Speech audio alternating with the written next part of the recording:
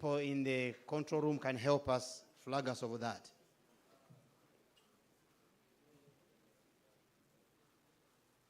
We used to sing when we are standing, and please, when you can, do stand in honor of our national anthem.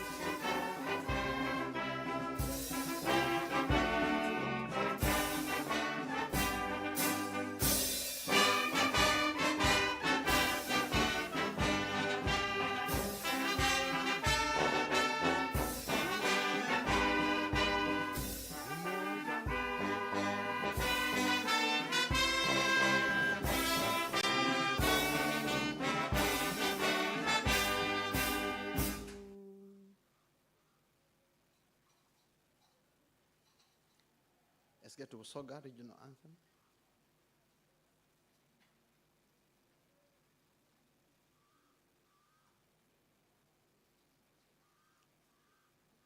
Somebody who knows how to sing it better can come and lead other than me. I know bits of this. I will start and then you help me join it.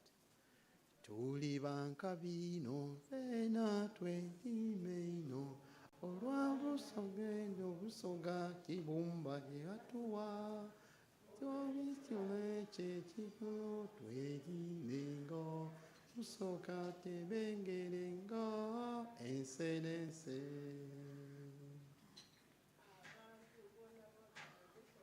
We did we get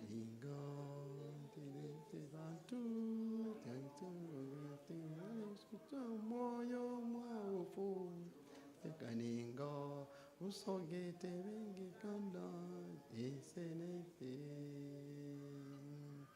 Tuli Banca Vino, Vena, Twinmeno, Oguano, Usogachi, Bumba, Veatua, Ovechi, Coleche, Chigo, Twiningo, Usogate, Vengeningo, Esenete. Thank you so much. You can take your seats.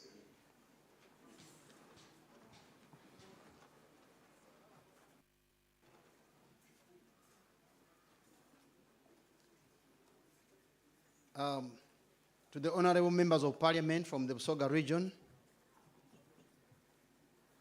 the resident city commissioner and resident district commissioners, honorable city mayor, district chairpersons of the different invited districts, the chief administrative officers, secretariats for social services present, the Minister of Health representatives, the director and staff of Regional Referral Hospital Jinja,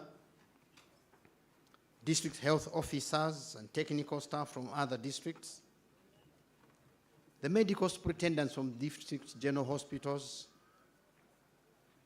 the in-charges of the different health center fours, representatives of health development partners and implementing partners, civil society organizations, representatives from Busoga Kingdom, the representatives of different religions, and then the representatives of different medical bureaus,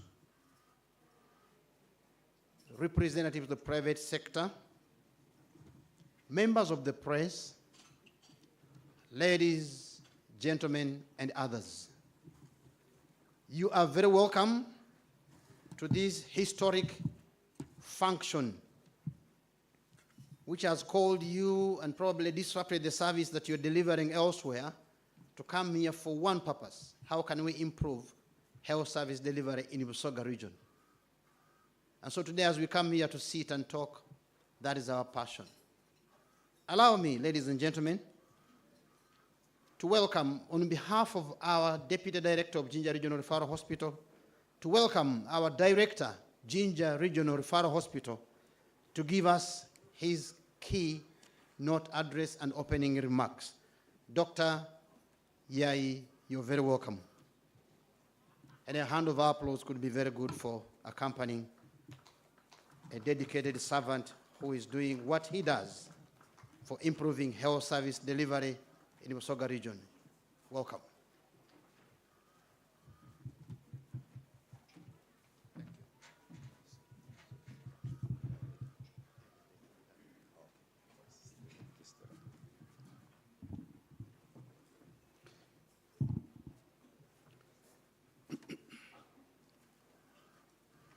Thank you so much, the Master of Ceremonies.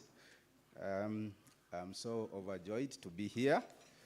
I was just asking him when we shall be introducing these different groups he has mentioned.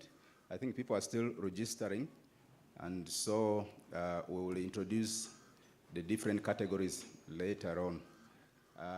For now, I've been introduced, Dr. Alfred Yai, Director, Jinja Regional Referral Hospital, and the Chief Convener for this event. I would like to talk about the objectives of this assembly. I'll ask the team to upload my presentation, and as they do that, allow me stand on the protocol that has just been mentioned. The details of who is here will be made available to you in the course of this presentation. But thank you so much for coming.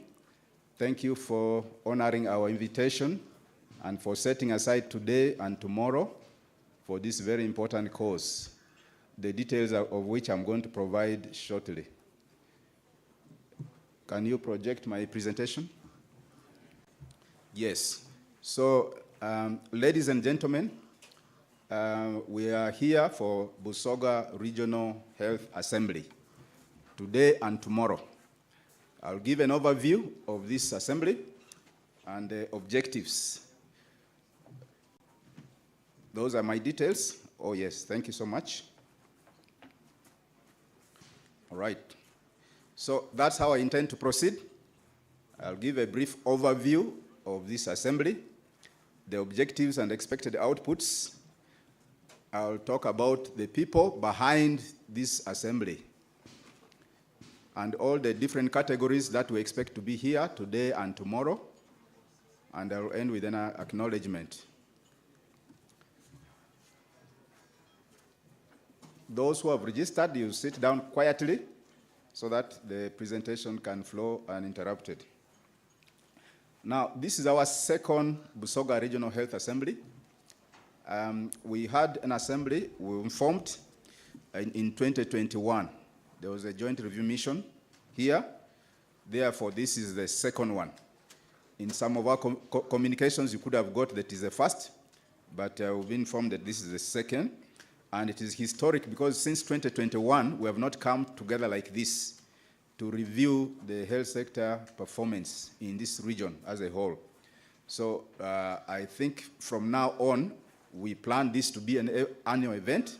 So we'll be getting you here every year to discuss about the performance of the region and also of individual districts and the regional programs. The theme of this year's Health Assembly for the region is improving health services in the Busoga region through multisectoral collaboration. We have a keynote speaker who will be speaking on this theme, and we also have a panel discussion that will expound this theme. The convener of this Regional Health Assembly is Jinja Regional Referral Hospital, and Jinja Hospital has done this with support from Ministry of Health and also regional partners. And in a special way, I want to really mention the following partners that have had, in addition to other support, they have also had a financial contribution to our sitting here today and tomorrow. So we have USAID, Uganda Health Activity, we have Enabel, local partner services, EC, that's MJAB. We have AMREF, local service delivery and AIDS activity, LSDA, PMI MRA, Kakira Sugar Works, and Steel Force Limited. So we are here because of their support, and I thank you, the directors and chiefs of parties of these different organizations that have contributed for our sitting here. As a convener of this assembly, I want to just give something small about Jinja Hospital. This hospital was established in the 1930s, so it has come of age, and it was upgraded to a regional referral hospital to support Busoga in 1995. It is a 500-bed capacity hospital with 2 campuses, the main campus and one on the other side, about 1.5 kilometers away, that is in Nalufenya. The vision of Jinja Regional Referral Hospital is to be a center of excellence in providing specialized and general healthcare services in Busoga and beyond. And beyond because we serve across Busoga. And also, as a tourist city, we get a lot of clients from across the world coming for services with us. The mandate of the hospital is to provide specialized and general health care, conduct training, conduct research, provide public health services, and support supervision to other facilities, other health facilities in Busoga region, with the aim of improving the quality of services, health services provided to the population. So we serve East Central region, also known as Busoga, which has 11 districts and the city where we are, that's Jinja City, with the region has a total population of 4.3 million people as of the latest census of 2024. And this region is the second most populous region after Buganda. Buganda has about 11 million people, but we are second with 4.3 million.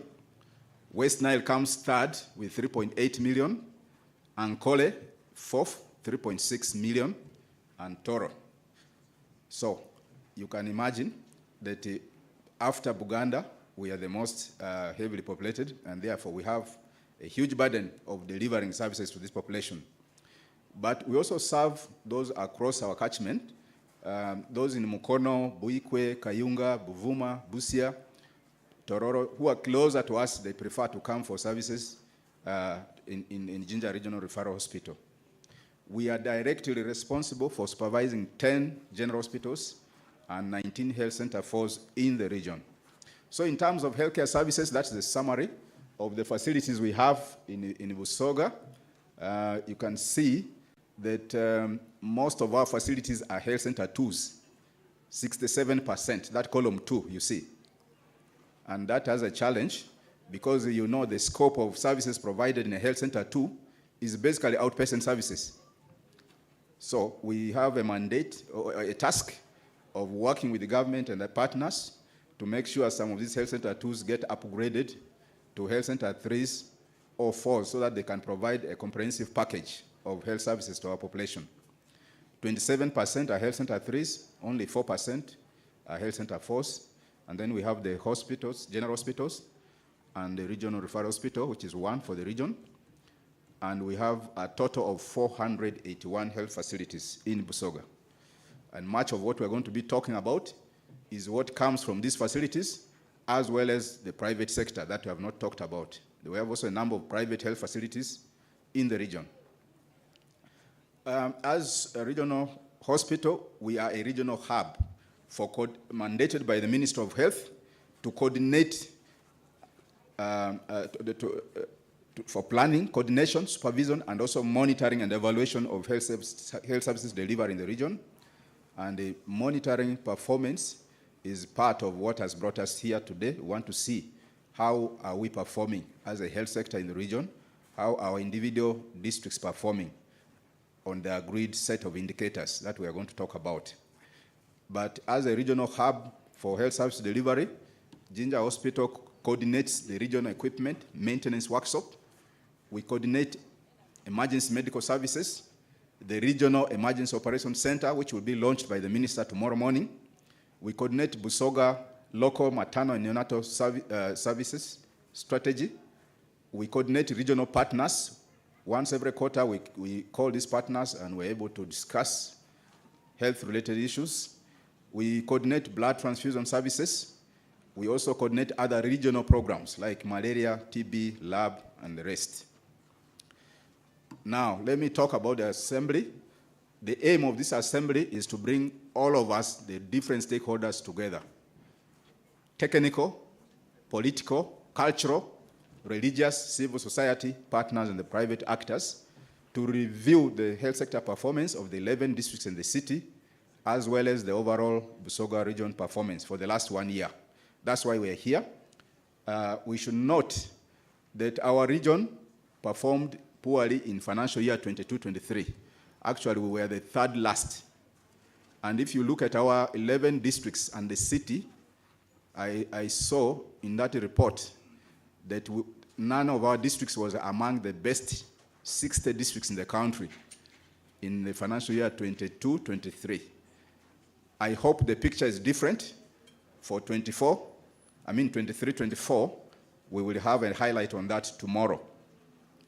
Key issues identified in this assembly are going to feed into the National Joint Review Mission that Ministry of Health is organizing in October this year.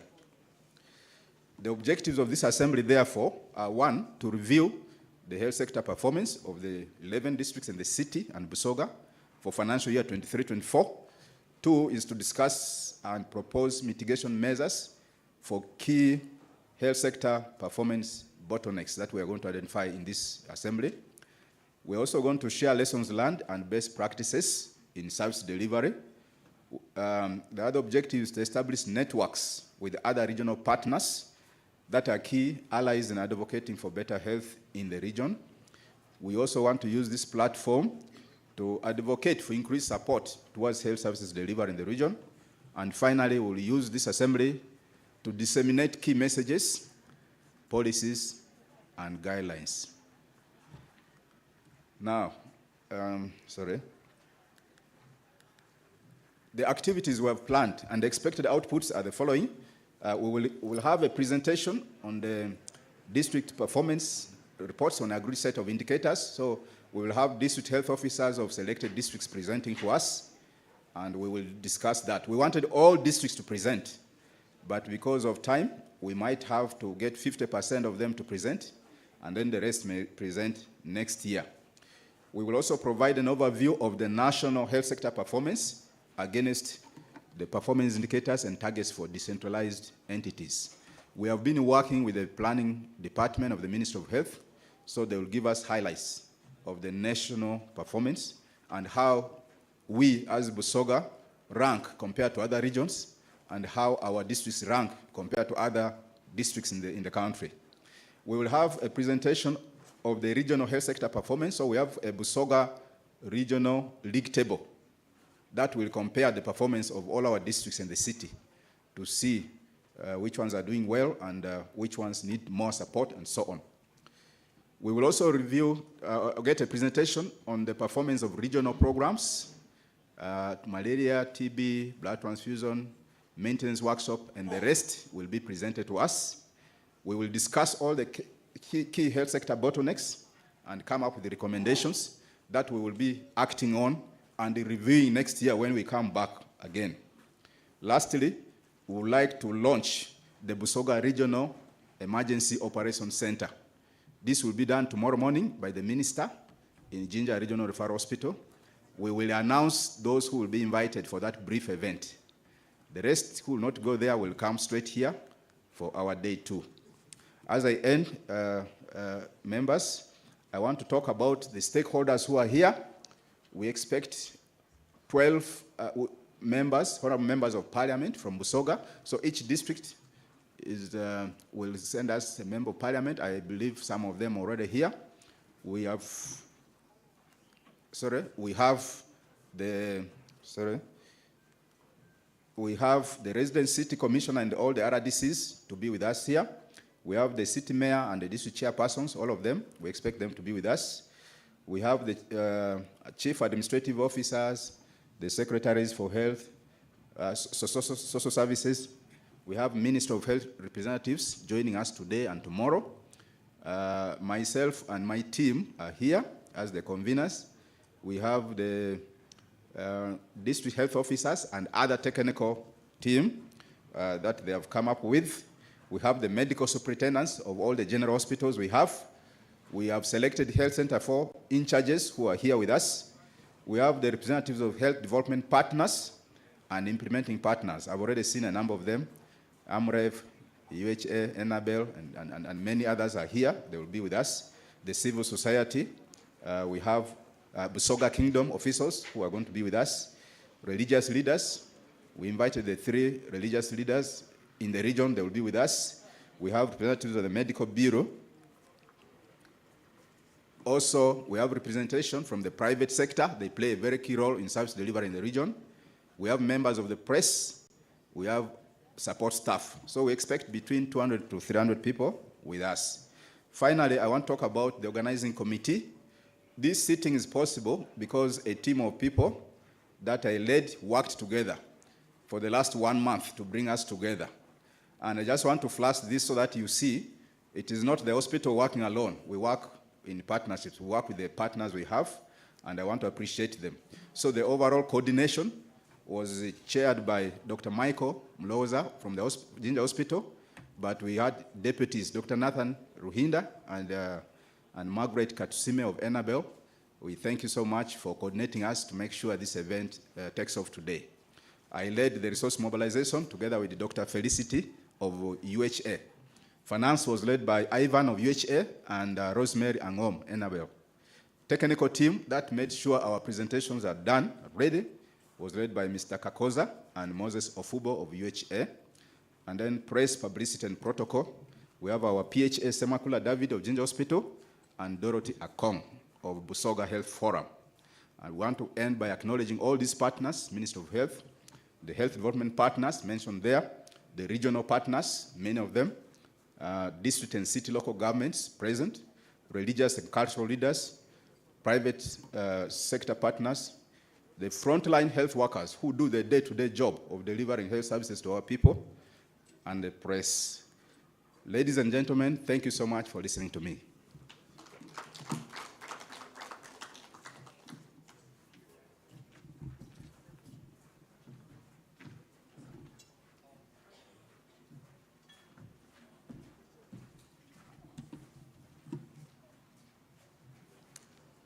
Thank you, Dr. Alfred Yai. The mayor, I think, could be on the way coming, but just in case he has come, he has a noble function to perform. Do we have the Lord Mayor around? Okay, we'll have him when he comes. At this juncture, I want to welcome the Deputy Director of Jinja Regional Referral Hospital, Dr. Chibuka Aziz, to come and conduct introductions. And thereafter, I would request that the DHOs of the different districts who were alerted to prepare a 10-minute presentation, you will get ready in this order: Mayuge, Buyende, Kamuli, Namutumba, Iganga, and then City Health Officer. Dr. Chibuka, you're welcome.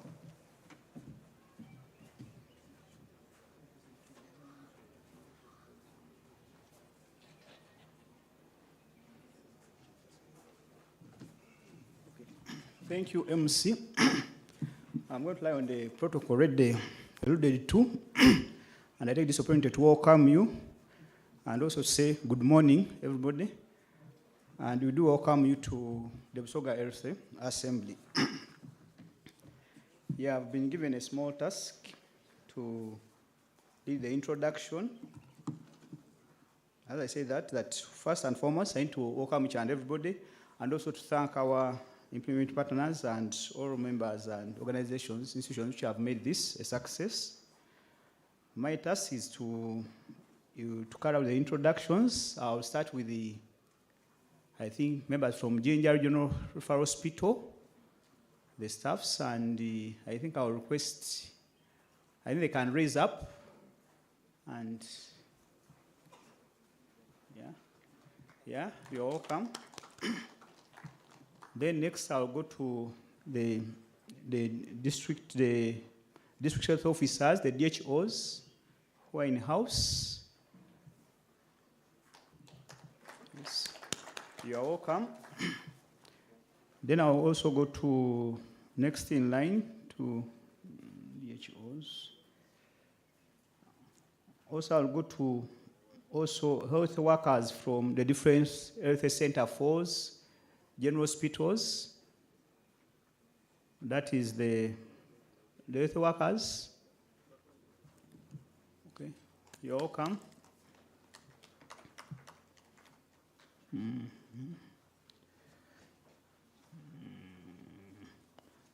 Then also we have the RCC and the district residence commissioners.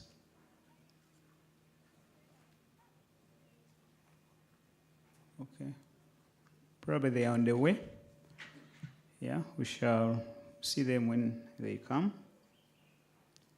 Yeah, we say this, the district chairpersons. The district chairpersons.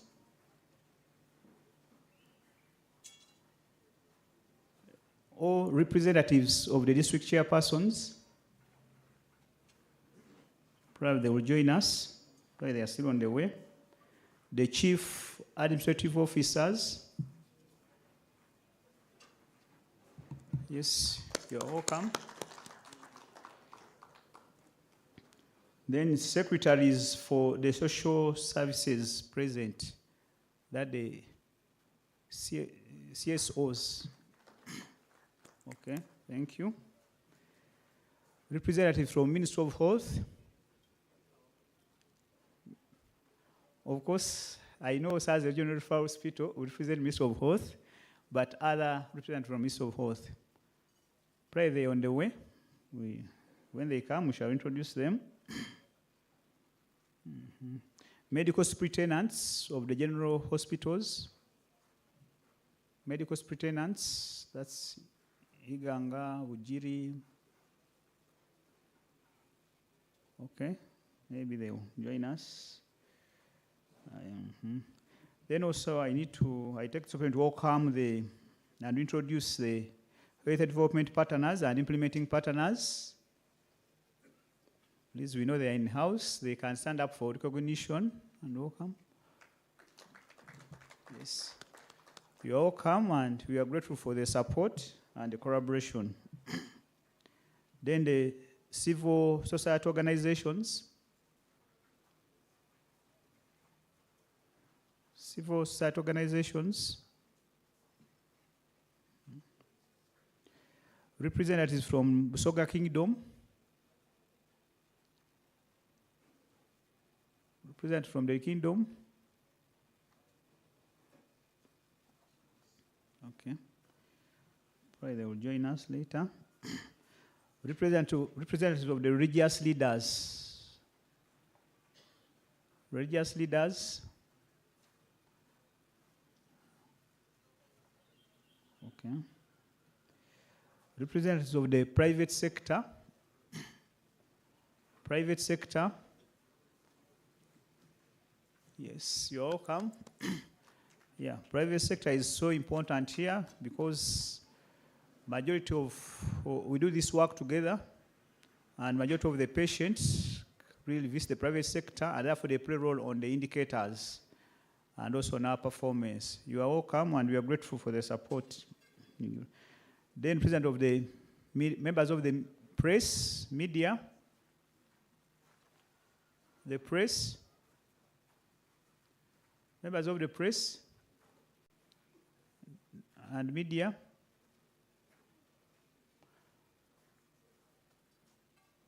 Probably they are busy.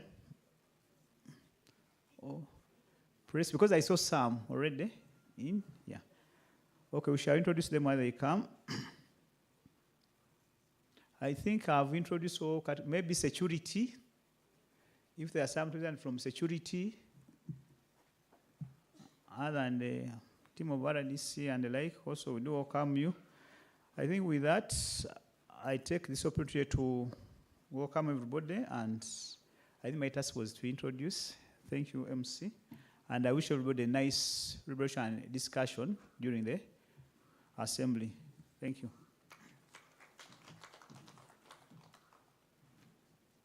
Oh, I forgot. I did not introduce myself. Dr. Chibuka Fiz. I'm a consultant physician, and I'm a deputy hospital director at Jinja Regional Hospital, and also I'm the clinical head, Jinja Regional Hospital. Lastly, and also I'm the interns coordinator in the hospital. Thank you. We do welcome you. You can give him a big hand clap for that. Eh? Usually we give big hand claps to politicians, but we forget the health service providers who are very vital. Thank you, Dr. Chibuka.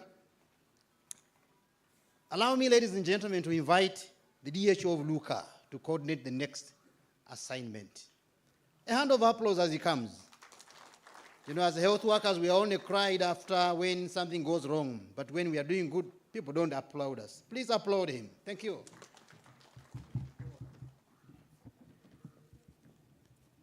Yeah, good morning, everyone. My name is, sorry.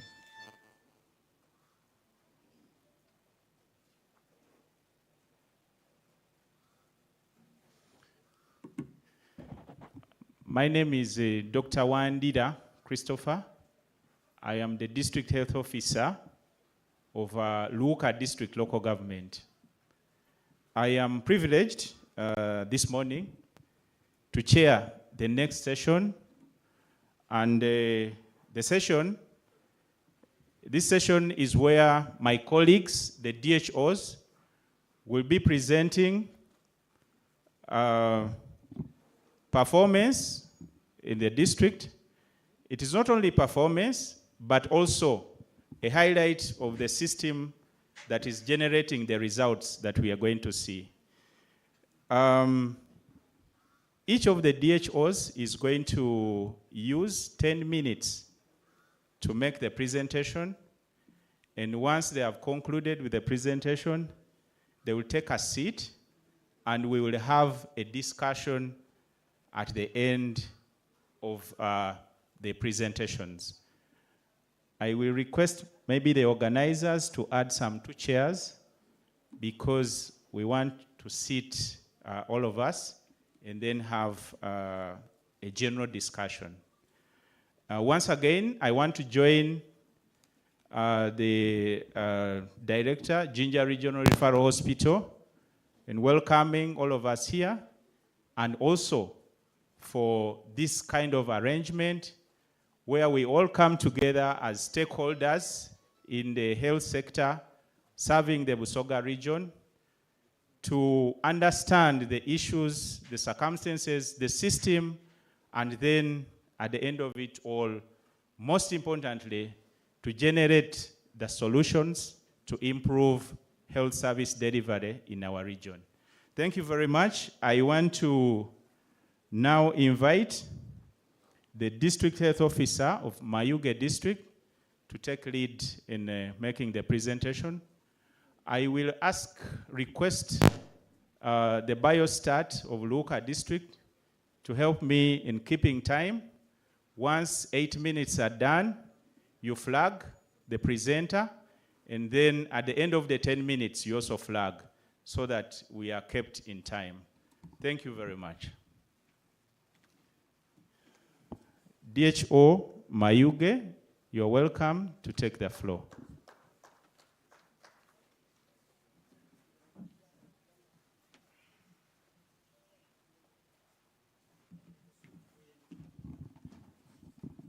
If the DHO of Mayuge is not ready, we can have one of the DHOs who is ready to start and take lead. Thank you.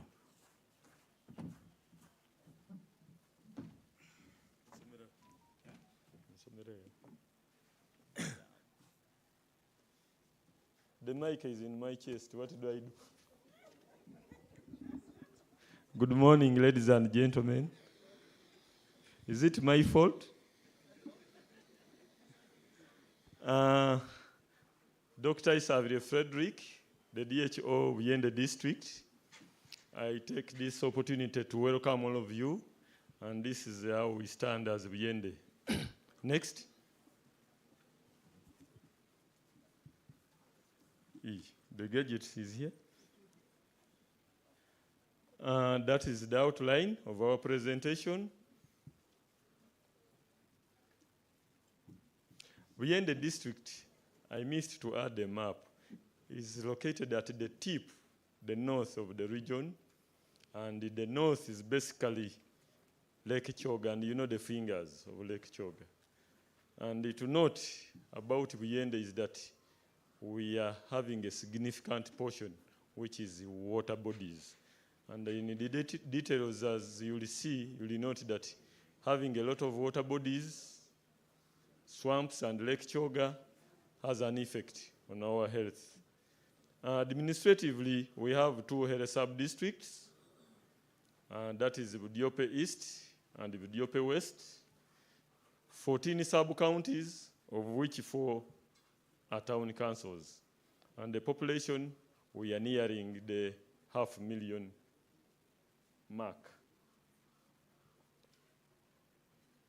When it comes to health facilities, we do not have any regional referral hospital, neither do we have any general hospital, but blessed with 2 health center 4s, 6 health center 3s, of which the 2 are PNFPs, and in total we have 27 facilities reporting, 19 being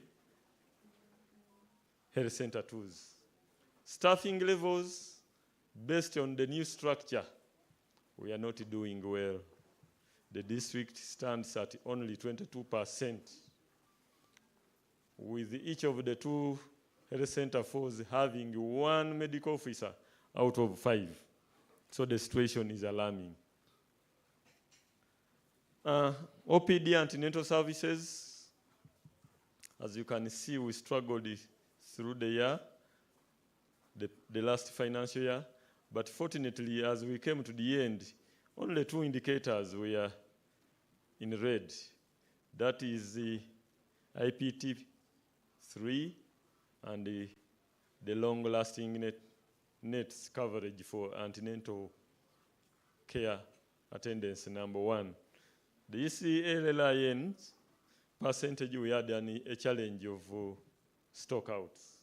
But IPT3, as you will see, the whole region, we are struggling because our mothers start ANC late. So by the time they come to get the IPT3, they already no longer pregnant. Teenage pregnancy, as a district, we are at 22%, but for me, we're on the positive trend. 5 years ago, the percentage, some sub-counties were above 28, and the district was at 28%.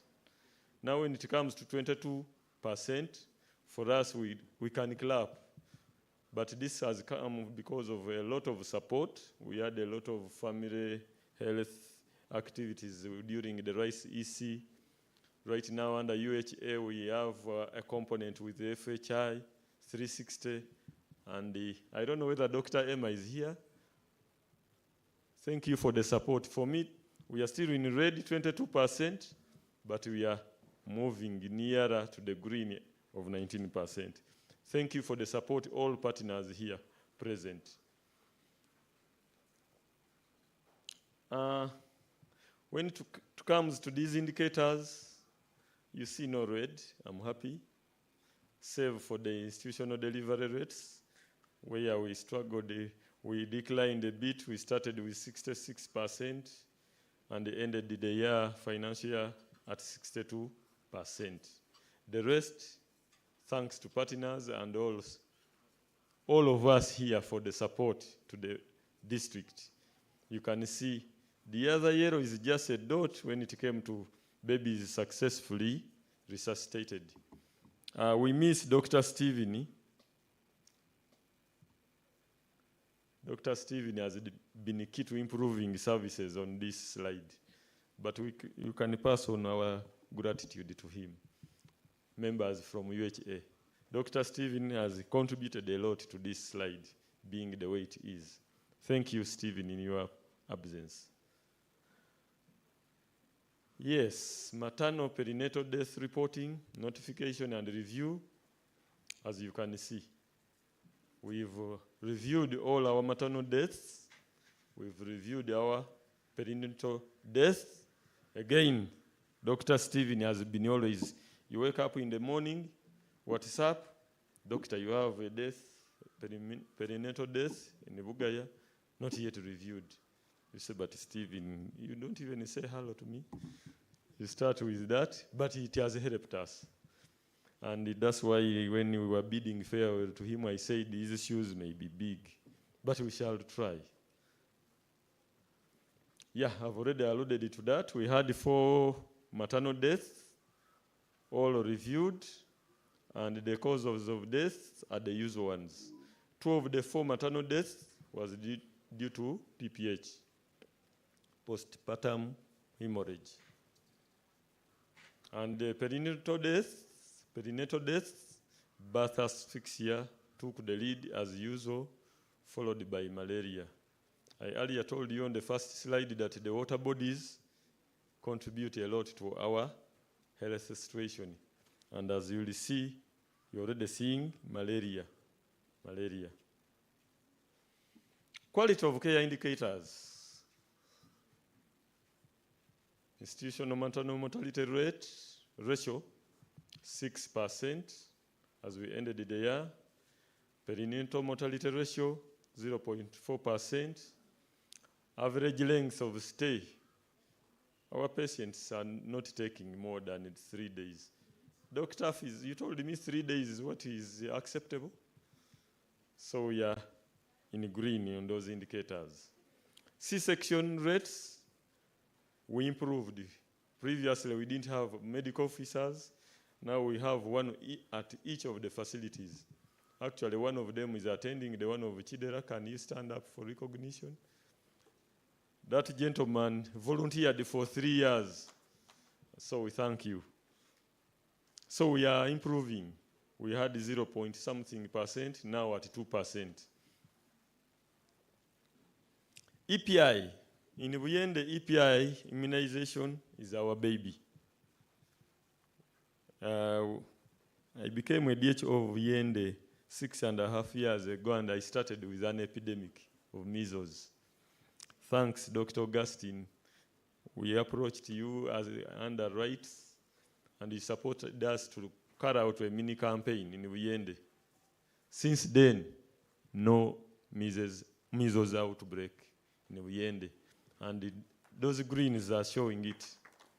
That year of vitamin A coverage, issues of stock out. The reach every district, reach every child. Some people say reach every community, but me I say reach every what? Yes.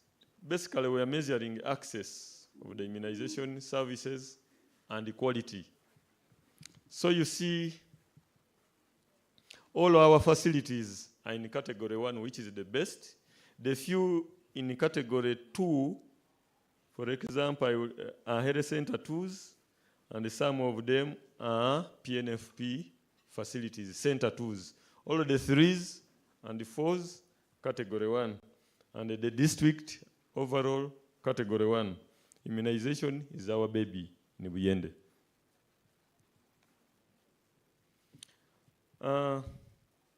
Still immunization coverage, when we compare sub-counties, the yellows dropout rate, which is a measure of quality of service. We have 2 sub-counties with above the acceptable, and one of them is a sub-county without a facility. We are in the sub-county. The facility there is a small PNFP. Recently gave them a fridge, so we are not surprised, and we know why those yellows are there. That is the reason. Malaria situation, again, the water bodies. positivity rate of 59%. Malaria burden is our challenge as a district. Non-communicable diseases, I don't know whether we are not yet there, but we are still okay. Fish is our main dish, and we are all lean notamies, as you can see me. So we are, but also there are issues. Our rate of detection of some of these diseases, you saw most of our facilities are health center tools. Some of them may not assess things like diabetes.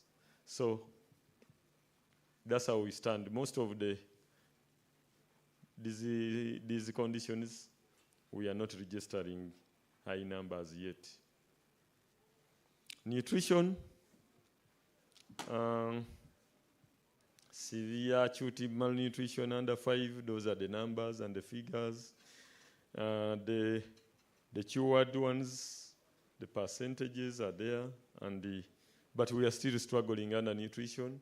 We get out some of the what to use things, and then in capacity at the center tools and the staffing levels are still a challenge.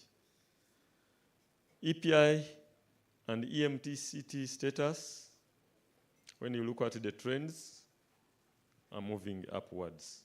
Thank you for the support because things of HIV, EMTCT, the backbone is our partners, UHA, MJAP.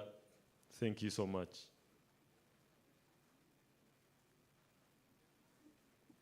'95,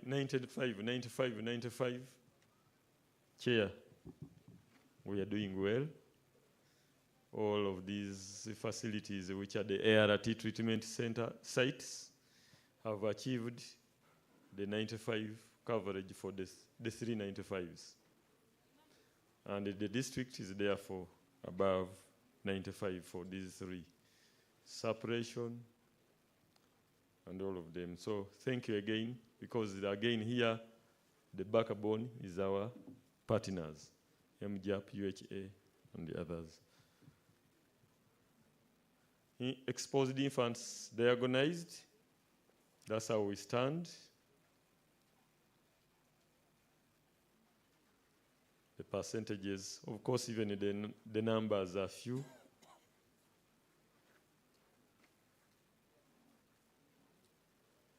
TB performance. Buyende is one of the largest districts when it comes to the size. But again, with very few health facilities, less than 10 diagnostic units for TB. I can see the chair is a guru in TB, is already pointing. But we are trying. We are screening 100%. I mean less than 100%, which is the target. We are at 87. Detection rate, I think we are the detection rate has issues. Treatment success, 69% as we ended the year. Cure rate, 70%. And even a lost follow-up, 11% is not acceptable. What is acceptable should be below 5%. So when it comes to TB, we still have a huge gap. Top 10 causes of morbidity, I've already alluded to this. Malaria takes the day. 47%, almost half of our patients in our facilities, what brings them is malaria. Cause of death, those were the causes of death in the district during the financial year. 3 died of anemia, asthma 1, pneumonia 1, then others lumped together took the day with 8 cases. I mean 8 cases. So of the 13 deaths, 8 were due to others. Best practices, our baby, as I told you, is immunization. we instituted daily static immunization services at all the sites which have fridges. This was made possible by ensuring that the term of office for in-charges in Buyende is 1 year. So every quarter we review performance, and every in-charge will see how he's standing. So at the end of the year, if you have 3 reds of the key indicators, you exit before the announcement is in the Gazette. Then routine supervision. Again, here we have a lot of hand by the partners play a lot when it comes to supervision. You know, challenges at district level. You see, no fuel, UHA, MGAP vehicle is within the district. You jump on and go. Regular quarterly performance reviews help to show us where the reds are, and we go there. Then antenatal services, Monday to Friday. Each of the facilities with a midwife must carry out ANC services. These are best practices. I didn't mention in the quarterly reviews, we have our leaders, the cows, RDCs attending.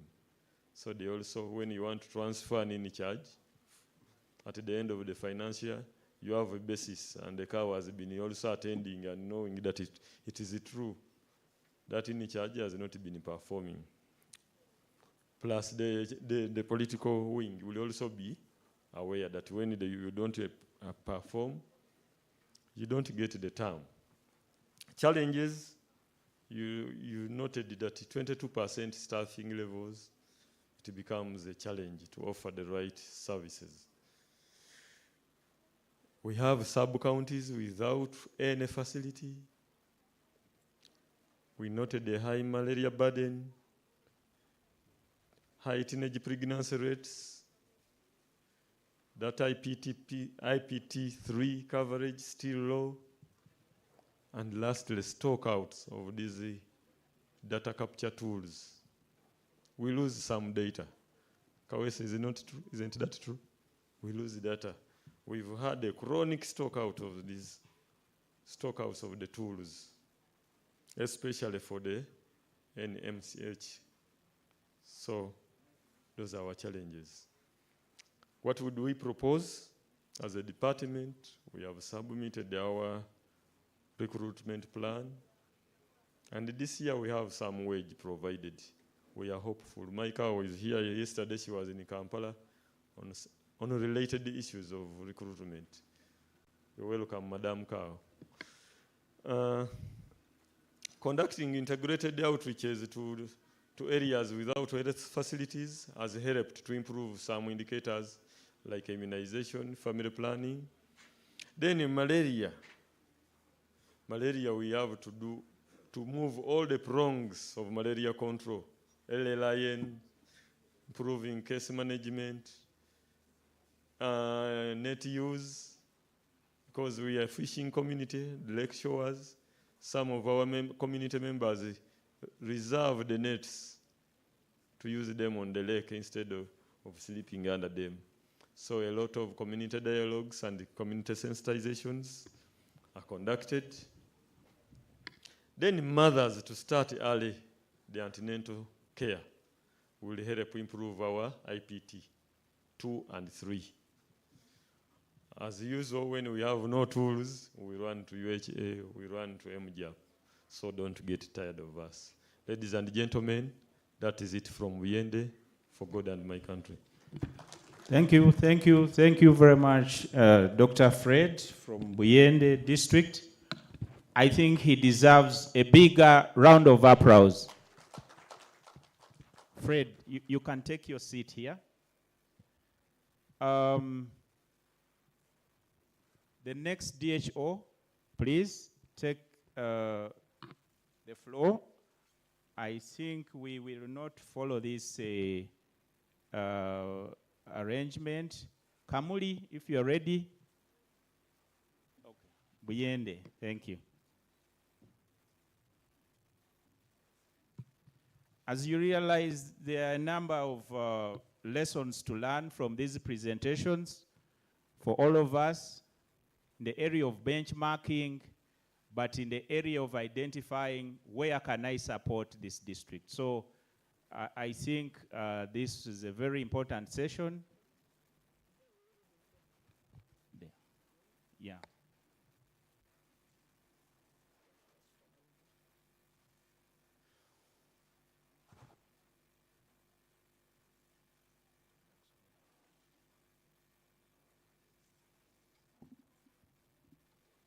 Thank you very much. My name is Elizabeth Kawala. Substantively, I'm ADHO-MCH for my district, but also acting as DHO. So as I wait for the next slide, Mayuge is a district that has been in existence.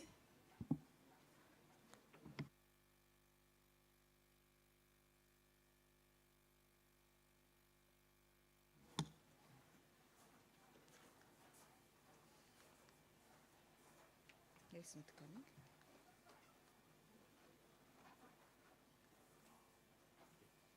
Okay, thank you so much. That is my presentation outline.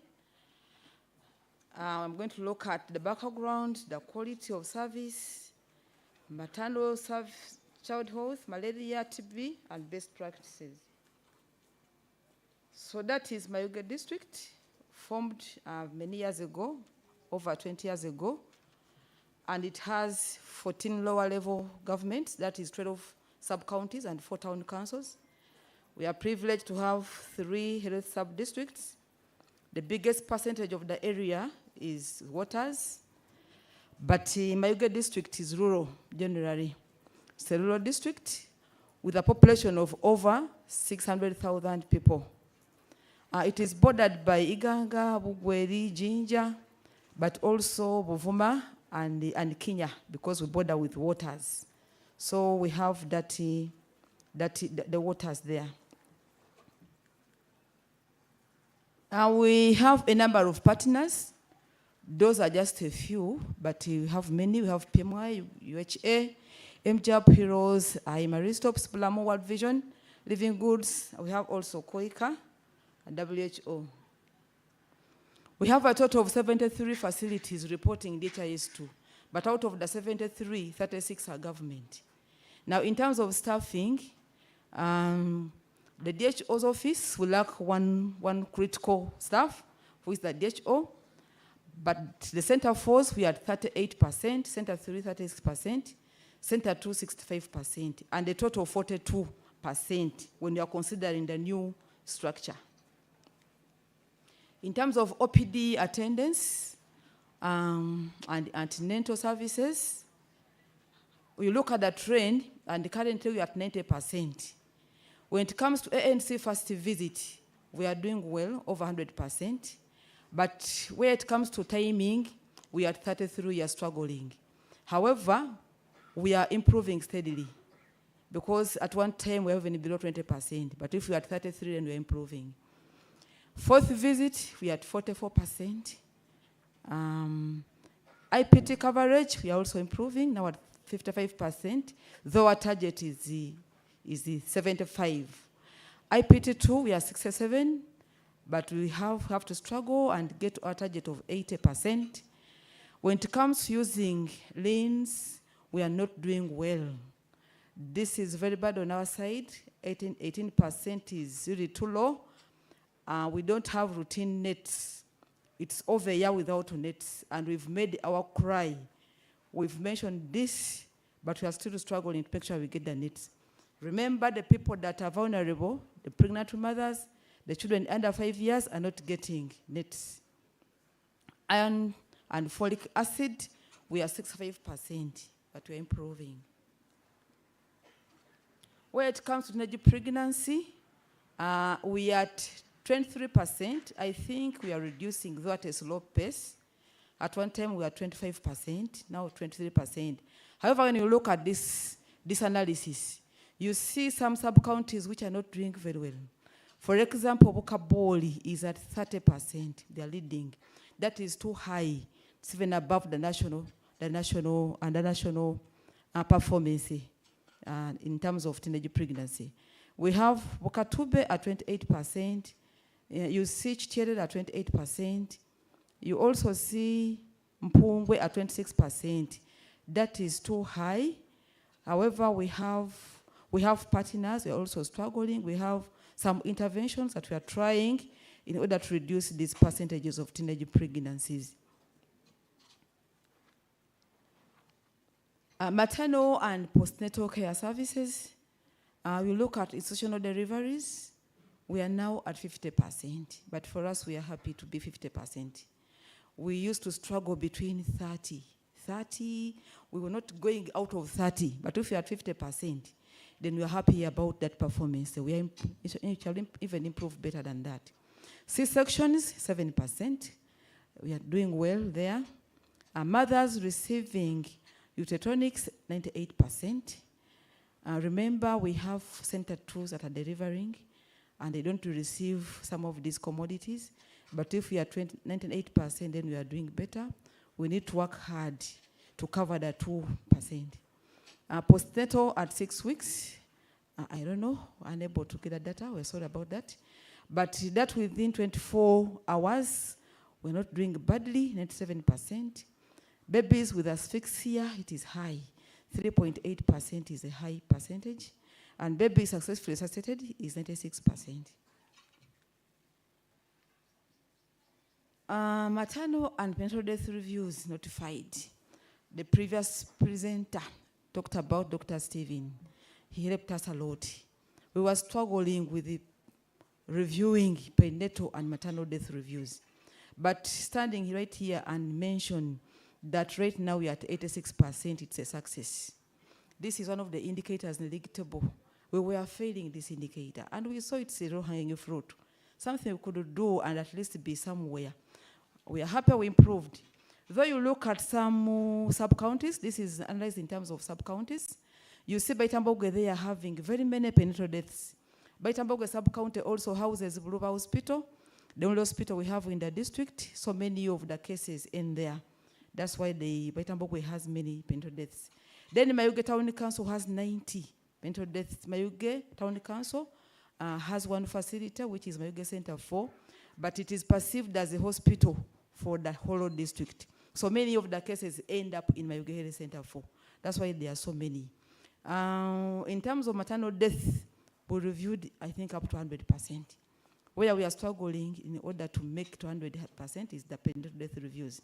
But we have also improved steadily. The causes of maternal and neonatal deaths.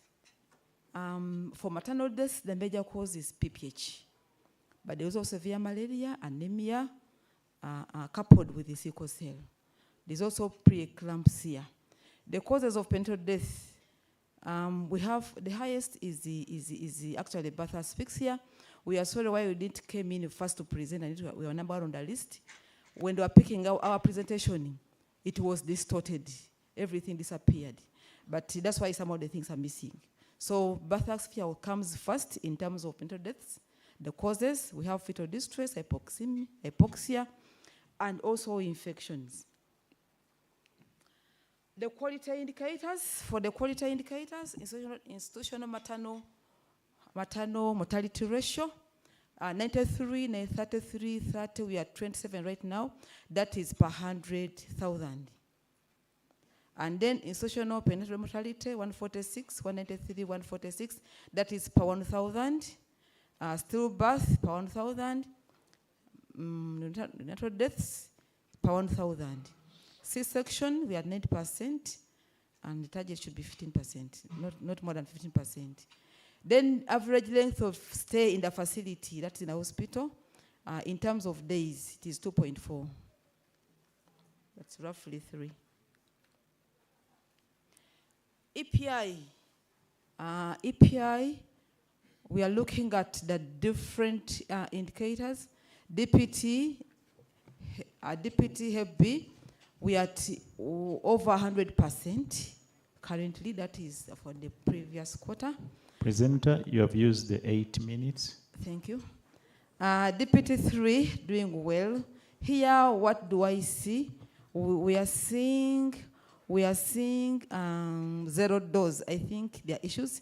0 dose, that means that we immunize more than the DPT one. Because we are in what? In the negatives. Now, this is also too small for me to see. I don't know. Maybe I can come nearer.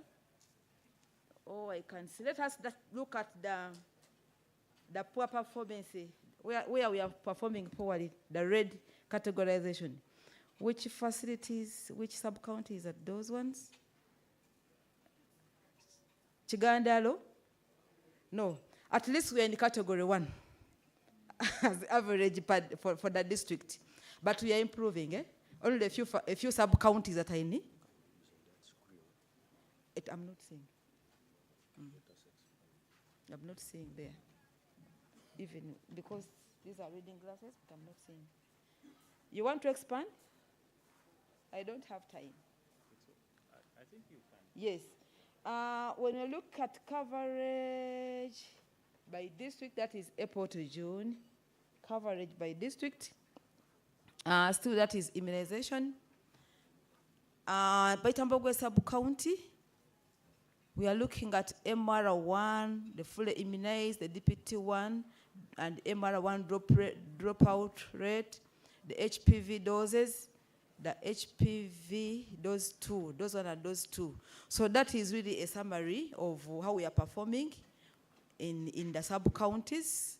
We are only seeing a challenge in the Jaguzi sub-county where they have a negative dropout, and that is unbelievable.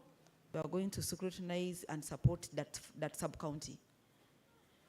Malaria situation in the district.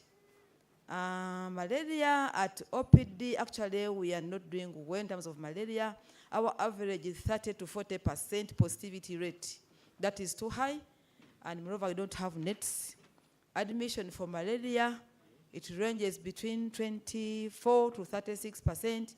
The positivity for malaria is high, up to somewhere 53%. And then malaria test rate, you are doing not badly, 94, between 95 and 99%. The death rates for malaria are 0.2 to 0.9. We don't want to see death for malaria because we have measures in place to manage malaria, but we have that percentage. It looks small, but it is there. Then under 5 with malaria deaths, actually that is high, up to 1.3%. Non-communicable diseases, we are looking at those per facility. We see very many numbers, actually, as you see. Hospital, health center 4, 3, and center 2. There are very many attending OPD.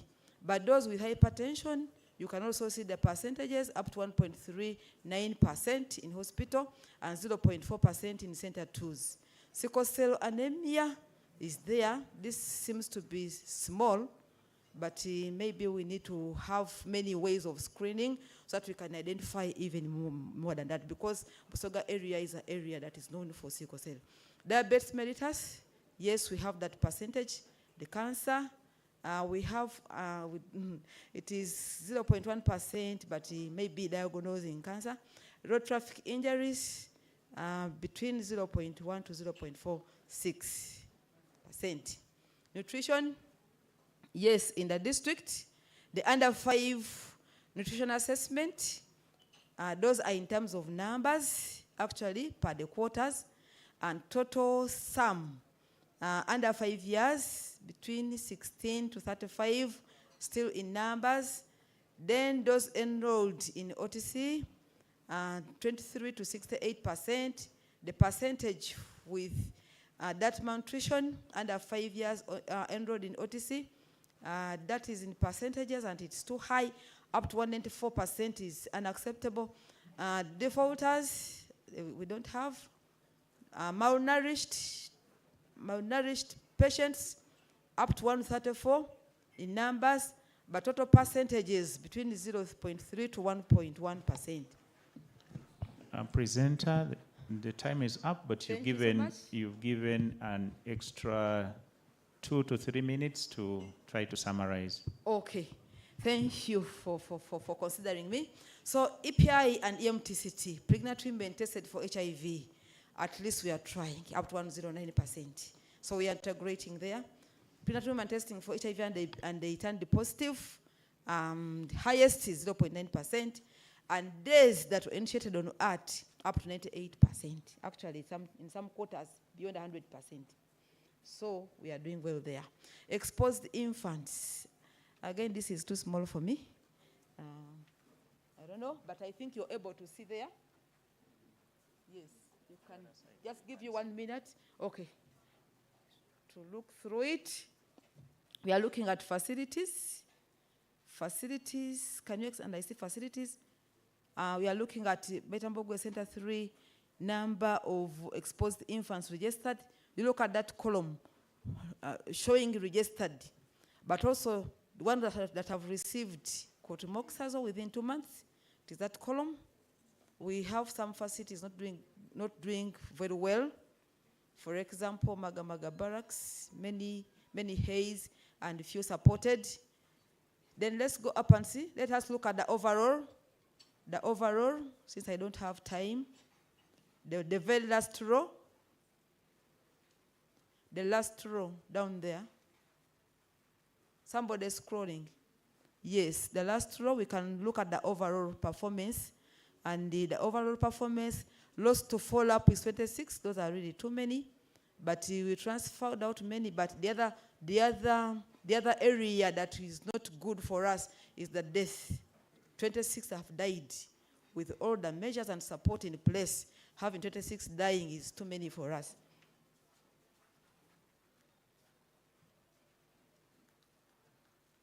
What is happening? It is not scrolling.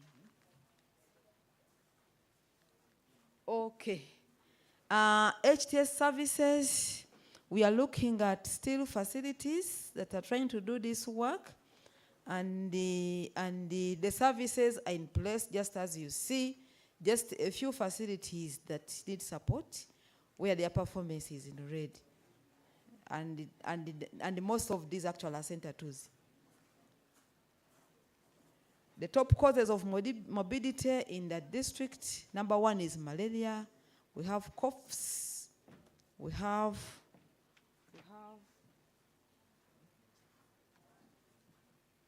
yes, malaria in pregnancy. We have diarrhea.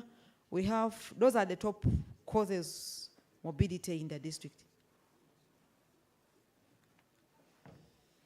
What are our best practices? We only have many, but we've been able to put on paper. Teamwork, we are working as a team. We have joint supervisions where IP support us, but also the political leaders, we work with them. We are doing routine quarterly performance reviews. We come together and share our performance. We look at and we support each other accordingly. But we have also started, especially of recent, to have any charges sign performance contracts in order to improve those indicators. So, key challenges. We have hard-to-reach area, and in most cases, they are not well supported. That's why you saw Jaguzi struggling with most of the indicators.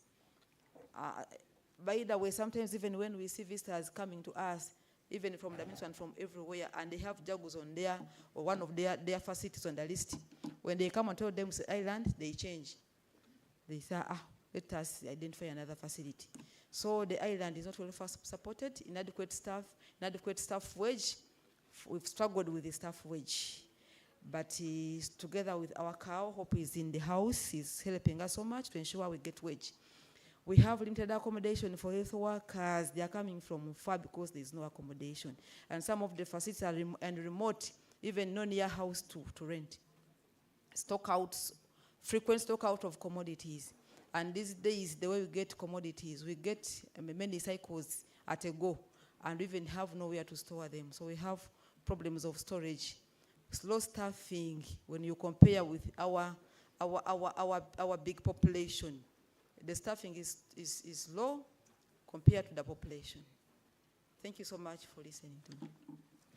Yeah, thank you very much. You can give her a big round of applause. Sister, you can take your seat. Now, we are going to have 2 presentations, and then we go for our break. We will have our discussions after the break. So the 2 presenters, you are standing between our break, so let's keep time. That's Kamuli District. You're welcome.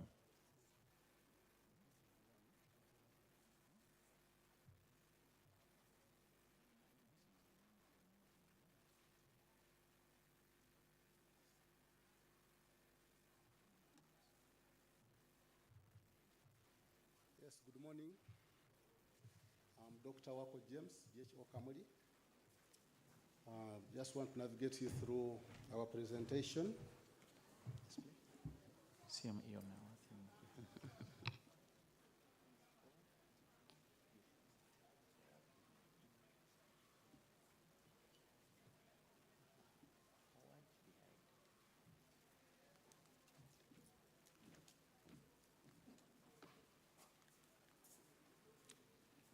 Yeah, Kamuli district has a total population of nearly 600,000 people.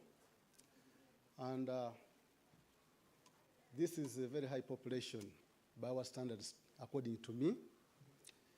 And given the limited resource envelope we have, we cannot say we are happy with this. And you will see how it impacts the quality of our services.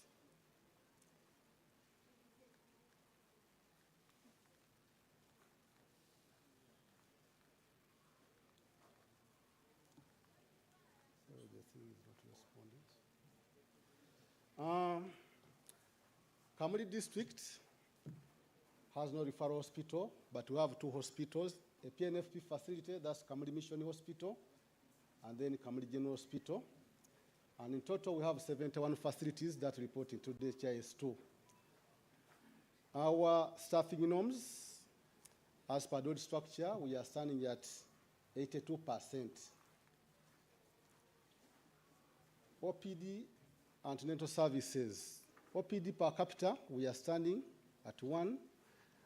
What is important to note here is that each person is entitled to seek care at a facility, whether you are normal or not.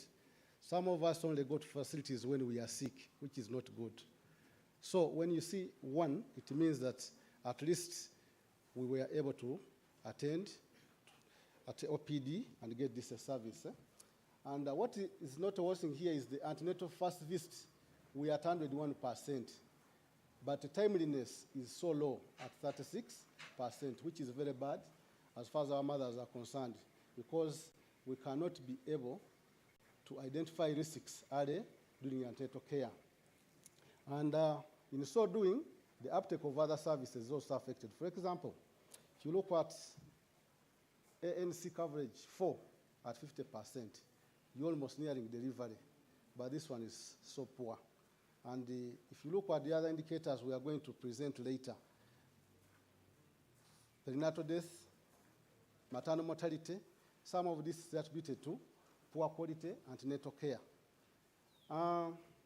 The same, if you look at long-lasting insecticide nets, we are only giving at 47%, meaning that a big proportion of our mothers miss out on this commodity. And this is one of the measures we are able to prevent anemia and malaria in pregnancy. So, in this assembly, we need to intensify efforts. How do we encourage mothers to come to our facilities and consume services early? Teenage pregnancy in our district is at 21%. I wouldn't say this is good, much as the national target is 19%. When we have so many teenagers, by the way, these are the people we captured who come to seek services at the facility. But those ones who are in the community who don't come, so the picture might even be as high as 30%. And if you look at our population pyramid, it's so broad at the base. And you looked at our population of 600,000, I'm sure if we project in the next 10 years, I'm quite sure that our population may, the next census approach may be 900,000. And given the limited health facilities we have, the number of health workers remains constant. this is going to impact on the quality of services. And this is something to ponder about.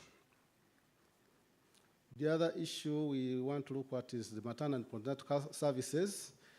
Our institution deliveries at 64%, which is not good, given that we are one of the districts, like I told you, with a fairly good level of health facilities. The quality might not be others, but the distribution is quite good. So if 64% of our mothers are delivering in our facilities, then the other 36% are remaining with the TBS. And that's one of the challenges where we are getting late referrals and getting very bad outcomes. And people who are on our LMNS who have had issues with the referral system, Ginger Hospital complains, why are you sending these mothers late? But these are people who are ending up with TBS and we have no control over that. So sometimes you spare us, because for us we are doing the right thing. If we are referring, bear with the situation. Don't say, why did you come only refer? This person should have gone to mission or health center for. It's sometimes beyond our level and capacity. C-section rates, we are within the standard of 8%, is really a good level. Postnatal care, well, these are indicators we are struggling with. We can't achieve 100% because of the behavior of the people we serve.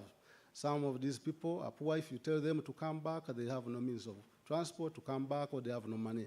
So, fairly, we're oscillating between 85%, and we haven't hit the target of 100%. We say postnatal within 24 hours, it's okay, but then, because these are people who delivered within the facilities, but there are those others who didn't. But even those ones who have delivered, to come back after 6 weeks, 6 days, 6 weeks, it's a big challenge, like I alluded to. Babies with asphyxia, that's the trend.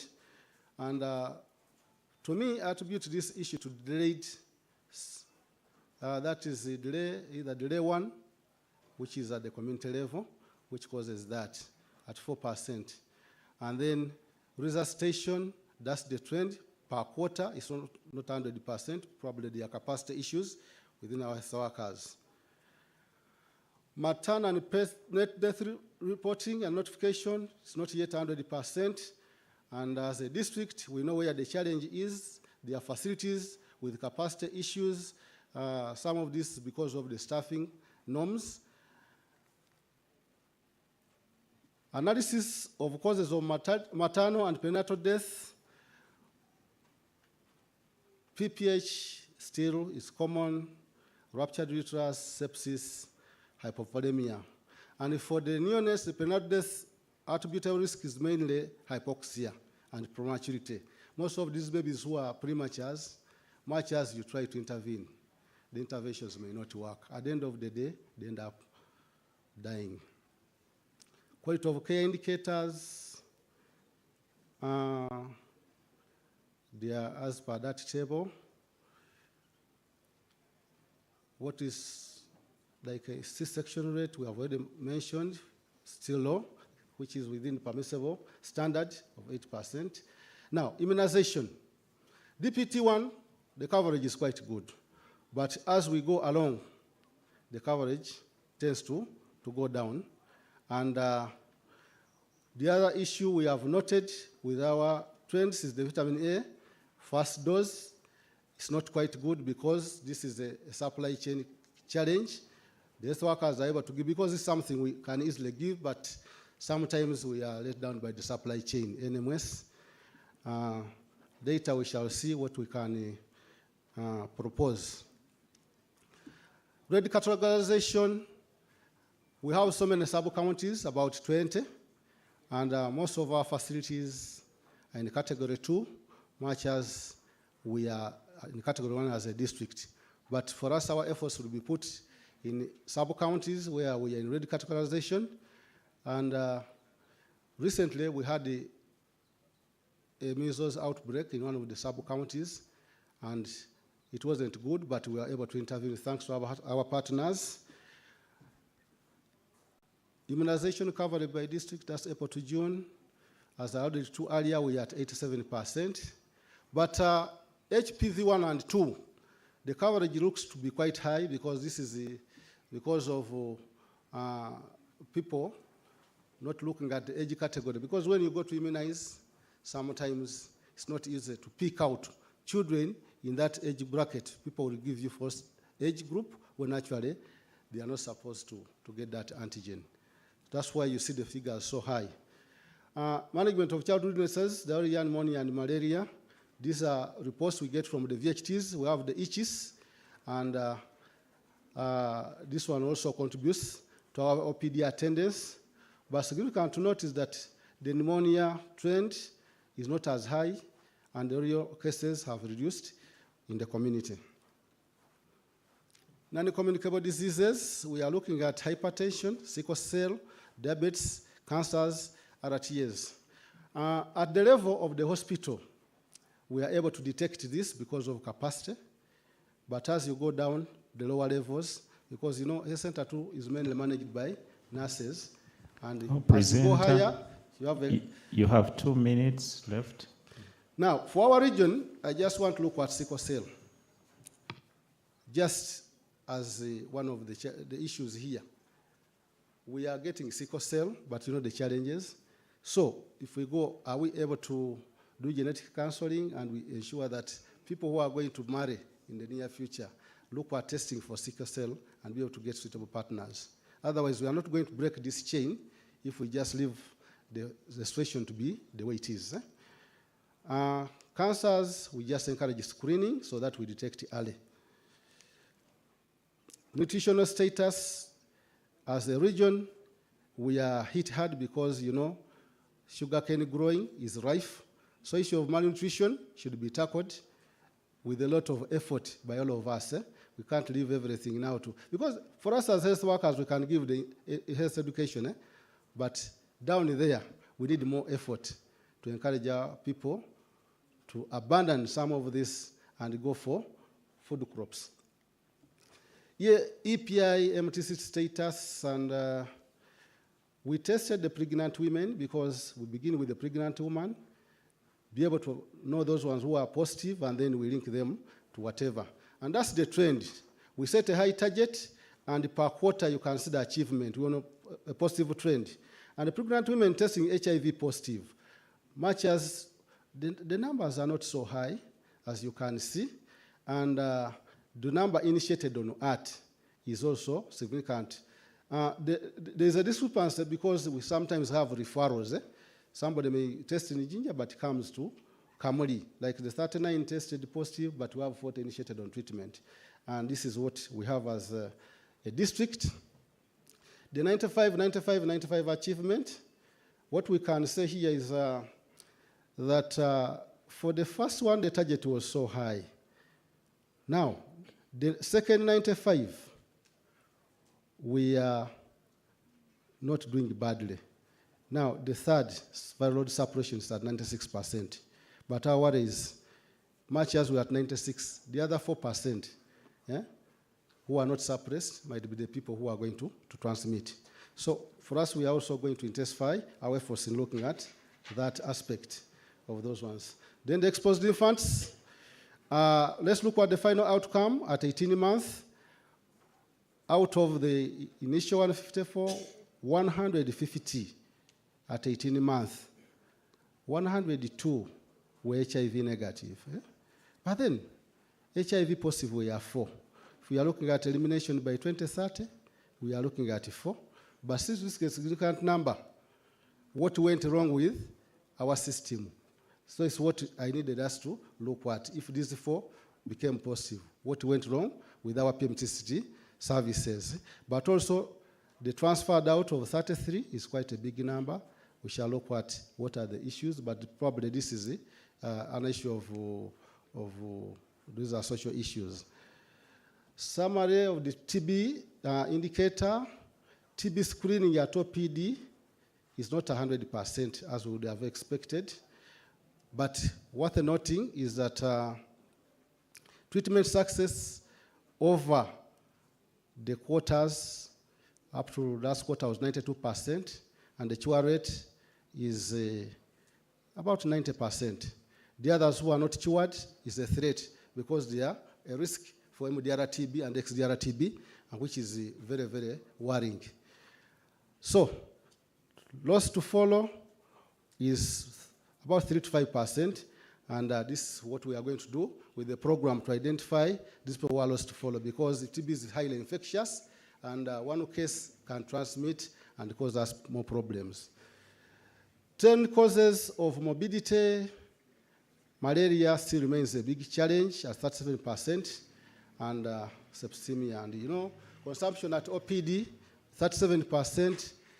If we are able to tackle malaria, probably most of the burden in the district, we shall be able to reduce the consumption of the commodities, even the length of time the health workers spend with these people.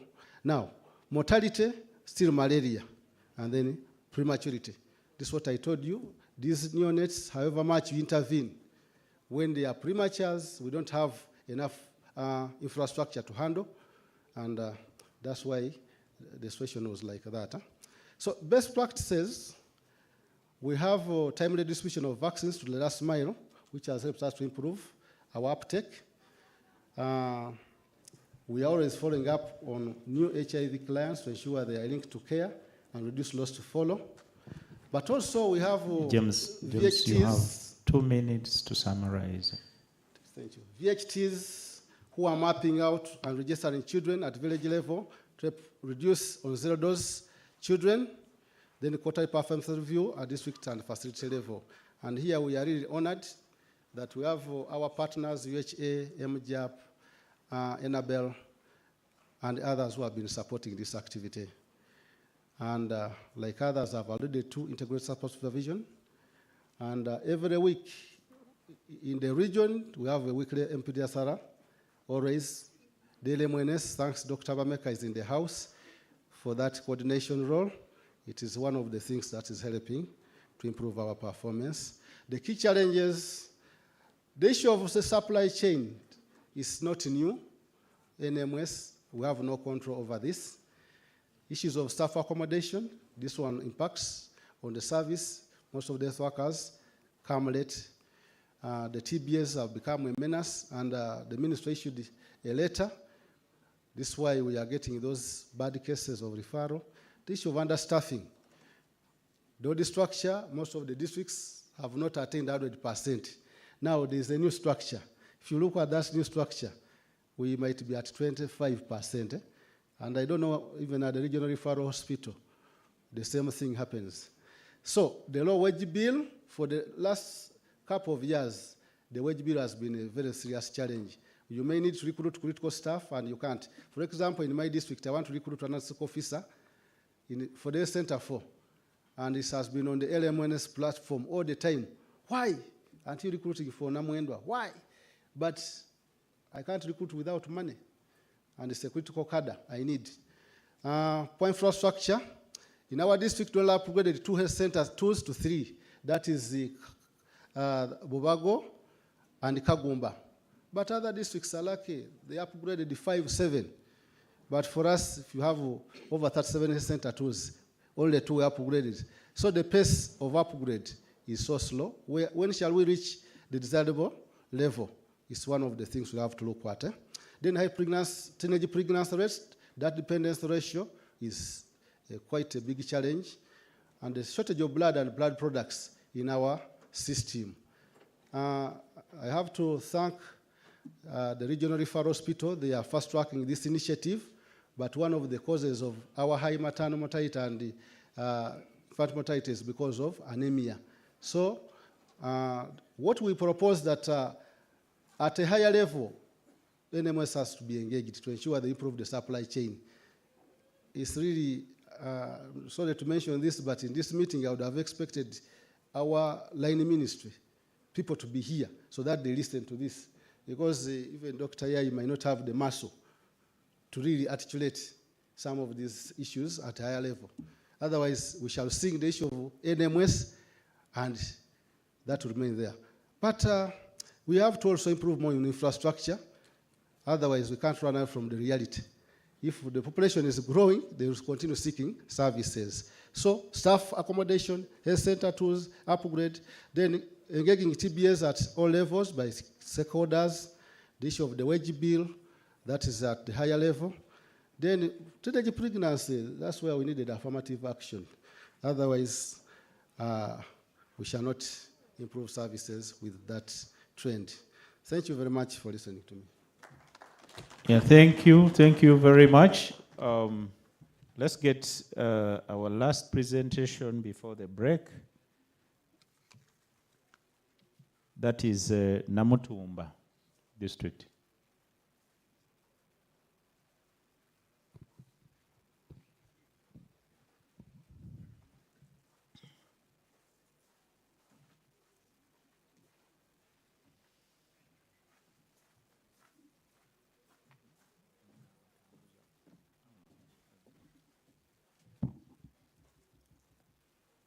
Good morning, ladies and gentlemen, all protocol observed. Dr. Shiria James are my names. I'm the DHO Namutumba district.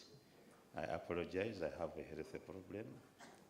I'm requesting my biostat to present for me, but I will participate in the discussion. Thank you. Thank you, DHO. Good morning to you all. Protocol observed. I'm Julius Issa, representing on behalf of DHO Namutumba, the performance for Namutumba district.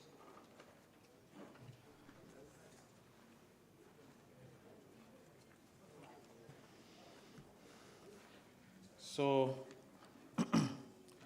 that is the brief profile of Namutumba district. It was incepted in July 2006, and it has 3 constituencies with 20 lower local governments, which include 14 sub-counties and 6 town councils, 111 parishes and 629 villages, with a population of 343,408 people as per the recently concluded census. So our staffing as per the old structure was standing at 70%. However, if you compute this to the new structure, we are far below 25%. And the facilities we have in total, they are 35, but with no hospital. We only have a health center for 1, and the other constituencies have no health center falls as per the new government policies. Then with a total of 25 government facilities and then 10 PNFPs. We are trying hard, working hand in hand with Ministry of Health to have the recently concluded accomplished PFPs to be included in the DHIs too, but the response is quite low. Then this is our performance, OPD per capita. The trend is not uniform. We cannot tell whether you're moving up or down, but as per the ministry's target, the performance of seeking health facility care services in government facilities and PNFPs that are registered in the DHIs too seems to be low, because we are far below the one OPD per capita. Then ANC first visit, July, September, we had 74.1, then 74.4, 84.1, then 85.4. Then ANC first trimester, it is very low. We had 34%, 33%, 33%, then 29%. This is attributed to mothers coming for ANC first visit quite late. They come when they are around, the pregnancy is around 6 months or even beyond. Then this has equally affected the ANC fourth coverage, because by the time the mother is due for delivery, she has not achieved the forward visits. That's why we are staggering in 40s and 30s percentage-wise. Then IPT3, we had 27.5, 42.1, 46.9, then 53.6. Here we registered an improvement because now we have the supplies. Previously, we didn't have the supplies, but now we have up to center tools. The same applies to IPT2. The trend was not good, but we are improving steadily from 37% to 56.2, 63.6, 68.9 because of the adequate supply by NMS. Then with liens, we expect every mother who comes for first ANC to get a net. But due to stockouts, we are having 80%, July, September, then 87%, 90%, and then 91%. Then with iron folic, the same story. We used to experience stockouts, but we are improving steadily from 41% the first quarter to 52%, 48%, then 64%. Then teenage pregnancy, of course, this is high. The target being 13%, but we see that most of the sub-counties are above 20%. Though in our corner, we see the performance is quite low, which is good, but just because we have no Center 3 there, which is offering antenatal services. We only have a PNFP, which is trying, and you find that most of them go to either the nearby sub-counties, but you see on average, as a district, we are above 20%. Then maternity and PNC services for the institutional deliveries, they are still low because we have very few health center 3s which are offering delivery. And we are staggering in the range of 35 to 45%. Then C-section, the target is below 15%, but we have on average 5%. Then mothers receiving uterotonics, the performance is good, where in the first quarter we scored more than 100%, and the rest is above 90%. Then PNC at 6 weeks, yes, the performance is below average. Why? Because some mothers, once they go for delivery they only go for delivery because of the long distances to these facilities. And then follow on with the PNC, they try to look for a nearby facility. Then with PNC at 24 hours, some mothers disappear before they are officially discharged by the midwives. So you find that some of their data, or rather the details, are not captured. So that's why you see the performance is between 80 and 90%.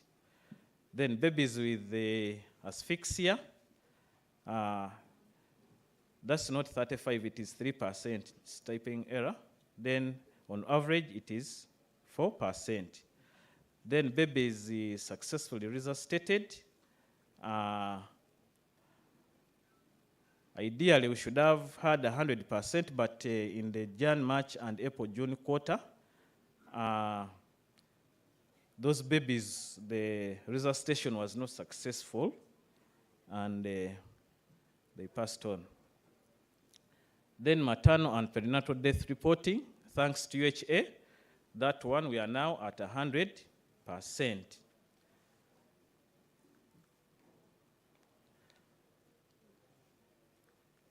Then the reasons for the causes, delays in seeking antenatal services by the pregnant mothers, then also long distances.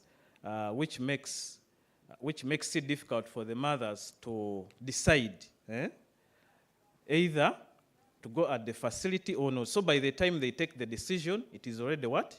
It is already late. Then also malaria in pregnancy, and then birth, asphyxia.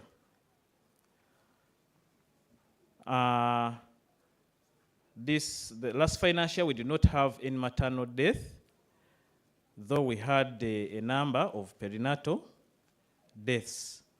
And the range is between 4 to 10%. Then average length of stay in the wards, it is between 1 and 2%. Stillbirth rate, 1%. Early neonatal death rates, 1%. Then the C-sections, 3%. Then immunization, the national target is 90%, but with DPT1, we are above the national target. But when it comes to DPT3, due to the dropout rates, we are quite below the national target. The same applies to measles rubella 2 coverage.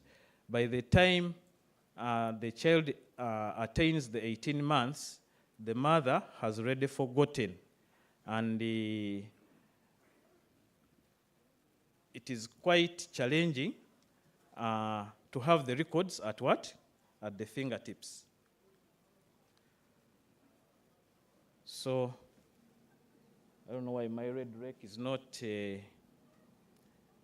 showing.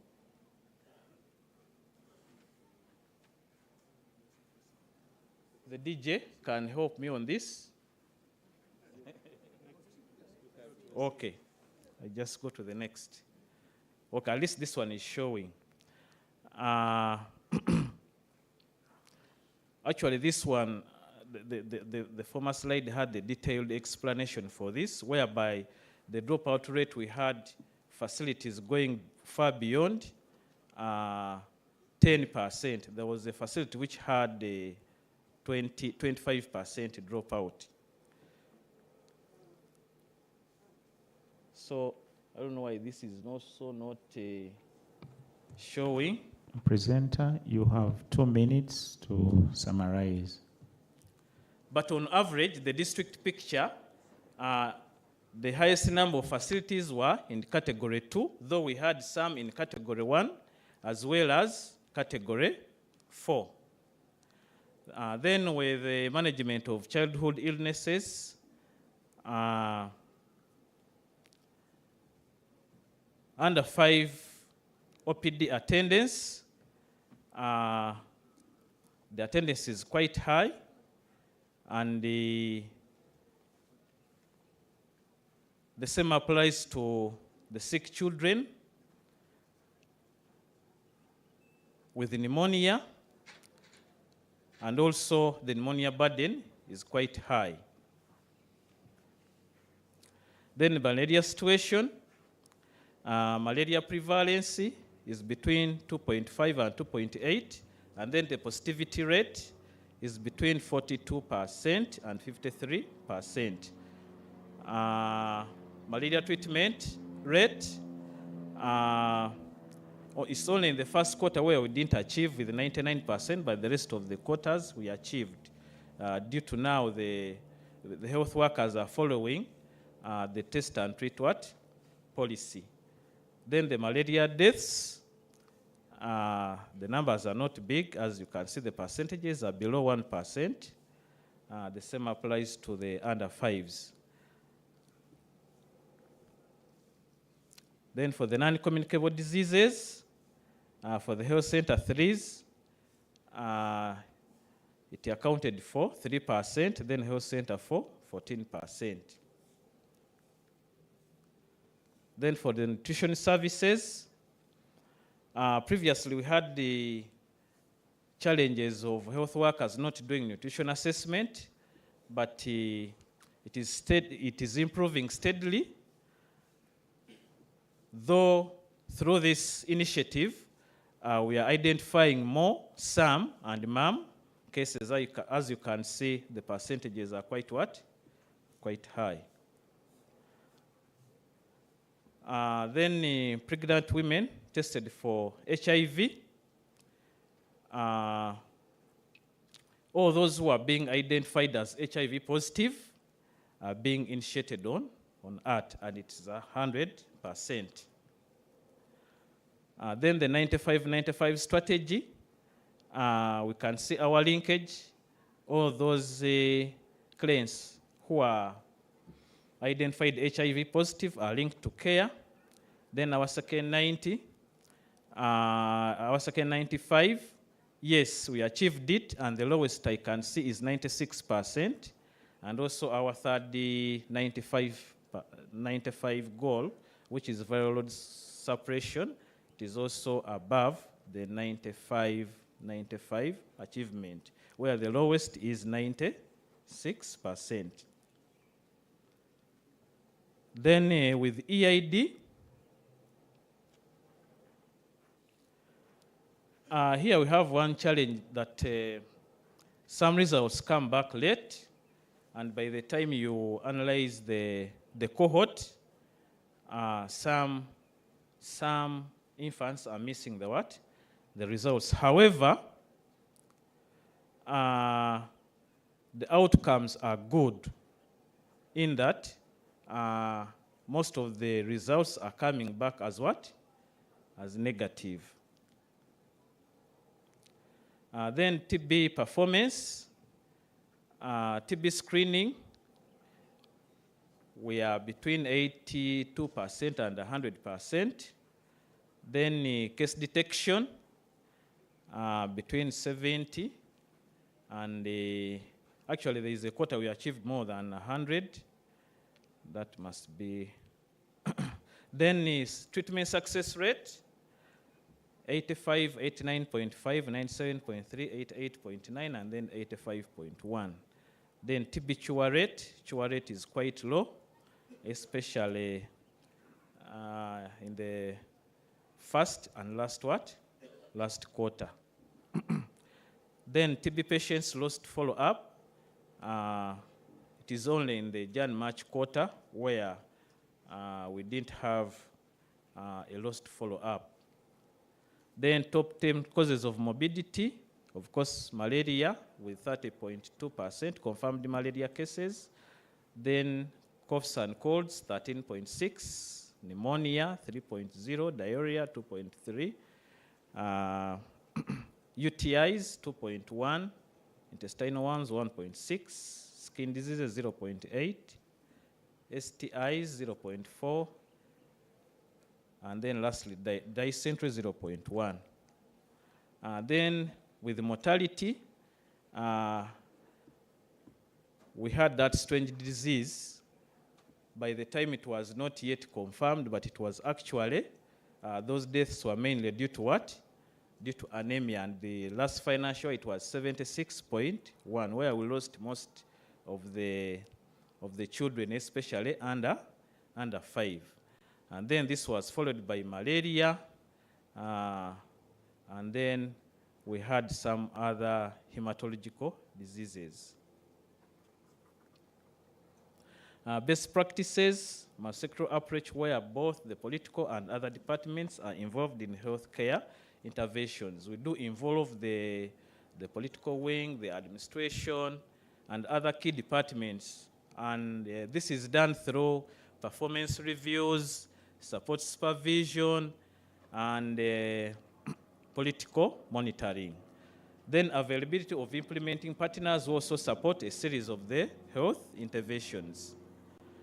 Then the key challenges, most of our health facilities don't have functioning EPI fridges due to the ministry's policy of changing from the gas to solar fridges. So health workers are disturbed in accessing the what? The vaccines. They move long distances, and this has affected planning for both static and the outreaches for immunization. Then we have some rural local governments not having health center 3s. And this has caused most of the mothers and other patients to move long distances seeking health care services. Then organized absenteeism by the health workers. Then also burnout of the available staff. Because once you see, when you look at the workload these health workers are having as per the structure which is currently running, you can even feel touched. A midwife handling antenatal, family planning, deliveries, and so on and so forth. Then drug stockouts, and then also inadequate wage bill to recruit more staff. Then the proposed solutions, MOH took in the distribution of the solar fridges so that that problem of fridges can be averted. Then also construction of more health center 3s so that at least the clients can have shorter distances. Then also lobbying for more wage bills so that we can recruit more staff. Thank you very much. Yeah, thank you very much. As I said earlier, we are going to have the discussions after the break. However, I want to encourage members to note down so that whatever you want to present for discussion or question does not run down with a break. Write it down so that we don't lose it. The break, I think communication about the break is going to be highlighted. And yes, after the break, we shall be here for another 30 minutes to go through the discussions. As you realize, we needed to have Iganga and Ginger present. Yes, we will have them at an opportune time. If they are not able to present this time, we can have them present during the next joint review mission. Thank you. Thank you very much. Ladies and gentlemen, I have good news. Tea is around the corner. And for those of us who are happy about eating, we smile a bit. But before we go for tea, we came and entered into this city, and we were not welcomed by the political heads. So the mayor has reliably sent somebody from his office who is going to welcome the citizens and tell them this city is safe, or if it's not safe, tells us what precautionary measures to take.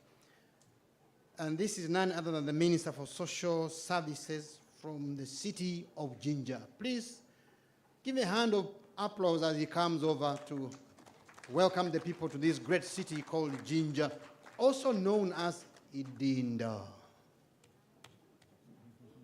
Minister?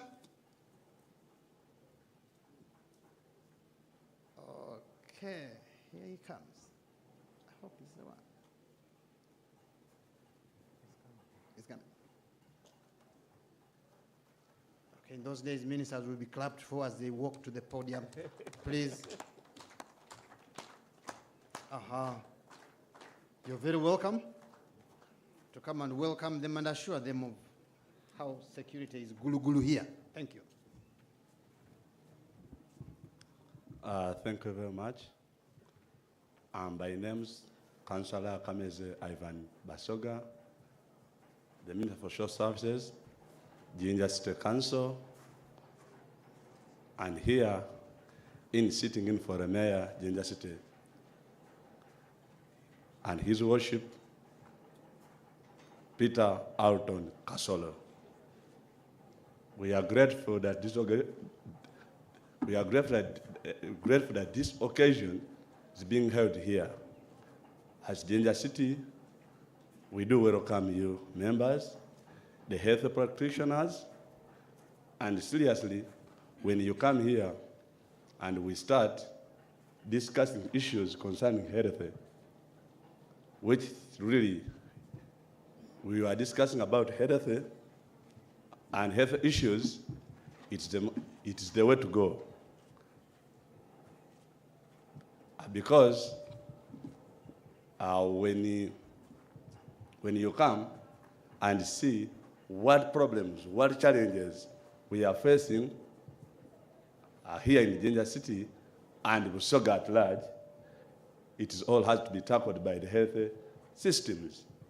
So we are delighted that you come here, you discuss like how these institutions, the health facilities, the hospitals, and each and everything. How I've seen you are discussing about HIV, TB, malaria. We are grateful that at the end of it, our solutions are going to be got, and our people will be living in a healthy, good conditions. So on behalf of the Jinja City Council, we can pledge that we are ready to cooperate with you people and work together as it is meant to be done. And for security purposes, Jinja City Council, we're having enough security, so let us feel at home. Thank you very much. Thank you very much to have assured us that security is tight. Ladies and gentlemen, we have 2 serving tables behind there for breakfast. I've been reliably informed that when you came in, you sanitized, so they haven't provided hand washing sites. But I think at lunch we will mandate them to provide us with hand washing sites. Why can't we have a working tea? You pick, you come back, we discuss in the interest of time. I would not feel good to delay you here, that you compensate for the time that you did not utilize in the morning. So pick your cup, settle down, and we do our business. And I come from a very religious background where we pray for food before we eat. Allow me to pray for the food. Loving Father, we thank you so much for this wonderful time that we've had. We ask, oh Lord, that you bless this our time together, and for those eats and drinks behind there, I pray you bless them to nourish us, that when you come back, we'll discuss from a point of strength from the food. Thank you. In Jesus' name we pray. Please, let's head for the tea and pick and come back, and we go on. Thank you. Over now. First, we noted there are some areas where the region or from the sample that we are doing well, but also there are some things that are cross-casting. And if we address them as a region, perhaps we'll be able to excel.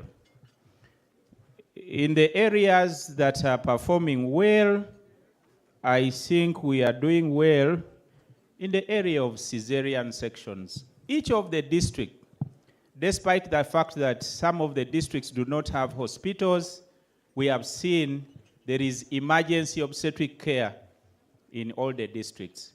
That means all our health center fours, or most of our health center fours, are fully functioning. I think that is good, and the managers or the leaders deserve a hand clap. The other area is when you look at immunization, I think this is one of the areas, if you look at up to MR1, most of the districts have shown that they're in category 1, and I think here also the districts deserve a recognition.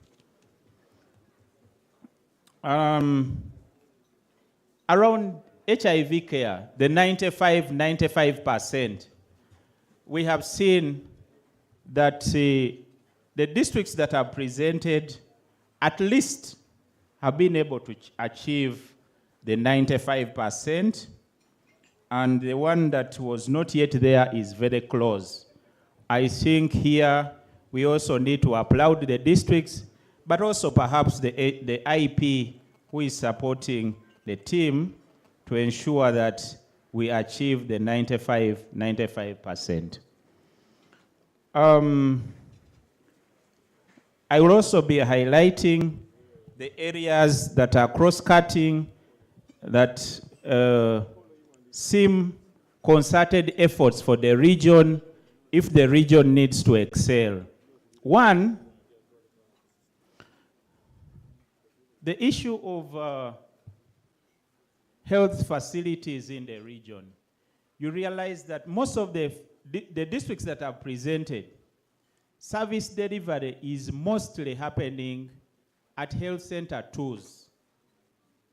And the health center twos have a number of limitations, if you realize. The staffing at the health center two, and also the services that are offered there. For example, in Namutumba, we had 35 health facilities, out of which 27 are health center twos. So if you are going to improve health service delivery, I think this is where we need to start from. Let us see that we address service delivery levels through upgrading and also advocating for the infrastructure that comes with it. Then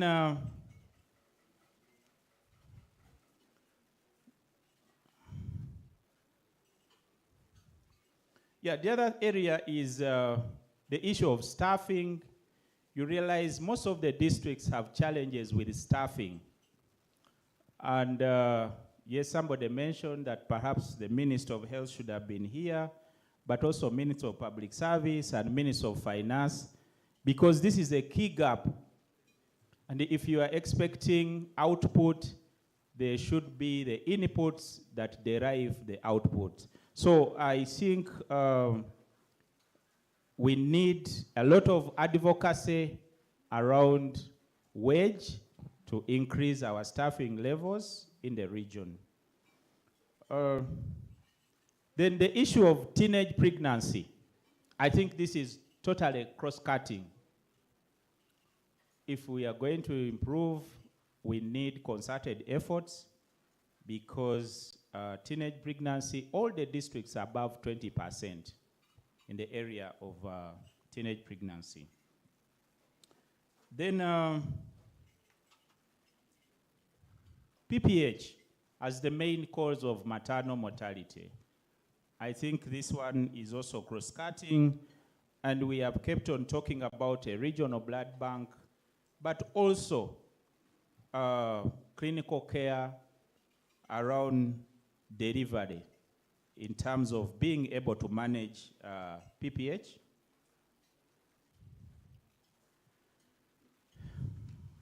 Then as a region, I think, and from what we have seen, malaria is the leading cause of morbidity in the region.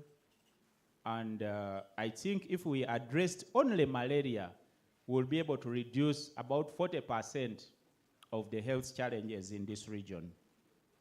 I think those are some of the things that have clearly come out.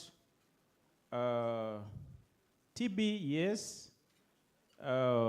Some districts are excelling with treatment success rate of above 93%, but we still have some districts that are struggling with 69 as treatment success rate. That is dangerous because if we have a treatment success of 69%, then we could be breeding MDR TB. At least we need to see that if we can't achieve cure rate, at least the treatment success rate need to be addressed. Thank you very much. I think we will be taking questions, comments, questions, ideas, and the panelists will be giving response after the taking a round of questions. Thank you very much. I will ask the moderator to help us move the mic around as people make their reactions. Thank you very much. My assistants, Edith and Susan, please get on your feet. There's one mic here and one mic will be got at the control center.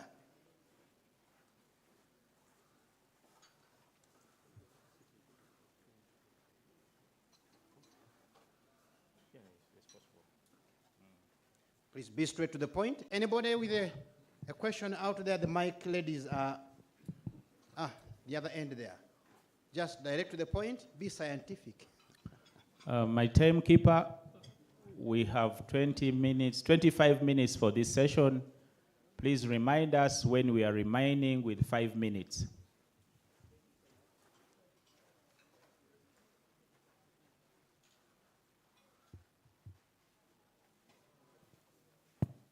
Yeah, thank you so much. I'm called Dr. Chiyimba Chilis, and my question goes to all the DHOs that have presented. First of all, I appreciate what you've presented. One thing that missed out is the supplies and medicines. I don't know whether the districts are doing well on that area. At least as far as HIV programming is concerned, I know we've been struggling with some of the critical supplies. So I wanted to know the challenges the districts are facing and how we plan to manage them. Thank you so much. Thank you. There's a hand in front here. Edith, there's a hand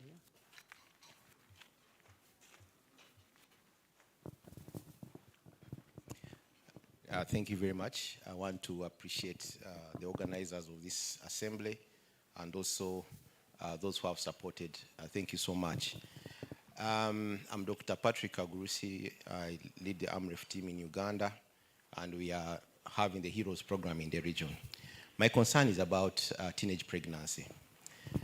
While there were a few happy voices in the room saying, oh, we've gone down at 22%, the issue of teenage pregnancy is much bigger and could cause, actually could even have socioeconomic consequences. In a study that we did recently in this region, we have found that, one, there's lack of accountability on the side of the causers of the pregnancy. We, the men who are putting on these jackets, and the boys there in the village. How can we hold them accountable? Two, there's quite a lot of silence from the leadership, especially the traditional ones, cultural ones. How can they come up, or how can this meeting resolve that really there will be no more silence on the issue of teenage pregnancy, because it's one of the really socioeconomic derailers of society that we're going to suffer for a long time to come. Over.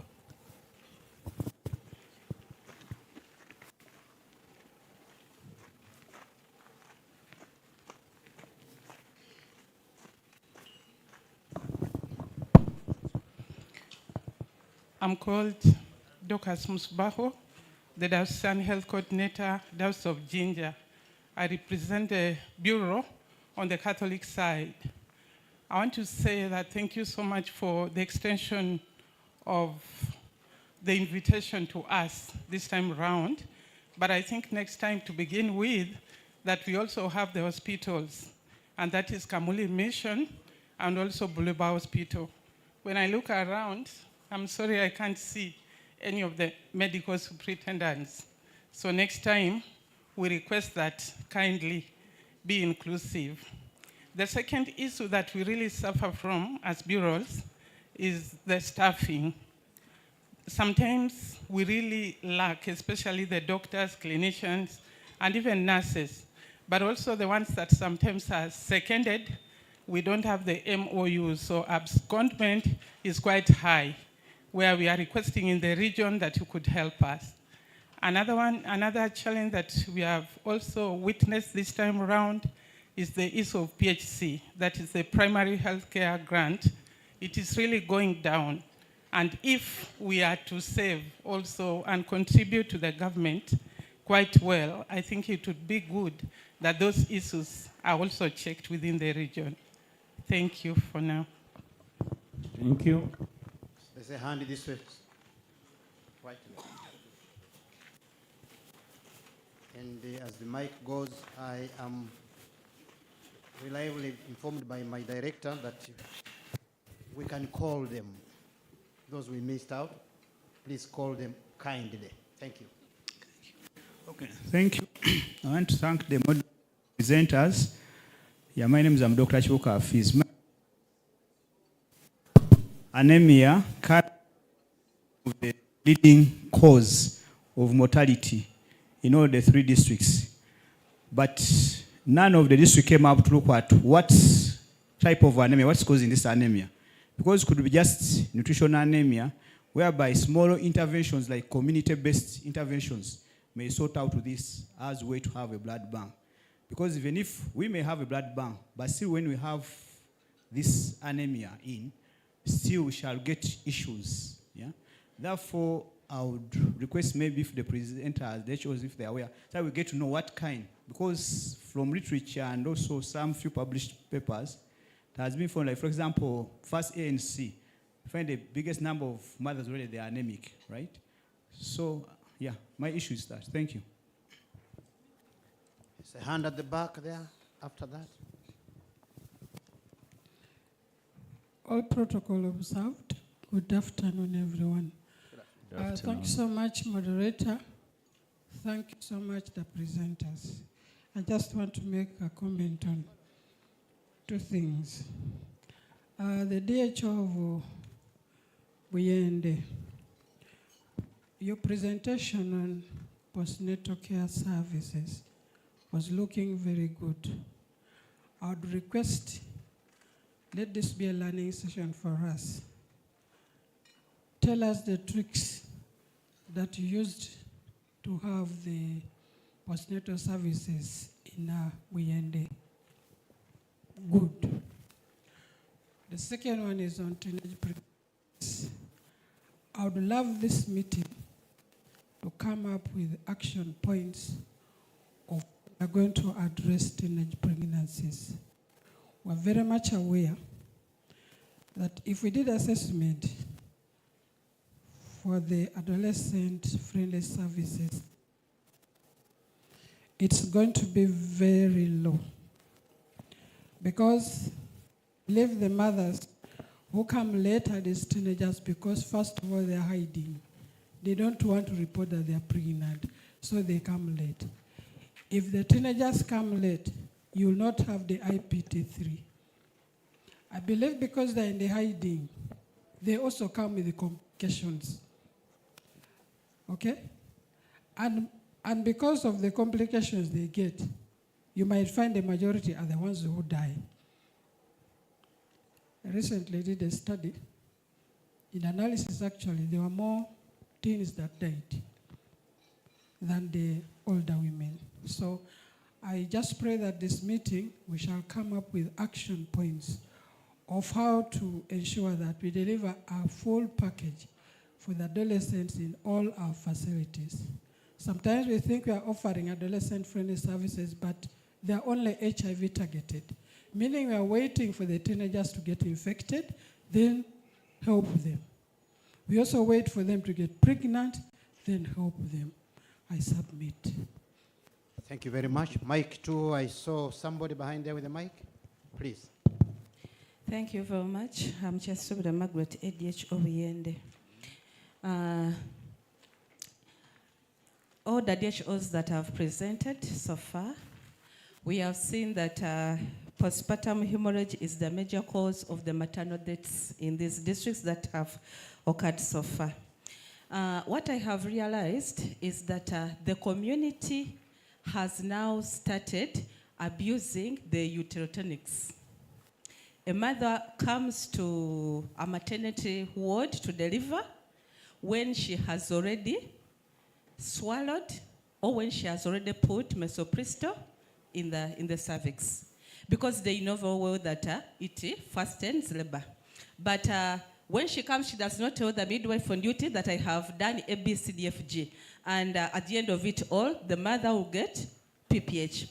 And then secondly, I have realized that the out of stocks for these essential drugs, the medicines that we have been having in the districts. For example, in Buyende, there have been, NMS has been bringing oxytocin, but in less numbers.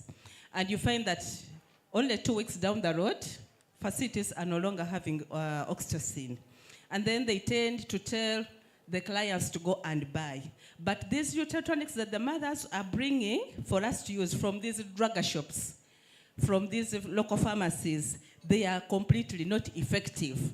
So now you get a midwife struggling with the doctor, struggling to curb the PPH that the mother has developed, but when the drugs are not using. I don't know how the government will help us in this, because misoprostol, oxytocin, egometrin, they are now being sold over the counters in these local drug shops, and yet their storage is still in question marks. Thank you very much. I don't know how MOH will help us with this. Thank you. Thank you very much. Can we Thank press you. a pause there on the questions and turn to the panelists for our experts to weigh in on this? Thank you. Yeah, thank you very much. I think they will go at a random. Whoever is ready to start, you can start. Fred, are you ready? Thank you very much. I'm excited that people have been keenly following. I will actually start by nibbling on some of these issues. And my seniors, James is my senior. Sister Kawala taught me when I was a young medical officer, when she was already serving in Mayuge. So let me nibble, then the seniors do the rest. Dr. Achilles supplies of medicines. It is true that we did not talk about it, but the challenge in the last financial year, NMS did not adhere to the schedules. Cycles were bundled up together and brought. And in our facilities, even if you bring all the 6 cycles at once, we shall consume in a very short time. Because when the community sees trucks, they also more vigilant to come and consume. So the better we stick to the schedules. On a positive note, this morning, NMS has just shared a communication that they are adding on another prong. They will only not be supplying bi-monthly, every 2 months. We've been having 6 cycles. Now they've come up with 3 prongs. They will be supplying some items quarterly. Most of the essentials will remain with the every 2 months. Then there are even those ones that will be monthly. Those may include the uterotonics. Okay? So we hope that will go a long way to improve the situation. Of course, the budget is still limited for some of these medicines. The budget is also another area where Ministry of Health should come in to improve the budget for supplies. Teenage pregnancy, Dr. Patrick, lack of accountability from men. And how do we hold these men accountable? The leaders are silent. This is where we need to all wake up. In Bugabula Chiefdom, that includes Kamuli and Buyende, we've engaged the cultural leaders. Actually, the Owachabazinga has been at the forefront with support of some of our partners, UHA, FHI 360, to go on and mobilize communities. FHI 360 supported us, and we worked together to find out some of the key causes. And one of the issues that came up was these girls not going to school because the fathers don't pay for school. The children are supported by majorly mothers, and therefore these girls go out early to go and win bread for homes. Men are in the drinking joints. There were about 4 issues. Men being drunkards, mothers left to fend for homes, and so forth. So the cultural institution came up strongly to go and mobilize. And I think this is why we saw some slight move from 28 to 22. James will add on from Kamli. Even in our political leaders, we have some of them don't want to talk about it, but even religious leaders. But I think with support from most of our partners, they are starting to realize that it is a danger. My sister Dorcas, about PHC going down, I saw Dr. Kamba here from the Planning Division of Ministry of Health, I'm sure is taking note that we are struggling, all of us, with the PHC. DHO's office, we end gets in less than 20 millions to run the sector for a whole quarter. Anemia, Dr. Chibuka, you're very right. We are not typing the anemia because of many reasons. But what is a fact is that these anemias come secondary to these children suffering from malaria, and the malaria finds them malnourished. So it's a complex picture. So it is a concerted effort when we improve nutrition. Actually, we see it that when we suffer a long, prolonged period of drought, at the end of the day, we register a significant number of what? Anemia cases because of poor harvest from the gardens. So you're right, nutrition is a very, very key in the cause for this anemia.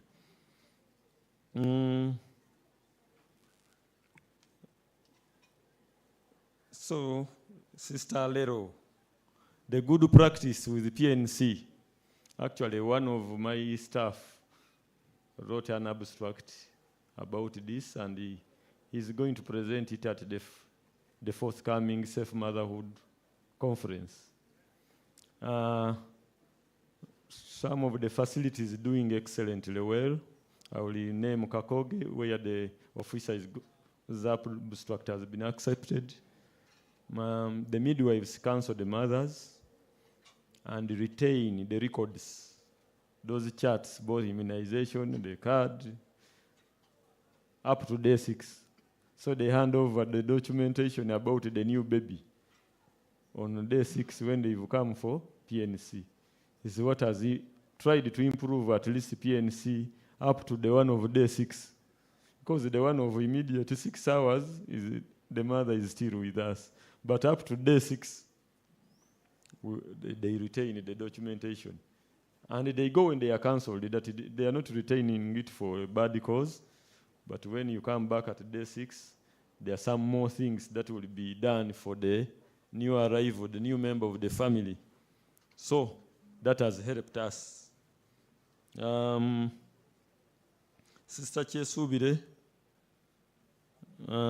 misuse of misoprostol, we need to document. For now, Mia, you will take it as, yes, it is true. Many come when they have already administered, but we need to give it vigor and vibe. We need to document. True, some mothers even buy because of stockouts, and the quality is suspect. But again, I'm sure this will improve when the supplies. If NMS adheres to the changes they've suggested, that some of the most essential will be coming in monthly, then I think we shall improve. Over to you, James and Kawala. Just before James and Kawala, the places of convenience, please get back to that building. They will direct you where to answer that call from. Thank you. Thank you, Frederick. I'll just add on just a few. The first one goes to Docas, that the invitation was extended to Kamuli Mission Hospital, and I sent it myself. So just kindly remind the MS to come. Otherwise, it's covered. And at an appropriate moment, I would just request that the program, you include our commissioner, Dr. Kamba from the ministry, will come and talk about the PXC grant, because I also realized that this financial year, Kamali Mission Hospital, their funding reduced from the indicative figure which was in the previous financial years. So it affected their budget. But we have also to be cognizant of the fact that these are our partners in service. In fact, when I was young, apart from Jinja Regional Referral Hospital, the only hospital we knew about was Kamuli, commonly called Lubaga. In fact, it was doing excellently well. And we don't want us to politicize issues. If we are to plan and make these institutions better, in fact, they do a very good service. The only challenge we are having is that they are underfunded, they're having problems with retaining staff, which to me I think we should leverage on what is available. They have very good infrastructure. If you go to Kamali Mission Hospital and see the infrastructure, my God, very well organized. So we just have to flex and see how best do we work in that partnership, because there is already that MOU private public partnership between the Ministry of Health and the other medical bureaus. So my thinking would be that we need to revise the way we are working to ensure that these facilities are well supported. Then we are going to achieve much better. In Kamuli, we have a Center 3 in Awanyago, but they have even a theater, but they have a medical officer. Now, if we supported these PNFPs, what they are going to do is to decongest our facilities. So we just need to sit down, reorganize the way we are allocating resources. So I think at the end of the day, we needed to have this as an action point. These are our people. Now, you remember when they enhanced salaries of doctors ran away from PNFPs to government. But even Mike was here, I cannot feel ashamed to mention that we are struggling with our doctors to be present at station, which is not the case with Buruba Hospital or Kamuli Mission.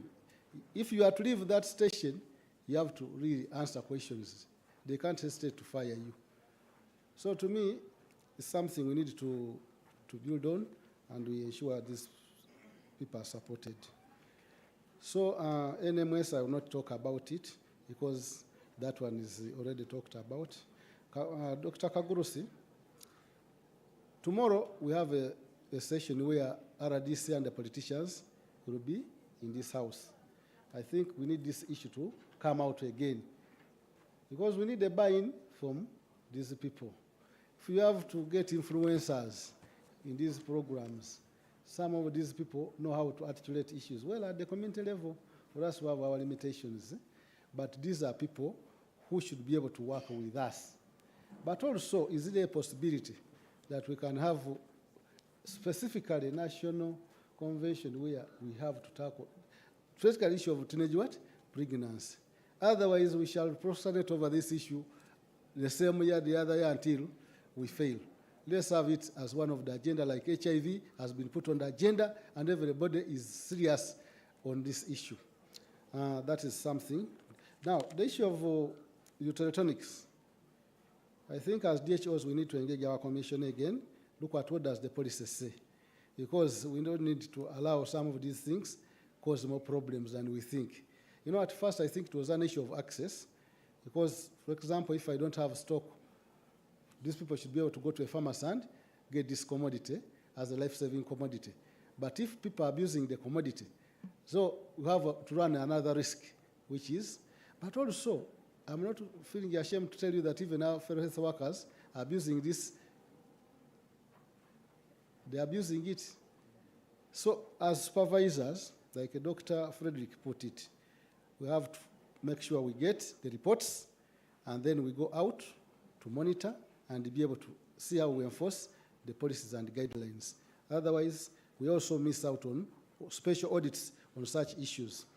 Now, Dr. Chibuka mentioned the issue of anemia. Doctor, we have challenges of our clinical teams. Our clinical teams, even when you look at what people are lacking in your OPD, you'll be surprised. People don't take clear clinical history. Somebody comes, very first lab, I want a CBC.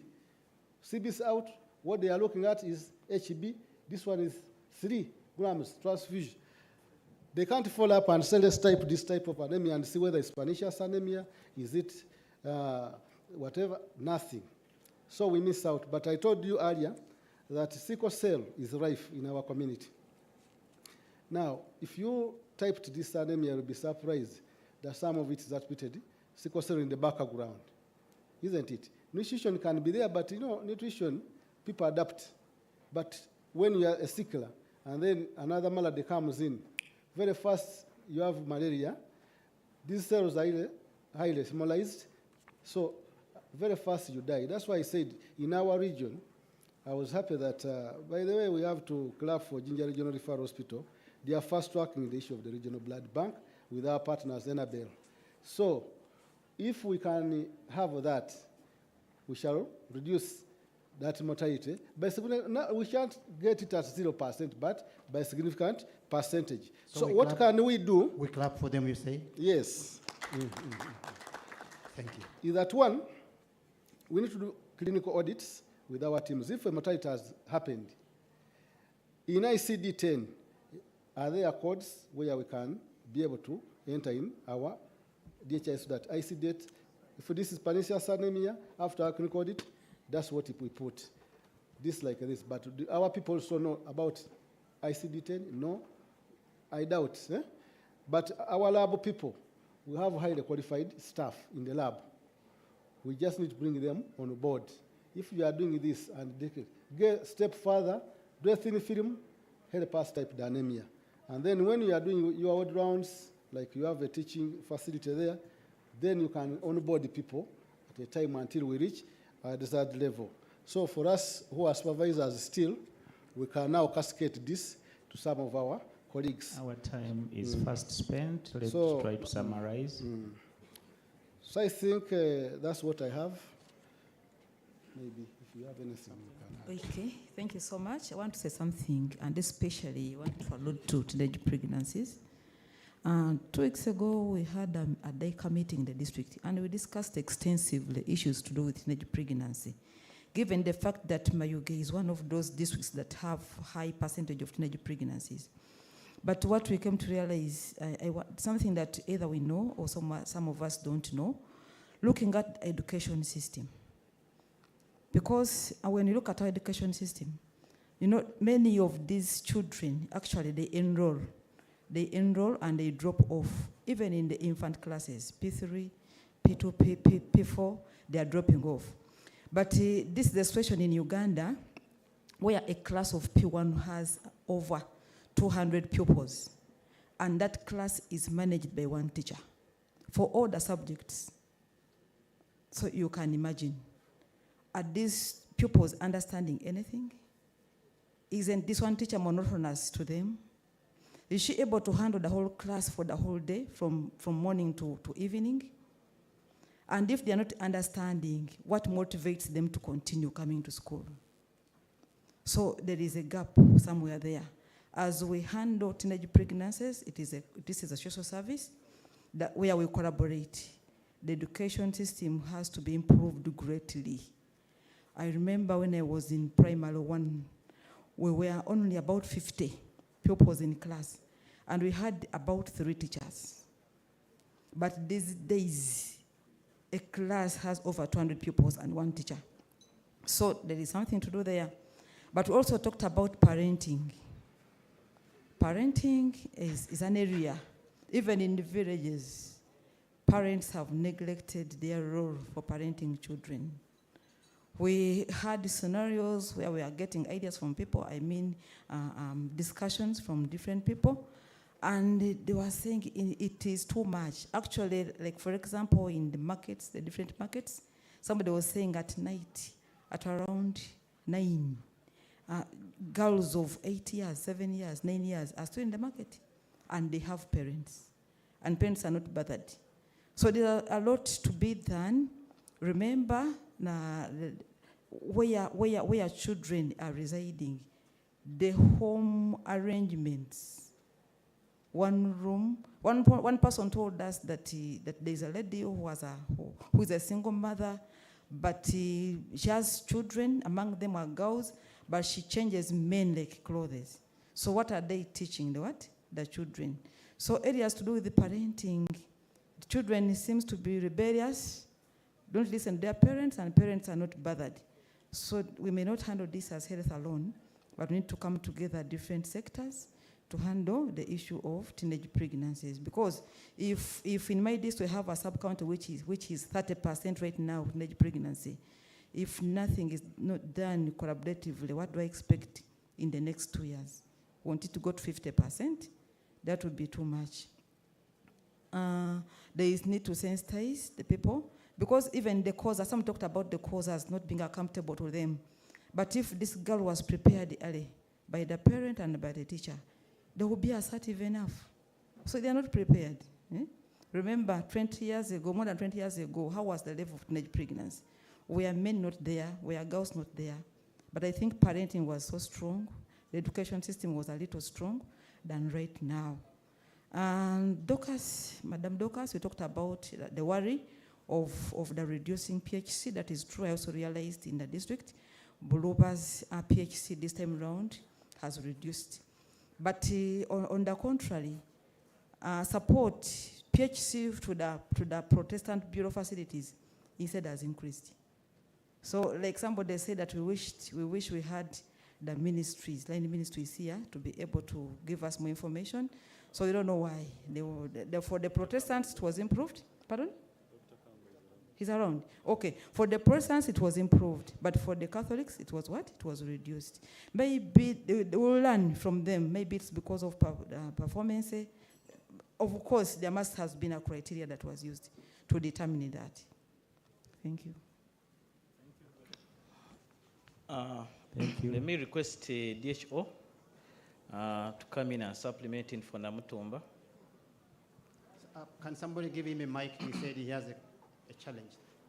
Get a mic over to him, please. Thank you.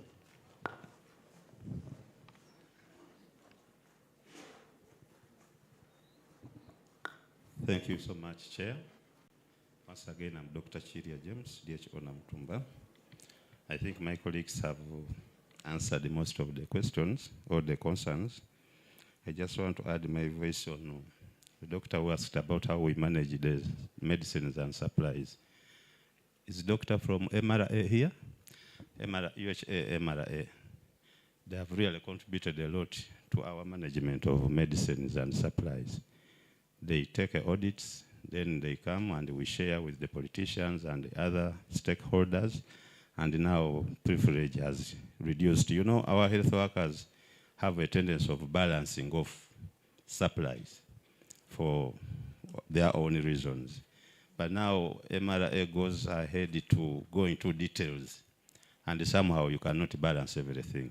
So I just request that this can be cascaded to all districts in the region. It will help on managing supplies. Actually, last week, is it Kamuli, which Kaliro came to my district for supplies, and we were able to give them. The issue of teenage pregnancy. Doctor from MRA said they did AMREF, that they did the research here.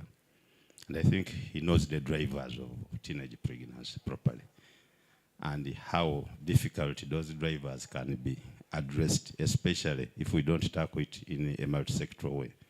But we should also appreciate that reducing teenage pregnancy by even 1% is a very huge achievement, considering the resources which are put there. One just like this. So we need to put our heads together, because these girls, when they come to facilities, you ask them, they even don't tell you their ages. You ask them who is the person responsible, they will tell you he ran away, he's not there, you know. They try to conceal. So it becomes very difficult. And if you become so hard, again, she may not come back to deliver from the facility.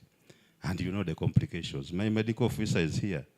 I don't know how many operations he has done and found the baby in the abdominal cavities. So many when these girls have ruptured. So we have to handle them properly when they come to facilities, because if we don't, then they are going to complicate the outcomes of both the mother and the baby.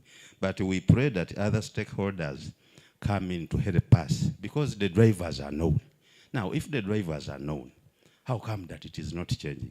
But for me, I'm grateful, because by the time we started it, we had about 27% of teenage pregnancy in the district. Now it is about 22%. That is a huge success, although we have to bring it even lower than that. So the rest, my colleagues have talked about them. In the interest of time, I will not repeat. Thank you.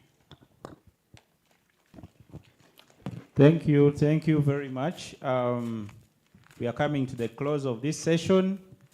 I just want to highlight that the two the two entities, Iganga and Jinja, will be presenting tomorrow. I think they'll be presenting before the minister, yes, they have not been left out. I also just want to ask the organizers to be able to share these presentations, because there have been a number of best practices that are not similar across the districts, and all of us would love to have those best practices and see how to fast track for the different districts. And I also just want to think that maybe we have a rapporteur who is doing a good job and will have a good aid memoir. A number of things have been agreed upon in this session, and we don't want to miss them. Lastly, I want to just thank the presenters for this session. Thank you very much for doing such a good job. I want to say that this has been unique, that the top managers have been brought to give the accountability, and I think this is very good. If we move like this, we will be able to succeed. I want everyone to join me in giving these presenters a round of applause. Yeah, thank you. Lastly, I am Dr. Wandira Christopher, the District Health Officer for Luoka District Government, Local Government. Luoka team is present. My cow is present. Perhaps you could stand up for recognition. Good. Thank you very much. I want also to thank the organizers for giving me the chance to moderate this session. Thank you. Give them a big hand of applause as they get off the pavilion. Thank you so much. We have brains in the Busoga region, and there's nothing that can help us go ahead except brains like these. Ladies and gentlemen, we are continuing.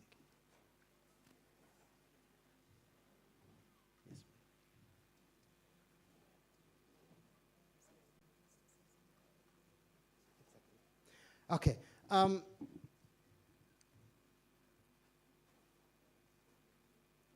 By protocol, I'm supposed to speak only within Jinja Hospital. When on a function like this, I speak to a certain level. But there is where I also appeal to others who are higher than me to come help me do that, because I don't have the shoes to invite somebody from the ministry. So at this point, I want to ask, kindly request my director, Dr. Alfred Yayi, to come and help me, relieve me of this big duty of inviting the dignitaries from the Ministry of Health. Maybe the things they have talked, they have a word about them. So please give it up for Dr. Yayi as he comes over.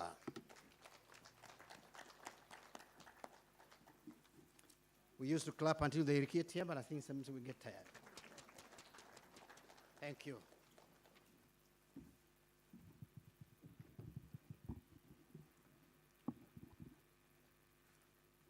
Thank you so much, Master of Ceremonies. I didn't want to come up here in the interest of time, but he has requested that I come here. I was not in one of the panelists, but there's a question that was raised to us, the organizers, and I thought I would respond to it. It is regarding the participation of Ministry of Health team. We are aware of the nature of discussions we have in such an assembly, and many responses will be required of the ministry. And as Jinja Regional Referral Hospital, we are aware that we probably may not answer all the questions on behalf of the ministry. So I want to inform the stakeholders that we invited teams to come from the ministry to be with us here. We invited 2 senior health planners. I think Dr. Sam Kamba, can you stand and wave? I think he should be among us. Yes, he's right there. You have another colleague who invited 2 senior planners. I don't know if the others are joining, but we invited the Commissioner, Reproductive and Child Health.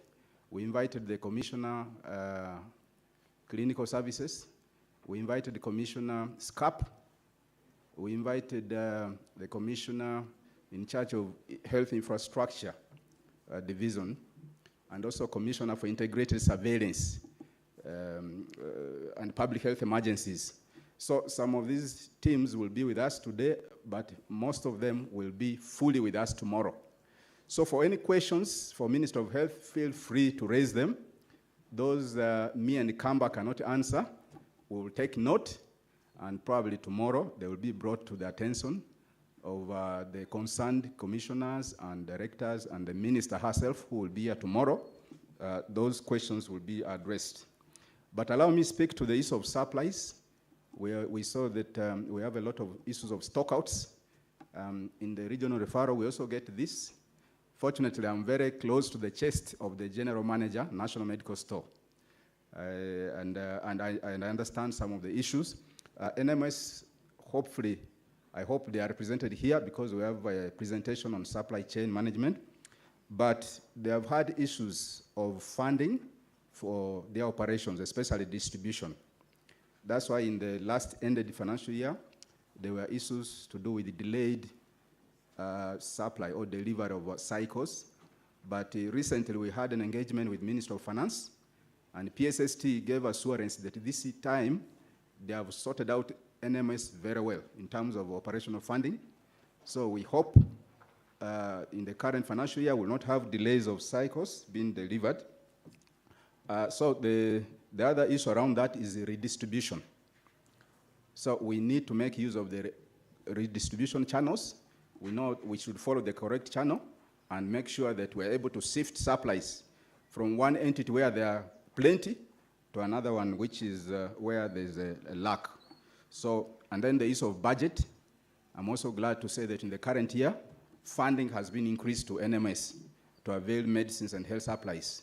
Of course, the funding gaps remains big, but there's some progress. There's an improvement in the funding levels for supply of medicines and health supplies. Lastly, on PSC grants going down, the allocations, I think the best person to speak to this will be Dr. Kamba Sam and his colleagues. They are the ones in the house, in the kitchen, you know, in terms of planning, budget allocation, and so on. And I know they have figures to work with, and there are challenges that are also surrounding that. I think they will be able to speak to that. I thank the DHOs who have spoken here, and particularly I want to thank Buyende. They have a lot of best practices that we can learn from, that we really need to see how we can have them also taken up in other districts, especially the idea of having targets, annual targets for the health facility in charges and giving them 1-year assignments.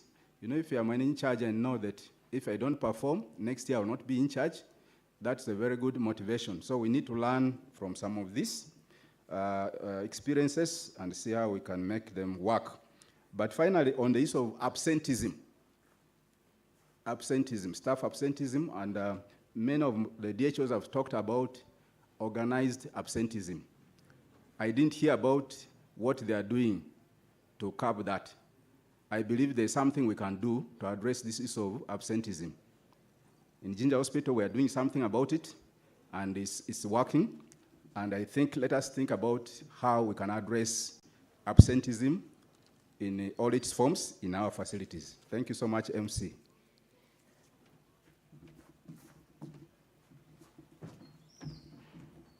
We used to appreciate people who speak. Please appreciate him until he sits down. If clapping requires more energy, we will have to look for energy. Ladies and gentlemen, haven't you sat for very long? Please stand up. Just stand up and stretch a bit and get that tea back in the stomach, because food has a tendency of going in the head and convinces the eyes that you can actually close. Okay, you can sit down. Thank you. I'm told the official hashtag for this event is #Regional Health Assembly Ginger. Those who are conversant with hashtags and other things, you know what it is. I think at an appropriate time they will post it so that we see what it looks like.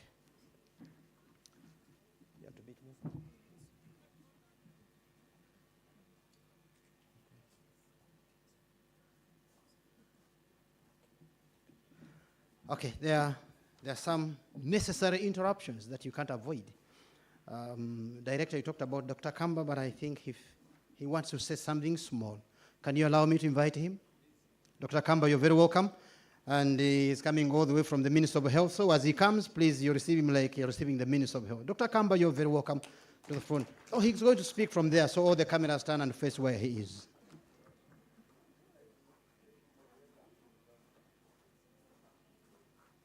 That mic is betraying you? Britta. Apologies for the delay in the arrival of the commissioners. This is due to circumstances beyond their control, but they will soon be with us. I want to assure the view. I would like to start by adding my voice onto those who were taken aback by the high numbers of the deaths being attributed to anemia. They were quite high and coming from relatively small districts in terms of population. And I strongly argue the review to make an undertaking that we shall carry out a proper clinical audit of all these deaths, because we need to be accountable to the families. We cannot come and report 100 deaths of children under 5 due to anemia and leave it at that on the table. So we should undertake to carry out a detailed clinical audit of these deaths and find the underlying cause and address the issue. Otherwise, we run a risk of coming back next year and reporting the same figure. With regard to NMS, additional resources have been provided to national medical stores, and their services will return to normal this financial year. I think most of you have already received the backlog of supplies from the previous financial years, and I think all the DHOs have received a letter from the general manager committing himself that the services of national medical stores will return to normal this year. However, with those services returning to normal, we then have to look into our prescribing habits and our accountability systems for medicines, and for health center force and hospitals, our quantification and ordering. These two contribute to the shortage of medicines. Even if you were given a whole truck of antimalarials, if on the day of delivery, the entire village lines up to pick medicines, and the health workers go ahead and prescribe to people who are normal, the medicines will get finished. So if the delivery truck is seen and the village comes to pick the medicines, those who are not sick should not be given the medicines. So the prescribers have to follow the guidelines, and we have to follow the accountability systems set up for the medicines. With regard to the issue of staffing, yes, staffing is quite low. However, we did provide additional money for recruitment in about 8 of the districts here. And when the resources reached the districts, they were allocated to other departments by the budget desk of the district. We brought this to the attention of the Minister of Public Service, and the districts are being invited individually to the Minister of Public Service to harmonize the allocations for wage, following which we expect recruitment of health workers to take place. We provided between 160 and 500 million to each district for additional recruitments. The staffing remains low, even with that funding, but we commit to continue to lobby for additional resources. There was the issue of health center tools. The plan is to phase these ones out. The modalities of phasing them out will be communicated. The reason for phasing out is that their services do not meet the expectations of our population. By nature, they are supposed to work to be up to 5. They are not expected to be open over the weekends. They do not have laboratory services. They hardly have equipment. And during our surveys, the population clearly indicated they are grossly dissatisfied with the services being offered by that level. Hence the decision to phase them out. The modalities for phasing out will be communicated once they are approved. The issue of secondary staff absconding, we do not expect local governments to second staff to PNFP facilities. The budget for seconding staff to PNFP facilities is with the Ministry of Health, so it is the Ministry of Health that seconds. So the hospitals in the region that require seconded staff should approach the ministry. And where we second the staff and the staff absconds, please inform us immediately so that that staff can be removed from the payroll and another staff recruited to replace such a staff. The PHC being little, for the health center 3s, health center 4s, and the health offices, that is the district health office, the municipal health office, and the city health office. The PHC non-wage is allocated based on your performance. So if your allocation was very little, your performance was below par. And the best you can do is improve your performance so that you get additional resources. The key factors that we take into account are we have given you the outputs, the results-based financing indicators, and we have given you the criteria for assessing health facility quality of care assessments. The performance in these determine how much money the facilities will get. And also the performance of the facilities in a particular higher local government determines how much money is allocated to its health office. So if in your district, your health facilities score low in the health facility quality of care assessment, then the allocation to the district health office will be affected. If your facilities score poorly in the data validation exercise, then your allocation to the district health office will be affected. With regard to the PNFPs, we agree the funding is still very limited. It is an issue that everybody has observed. It was brought up at the negotiations between the local governments and central government. However, I want to make it clear that we don't discriminate between Catholic and Protestant. What normally affects the amount allocated to a hospital is whether it is located in a district that has a government hospital or whether it is located in a district that doesn't have a government hospital. For example, Kamuli Mission being located in the same district as Kamuli General Hospital affects its allocation. While if Bulova is in Mayuge and there is no government hospital in Mayuge, Bulova will get relatively high allocation of money for fixed costs. But we agreed yesterday during the negotiations with local governments that we take into account the outputs of the hospitals when we are allocating. And we are going to see how we can take this forward. We shall try to ensure, especially if we manage to get additional financing. Finally, on the issue of sub-counties without health facilities, we did try to construct some during the last NDP, the NDP 3. We hope to plan for it during NDP 4.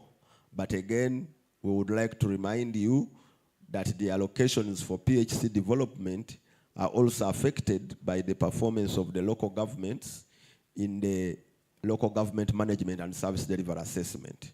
So for you to get adequate resources under development to be able to supplement, you need to ensure that the performance of the local government in the local government management and service delivery assessment is up to par. Thank you very much. You're welcome. Thank you too. Another hand of applause to him. Ladies and gentlemen, allow me to invite Sister Margaret to come and take up this chair, which has no allowances with it, but it's for chairing sessions. Margaret, sister, please come over. Margaret, chair Suvira. Yeah, and you know this chair is not a simple one, so you morale boost her as she comes with a clap, eh? Please, until she gets up to here. She's going to chair a team of boiling brains. Please, increase that. Come on. Yeah, you can even ask for more. You're welcome. Please take your seat. And you have a very, very, very, very important function of regulating sophisticated brains within Busoga. And so the following, please, you're under her oversight until she relieves you. Dr. Michael Muloza, you're the first on the lineup. I don't know whether your number, scoring team order, I don't know, but. And then we have Peter Segabo. And then the TB team, please get somebody to present. And we need Chris Wabogo, and then Dr. Joseph Waira. As you present, I think she may allow you to occupy a seat because you will finally evolve into a discussion group. Over to you, Sister Margaret. Thank you very much. Once again, I'm Chesubira Margaret. I'm the ADHO MCH of Buyende District. I'm privileged to be before you here to moderate this session. And this session will lead us to lunch, but I think we shall go for lunch after the discussions have already, when they have been handled too. So the presenters, I beg that you get ready. And in this session, we are going to talk about the performance of the hub and spoke by Dr. Michael Mlowaza. He's going to be the first presenter. And you'll take only 10 minutes to go through this session. And the hub and spoke, I think if most of us, we know the understanding of the hub, the hub and the spoke. We can relate it to the wheel of a bicycle where it has a hub centrally located with so many spokes that are being connected to it. Jinja Regional Referral Hospital is our hub in the service care delivery. And for us in the different districts in the region, we are the spoke that we tend to refer clients to Jinja Regional Referral, the ones that need special care that we cannot offer in our health facilities. So, Dr. Michael Mlowaza, you are most welcome. Yeah, we can clap for him as he's coming. Yes, the floor is yours.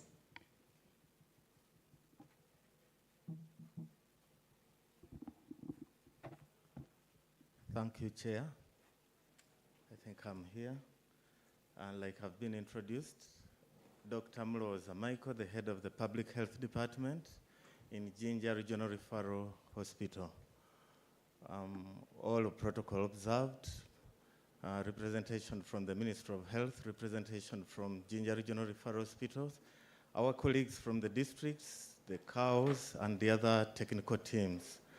I'm going to make this presentation on behalf of the Public Health Department and, of course, the Regional Referral Hospital in general. I'll share our experiences around the hub and spoke. I think my chair here has ably brought it out. I think the majority of you spoke, and you are part of our hub. Yes, very interesting, but this seems not to be my presentation. May I request the Secretariat to come to my rescue and bring out the right presentation. Oh yes, they've acted fast. Are we having the Secretariat, a representative from... Yes, Doctor? They've sorted it. I think I have it.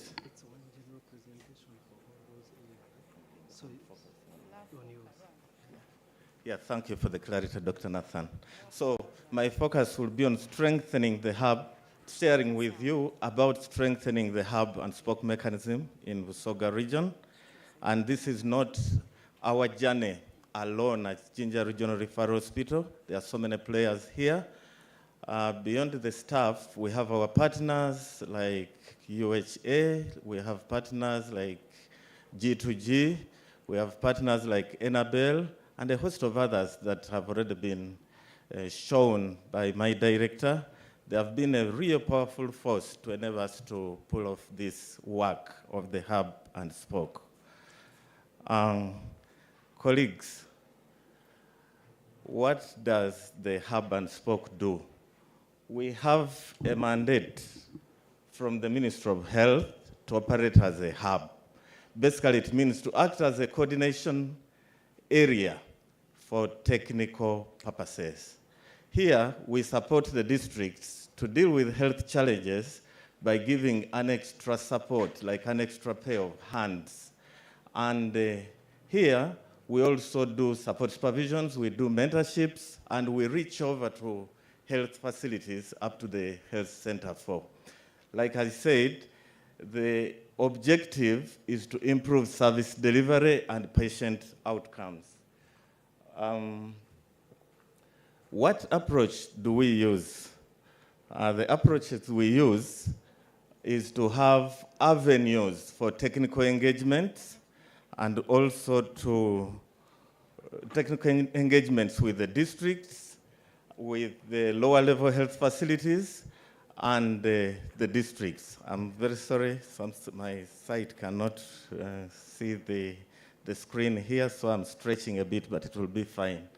Establishing a sustainable,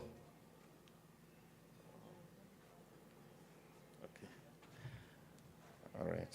We want to establish a kind of sustainable, can I? Okay. All right. We want to have a sustainable platform where we train people, where we transfer skills, and also where we mentor our health facilities. The idea being that we have senior people at the regional referral hospital. So instead of simply basing at the regional referral hospital, they reach out and support the other people from the lower health facilities. So what are the key activities? One, we give stewardship towards support supervision. We act as a coordination point when it comes to mentorship, and we also create avenues for reviews, performance reviews, and strengthening the use of data for decision making. Here, I'm just showing you some efforts that we've had within the region. I call them collaborative efforts because there are so many players that are involved. They are the partners. And in one of the photographs, you can see that we are in a partner coordination meeting. And here we discuss strategies on how to work together and improve the health outcomes in this financial year. The next photograph here, again, we were working with partners to see how we look at the quality of services in the region, and we were charting a way forward on how to improve antenatal care. You heard from the districts telling you their journey what they've achieved and what they've not achieved during this time. The Regional Referral Hospital as a coordination hub sits and analyzes these issues and makes recommendations with the help of the partners in the region.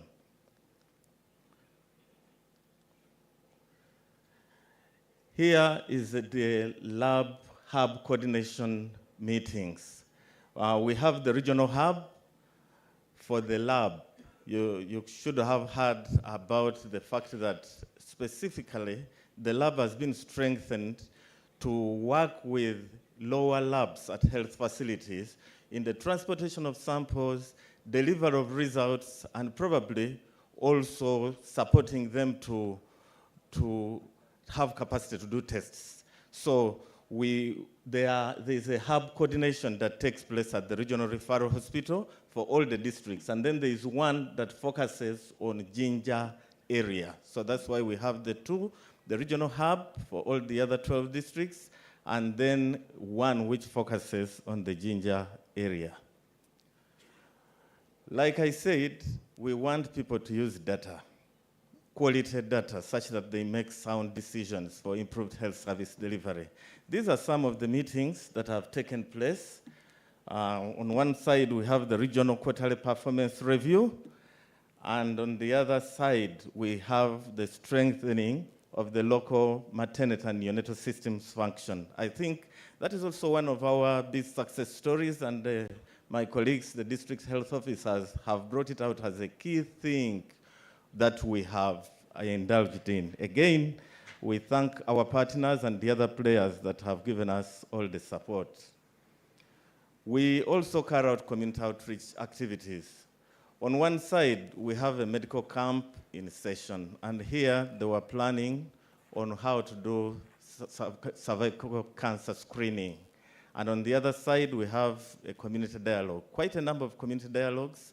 We've made quite a number of them, especially in the area of malaria. Family health, what have we done?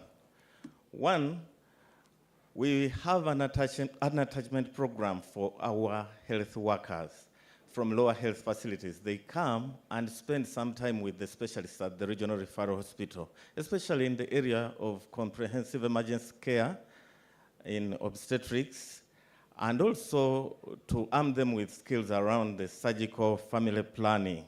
And in this, we've been able to transfer skills to health workers from about 10 health facilities, and they belong to different cadres. So I think it's also a kind of success for this hub and spoke.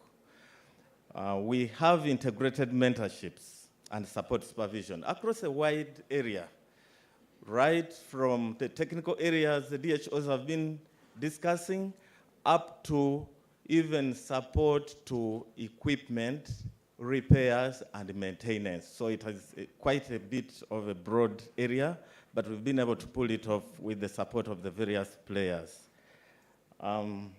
We also have been able to do regular reviews, data reviews in nutrition. Nutrition is the other area where we've put a lot of effort, and our nutrition area has reached over to most of the facilities and helped build capacity, especially for inpatient care, breastfeeding, and related areas.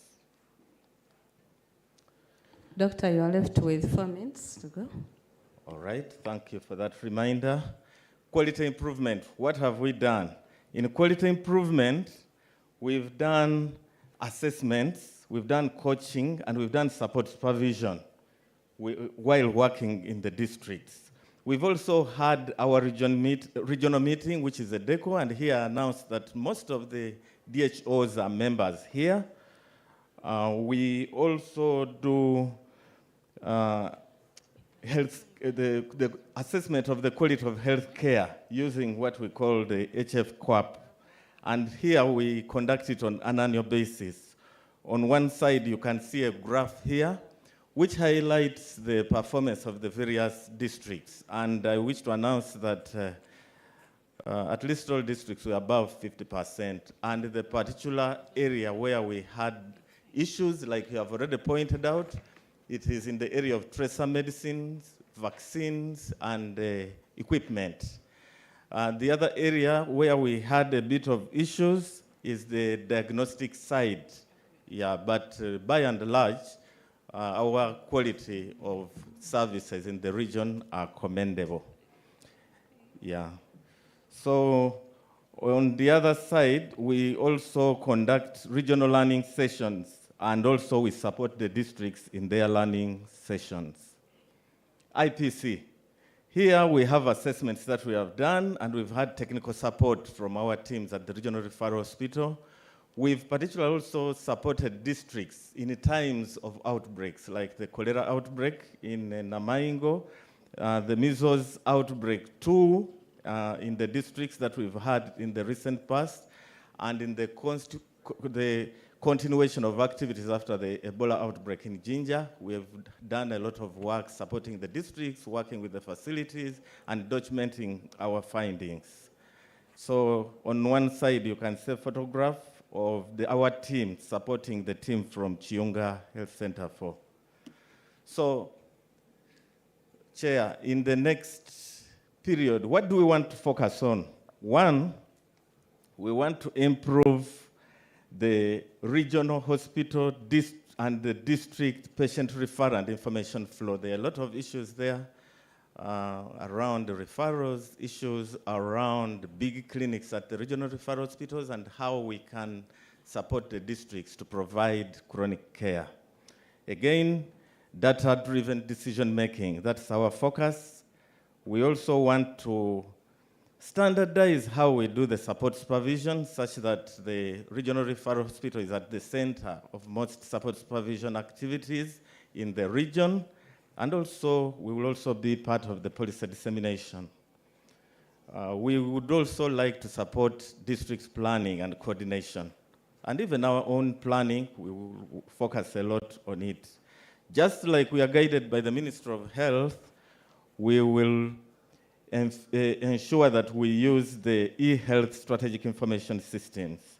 And we'll also focus on MPDSR to see how we improve the indicators.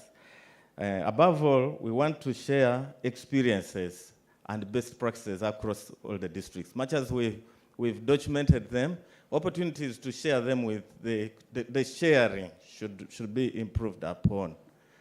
And then lastly, we want to objectively document how the hub and spoke is working. What have we achieved? Where have we failed?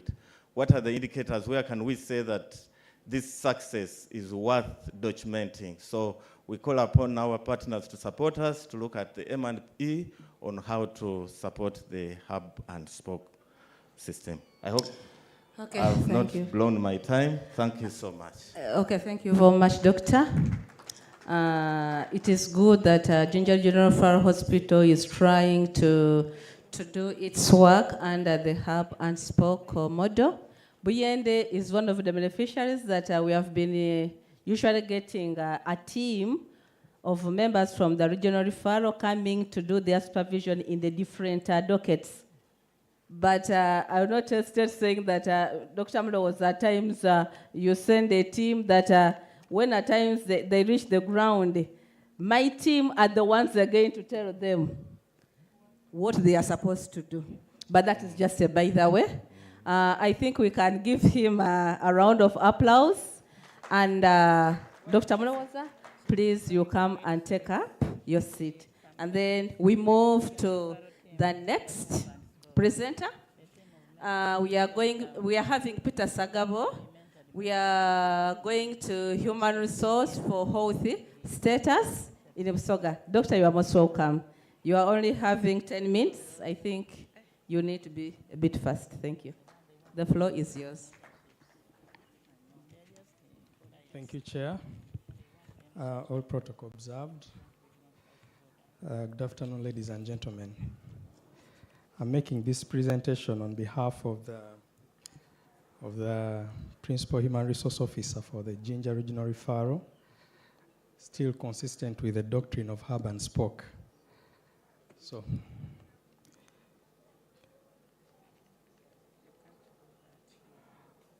all right, so my name is, just sorry a minute. My name is Peter Sagabo, Human Resources for Health Advisor with the Uganda Health Activity. This is my outline. I'll not dwell so much onto it. I'll go straight into the introduction.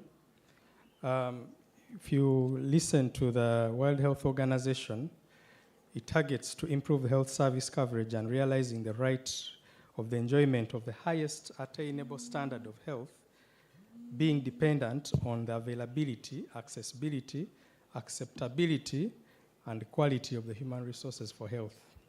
I've read that the way it is because it is critical for us to know as we talk about human resources for health.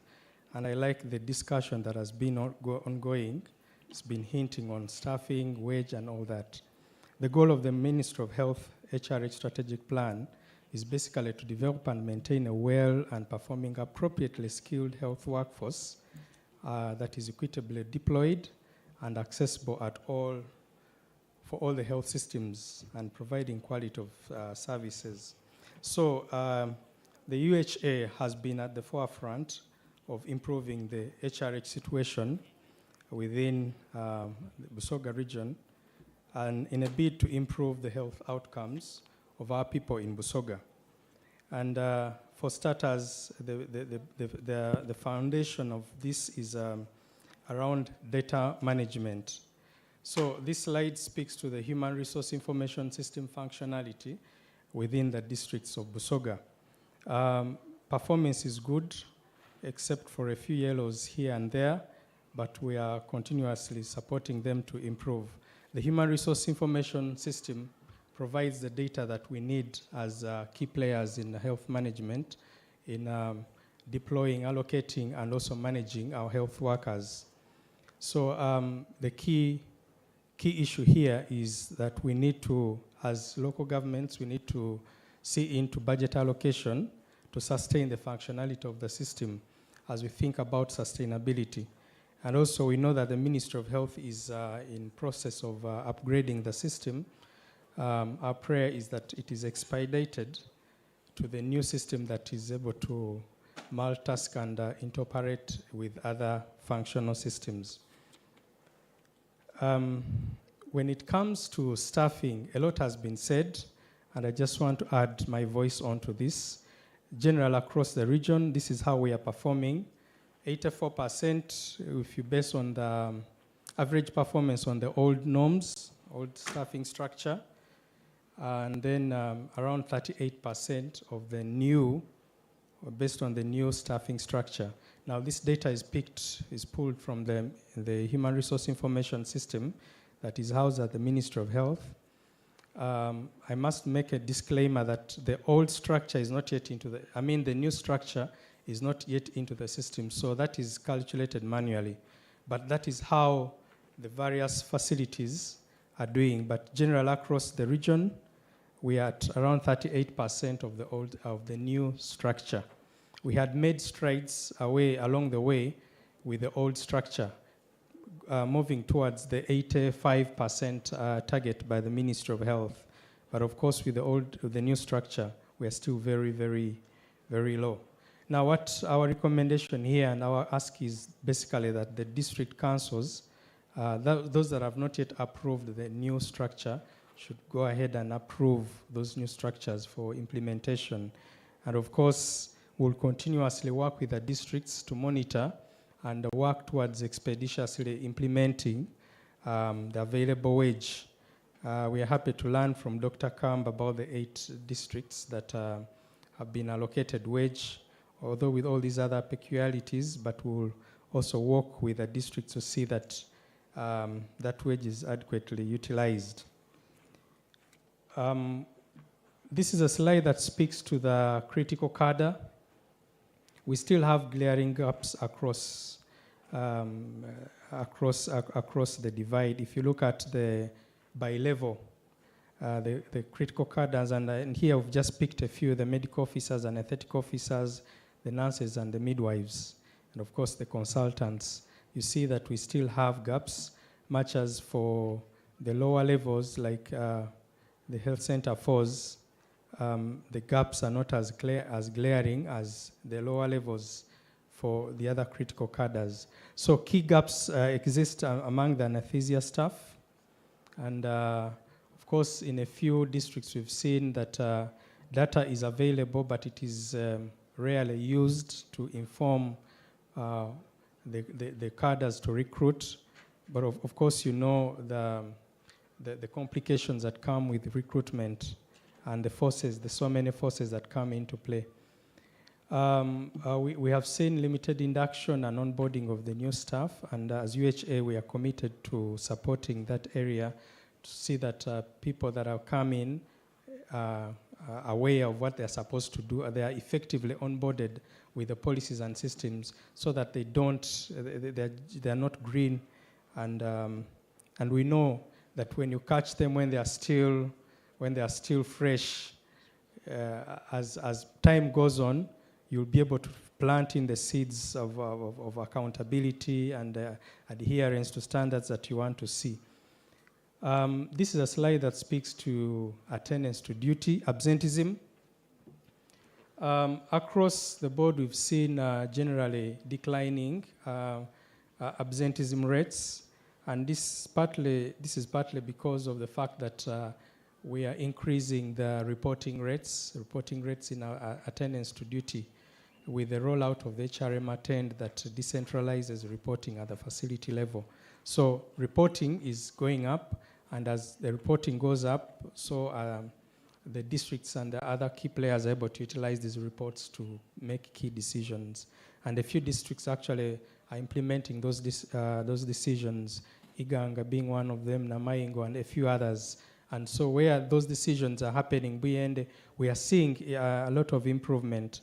But we still have a few challenges around with reporting, especially Bujiri, Kamuli, Namutumba has pulled out, so that slide, I would have made changes on the Namutumba slide. But the others, Kamuli, Bujiri, we need to up our game around the reporting rates. So as we improve the reporting, we clearly see absenteeism going, the rates going down. But also as UHA, we have been handy in supporting spot checks, the conducting of spot checks, and also routinely publishing these reports in performance reviews and other district level review meetings and other key stakeholder meetings to see that actions are happening. We're advocating for actions, and we know that the battle on absenteeism is a battle against corruption, and so it's not one thing that you win in a day, but the data is showing us that there are very significant improvements that are happening. Of course, organized absenteeism is still high, where all the players are still interested in maintaining it, local arrangements and all that. But as we strengthen the system, the HRM10 system, that allows online duty scheduling, we see that those duty rosters that promote organized absenteeism will continue to go down. Based on issues around optimizing performance management, when we look at the performance management cycle, a lot has been achieved, and we continue to sustain lots of interventions around each component of the cycle, around the performance planning, with the performance agreements and performance plans for critical cadre being emphasized at the beginning of the financial year. And we like what we are seeing in Buyende, in Mayuge, and other districts that have embraced the issue of performance planning and performance agreements and holding health workers accountable. This is one thing that we want to continue, and also implementing the key performance indicators that are rolled out. Ministry of Health rolled out at the regional referrals. We've not yet seen the Ministry of Health key performance indicators for the districts, but we are happy that we continue to customize those at that level. And of course, we are at a time where the balance scorecard has been rolled out, and it has been initiated in all the districts in Busoga. It's going to come in handy in holding accountability, but also speaking to the institutional results framework.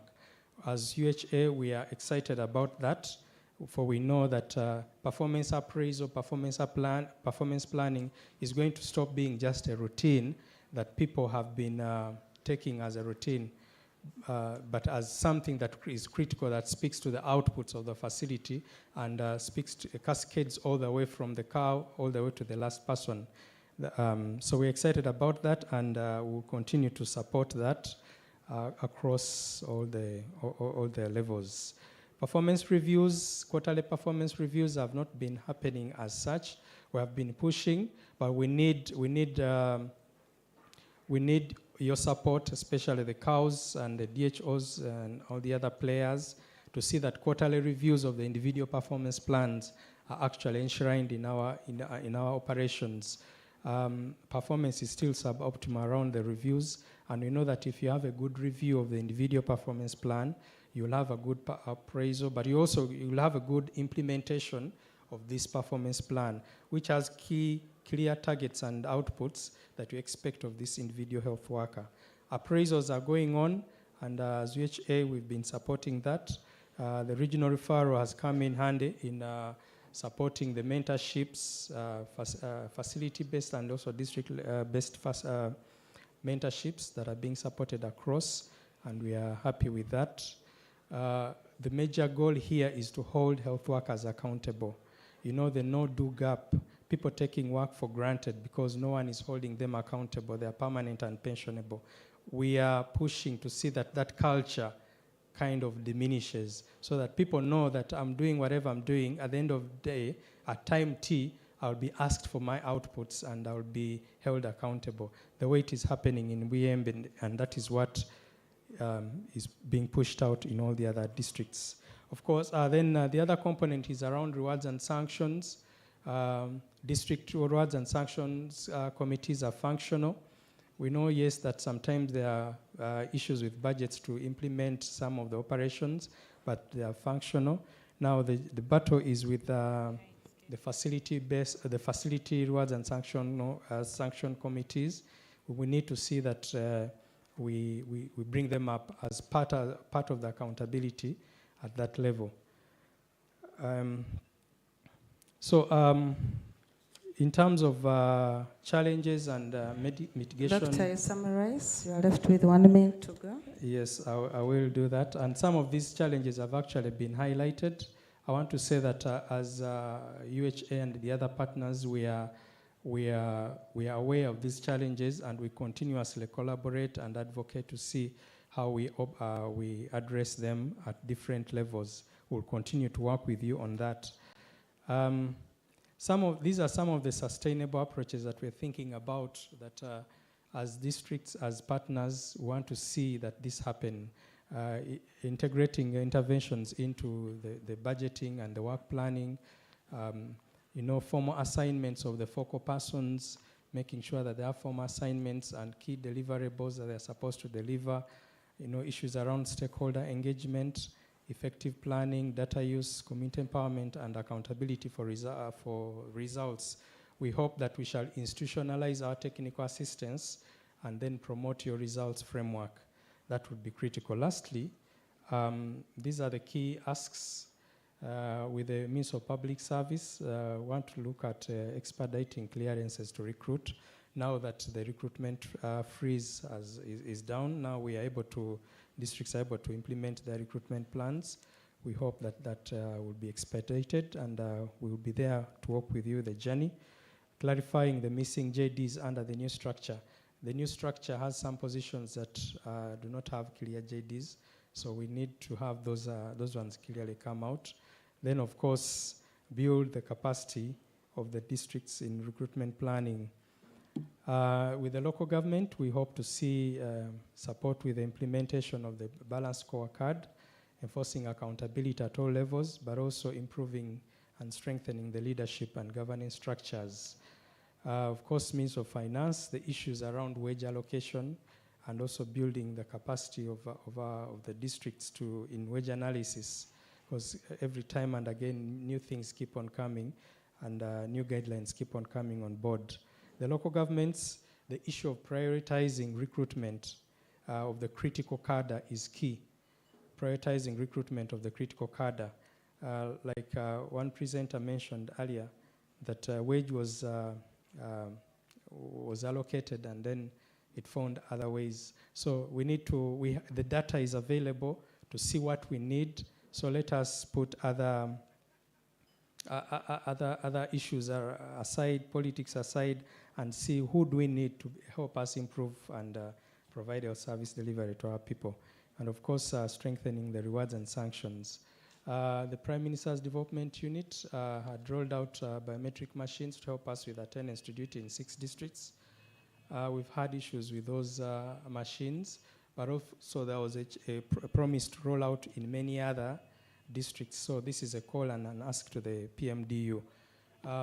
Director Regional Referral highlighted what they are doing on with attendance to duty, and that is also coming as a result of having a good biometric machine system that is able to capture, the subjectivity is ruled out where people sign for each other, and then, in the attendance registers, if something is manual, a lot of manipulation is done.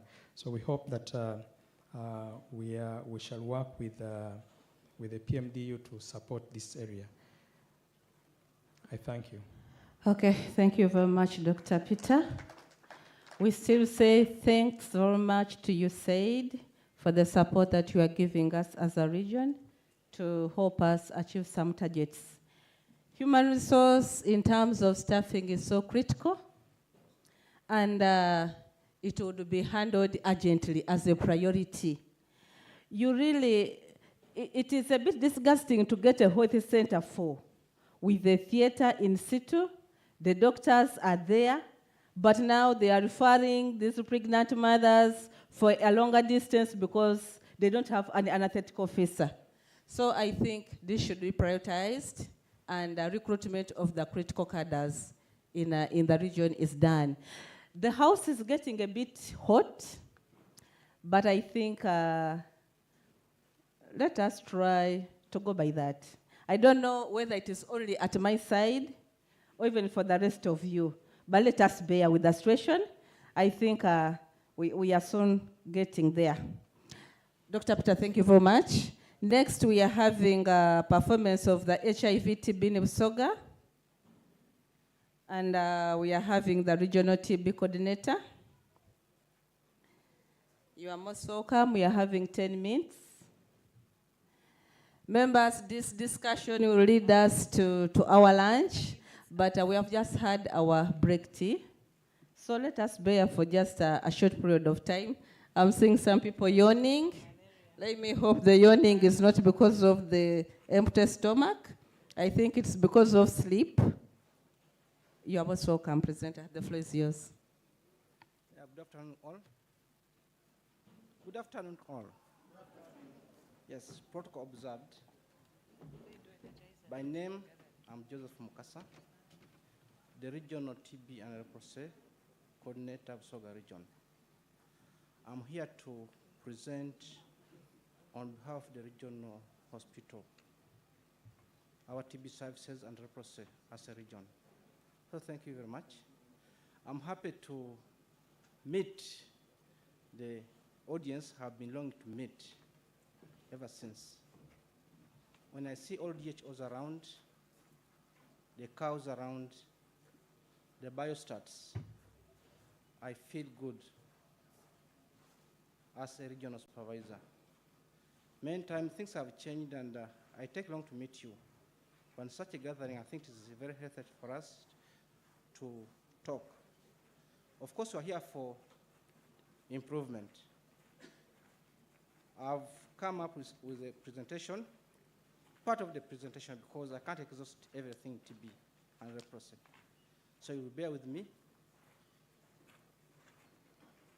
So, move it.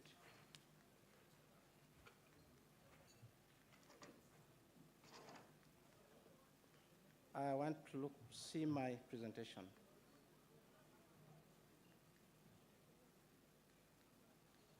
Technology, please come and help us.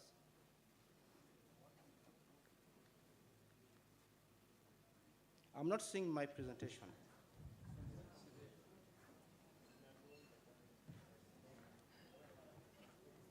You scroll down as if I saw something like. Not there. get somebody to come and help Somebody us. to help us. IT.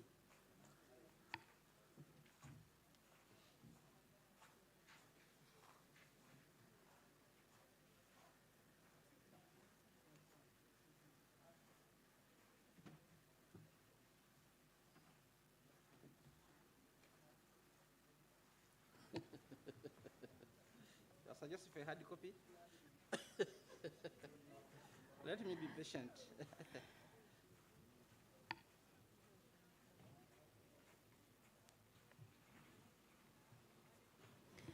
But let me hope the presentation is already in the system. I hope so. If not, we can have the hope person so. next. I shared. Yes.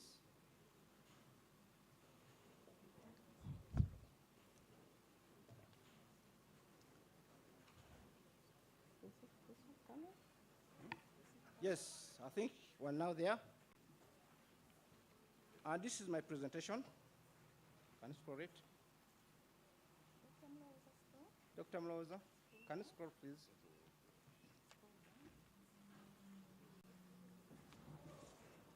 Busoga region has a population of 4.6 million persons, and it's comprised of 11 districts and 1 city.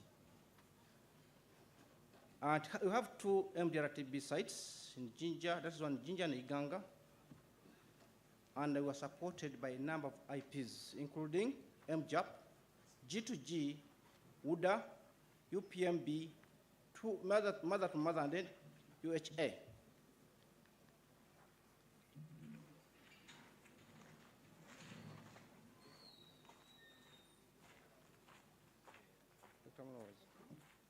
Yes, as NTLP, we have a vision and a mission.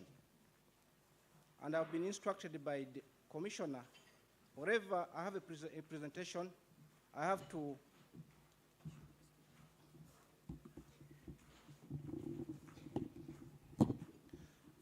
whenever I'm presenting, I have always remind the audience about this. Our vision is a Uganda free of tuberculosis and leprosy. That is our vision as a country.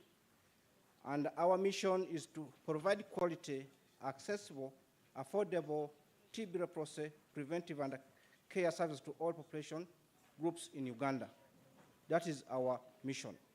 And our mandate as a program is for policy formulation, resource mobilization, budgeting, strategic planning, setting standards, and quality assurance, monitoring and evaluation. Establish countrywide quality diagnosis of TB and leprosy, and a patient-centered treatment. So, these are our national strategic goals and strategic objectives. Our goal as a program is to reduce incidence of TB by 20% from 160 per 100,000 population, and the proportion of leprosy notification that are children from 8 to less than 3 by 2025. And the journey is already on. We are remaining with just 1 year to achieve our goal. So, along this, we have a number of strategic objectives. Number 1, to create TB awareness and increase care seeking in fact from 61 to 90%. I think we have labor to do this. I'm happy when you go down the facilities in communities, people know about tuberculosis. We have tried our level best. As I talk right now, we're on CAST Plus. We're sensitizing, creating awareness in communities. Also, to increase TB preventive treatment coverage among eligible to more than 90%. I think as a region, we have achieved this. Thank you very much. Then to increase TB treatment coverage from 76 to more than 90% by 2024-2025. Also, when it comes to TB treatment coverage, we have also achieved, but they need to maintain our performance. To increase TB treatment success from 72% to more than 90% by next year. to reduce notification that children from 8 to 3%. Whenever you see a child who has leprosy, that means there's an infectious index case in communities. So this is our responsibility, this is our time to reduce children being infected with leprosy. So our strategic focus number 6 is to build effective and efficient systems that ensure quality, equitable, and a timely TB and leprosy services. I think systems have been put in place. So reporting.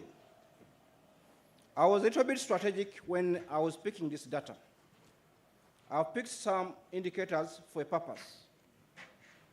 As a region, we have tried to do our best, but we have been let down by some key indicators. Which key indicators? This is the time to improve on our indicators. Now that we have the DHOs here, the cows and the biostats, some indicators have greatly affected our performance, and this is the time to strengthen. TB is not about IPs, but at times, leadership and governance issues have hindered our progress. Now that we have the DHOs here, let's exercise our leadership and governance roles right from the office of the DHO to the last facility, Health Center 3. Because at Health Center 3s, we have managers there, we have in-charges. But you reach a facility when an in-charge of a facility can't explain anything in TB. But a lay person, like a volunteer, the linkage are monitored by the in-charges. So there's a lack of governance and leadership at our facilities. Once we tackle this, we are going to be perfect. So I'm very happy that I'm meeting the right audience. So whatever we do must be reported, timely, and it must be of quality. We have labored to reach that extent.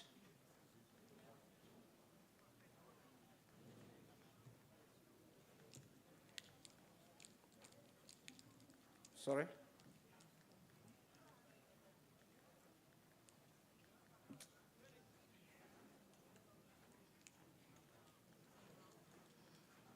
Dr. Multisectoral, would you help me? So I'm saying data has greatly affected our performance. A lot of good work is being done, but not adequately reported on. And this is greatly affecting our performance. Now that we're here, let's go back and exercise our roles as leaders, as governors. Once we do this, it is really going to change the whole picture of our region. When you talk, we have struggled with reporting rates. I'm very happy all facilities are performing the expectation. But the issue is about timeliness. Yes, you have reported, but when have you reported? We have guidelines, we have timelines. So the timelines have affected our performance. Most facilities have tried, apart from a few, like Iganga is still lagging behind. So we shall need to know why is the problem. Jinja district, we have issues there. But I'm happy there's a great improvement in our timelines. This is data for the last financial year. But still Iganga is still struggling.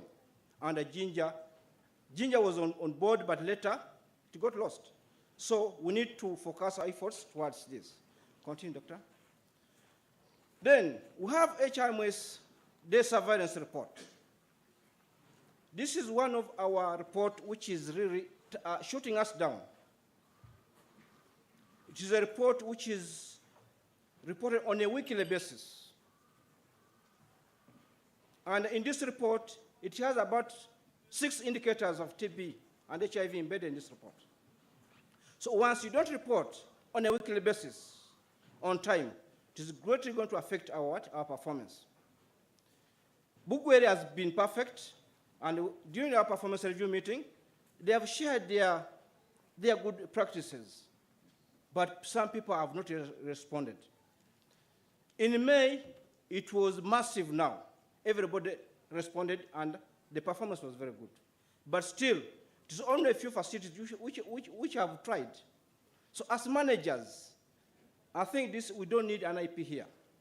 We don't need any resource here. People who support this work, they are paid, and they are at a facility level. We should enforce this as managers, as leaders. Once we do this, our picture is going to change completely in the region, and our performance is going to improve. Next. So, this is our national TB performance indicators. Last quarter, we might be the second in the country. And I was very happy over this. In the whole country, Busoga region was the second, next to West Nile. But I feel we can be the first if we improve on our reporting rates and the timelines. So, at the minister, they asked me, what have I done to change this? One time we were the poorest, but we might be the second in the country. I think this is very good. We can clap for ourselves. But again, I dislike people to clap when you accident. How did you? I need to know how you reached that extent. But some people perform accidentally. You find yourself performed well, but you can't trace yourself. What was your effort? Okay? What was the roadmap? We must understand this. We shouldn't succeed accidentally. So kindly, since we have the biostats here, they must be in position to at least tell us. I know we have challenges in TB indicators, but we have biostats. In April, I trained them in these indicators. I'm very sure they are very knowledgeable about this. So they should guide the DHOs. So the DHO must be in position to monitor your performance. Continue. So these are our key KPIs for the whole financial. Still, when you look at this slide here, we still have gaps in the data quality. Somebody talked about data quality here. Data quality is affecting our performance, grossly affecting our performance. Now that the biostats have been trained, I expect them to review their data. I don't expect you to start 10 patients, to diagnose 10 patients, and then you start 15 on treatment. Where are the other 5 coming from? Okay? You have 5 patients, you have tested 12. So let DHOs view their data, because this data belongs to DHOs. So at times when I present at the ministry, so many questions come up. It is only a few facilities, districts, that was Luka and Abusia, who had perfect data. So data quality is affecting our performance, much as we are the second in the country, but data quality is still a gap. So when you look at this indicator, yes, those blacks are supposed to be green. However, there are some indicators which are in red. And this is TB, percentage of PBCs tested using a gene expert. By policy, all patients must be analyzed using a gene expert. In fact, it's a crime today to start a patient on treatment when we have not done a gene expert analysis. But we find that because of the 003B reporting, many patients have been diagnosed, but they have not been reported on. And that's why you see we're in red. The work has been done, but not reported on. That's why I'm really very, not being serious, but so much critical on data, quality of data, and the timeliness of data reporting. So when you come to the presumptive cases, yes, to seal data, when you reach a facility, they have done their good work in the gene expert machine, but data is never in the TB register. So, but we have the people and the TB focal persons. Let's clean our data so that we can perfect on our performance. Continue. Yes, we should be summarizing this. We should be summarizing this presentation. So TB screening cascade, as a region, we have really greatly improved in all entry points. The only missing point here, it is the inpatient. Patients who have been admitted, they are never presumed for TB and tested for TB. One time I was in Buyende, I took them through a gene expert utilization. One midwife got annoyed and went and presumed each and every person, screened each and every person in the wards. And I discovered somebody who was on ceftriaxone admitted but had tuberculosis. So we're not doing the screening in our inpatients. Screening must be done at all entry points. Some people come at night. Some people come when they are caretakers, but when they have the tuberculosis. So when you look at our data, we have really improved at all entry points, but the inpatient is still lacking. So as we go back, this is the message you have to take back. As a region, continue. I'm trying to rush through. Then TB screening by district. Yes, by policy, all patients who visit your facility, be it antenatal, be it dental, be it what, they are supposed to be screened for tuberculosis. But at times when I visit facilities, I tend to silently go to facilities, most of dental. In dental, they just tell you to open your mouth wide. Open, open. Eh? But they don't screen for tuberculosis. These people have TB. Okay? They have TB. So by policy, 95% of your clients must be screened for tuberculosis. But it's never done. It is mostly done at OPD and HIV clinic. So it is only Mayuge, Namaingo, and Namutumba who were above the target. But TB is everywhere. At times I come to facilities and hospitals and I sit down quietly, but people don't screen for TB. Of course, I don't come to look for bad things, but I come to see what is happening. So as we go back, all 8 reports, be it a gates person in the compound can be screened for tuberculosis. I was in Namaingo, Banda, is not Banda, but Mutumba facility. An askari had tuberculosis. An askari had tuberculosis. But from where? Because he was a friend to so many people in the compound, he got TB. So let's take care of this. Continue, Doctor. So treatment coverage, thank you very much. I think we have tried. And as DHOs, as the Busoga, we must understand these terminologies. When someone talks about TB coverage, what do we mean? As districts, we have targets based on your population. As a district, you must know what is expected of you as a district. Then you go to a facility level, based on the population. Let's give targets to all facilities so that people must understand what they are supposed to do to get. But people are doing things blindly. So I'm happy with the Wiyende. Let's tag some indicators to performance. If you are to be promoted, if you are to be in charge, what should be your outcomes, okay? But screening, it is a must. It must be a must. So let's give targets, and let us monitor these targets. We shall reach where we are supposed to be. Continue. Childhood TB. This is another challenging indicator. We are just hiding under Nalfenya, Ginger Hospital. Children you see diagnosed with tuberculosis in Ginger and Nalfenya, they are not from Nalfenya. They are from across the region. But we have failed to diagnose our patients in our respective facilities. But we have tried all the best to mentor clinicians, but still they have failed. Today, I know it is hard to obtain sputum from these patients, but there's an easiest way of getting samples. We are now using stool. We use stool analysis, gene expert, and diagnosis for TB in children. But up to now, people have not responded positively. It was only Kamuli and Iganga. But we have trained all hubs in using stool to analyze TB. So as we go back, let's go and demand for this service. UNICEF gave us around 8 machines when Dr. Chris was you around by then? UNICEF gave us 8 sputum induction machines. Up now, they are still lying in hospitals. Never used. Never used. So this is the time for us to enforce this. Let's save our children who are dying of TB. Presenter, we are lagging behind. Yes, but you have the to 10 minutes. I have to emphasize certain issues. Let's use our induction machines and also the stool. I'm sorry. Continue.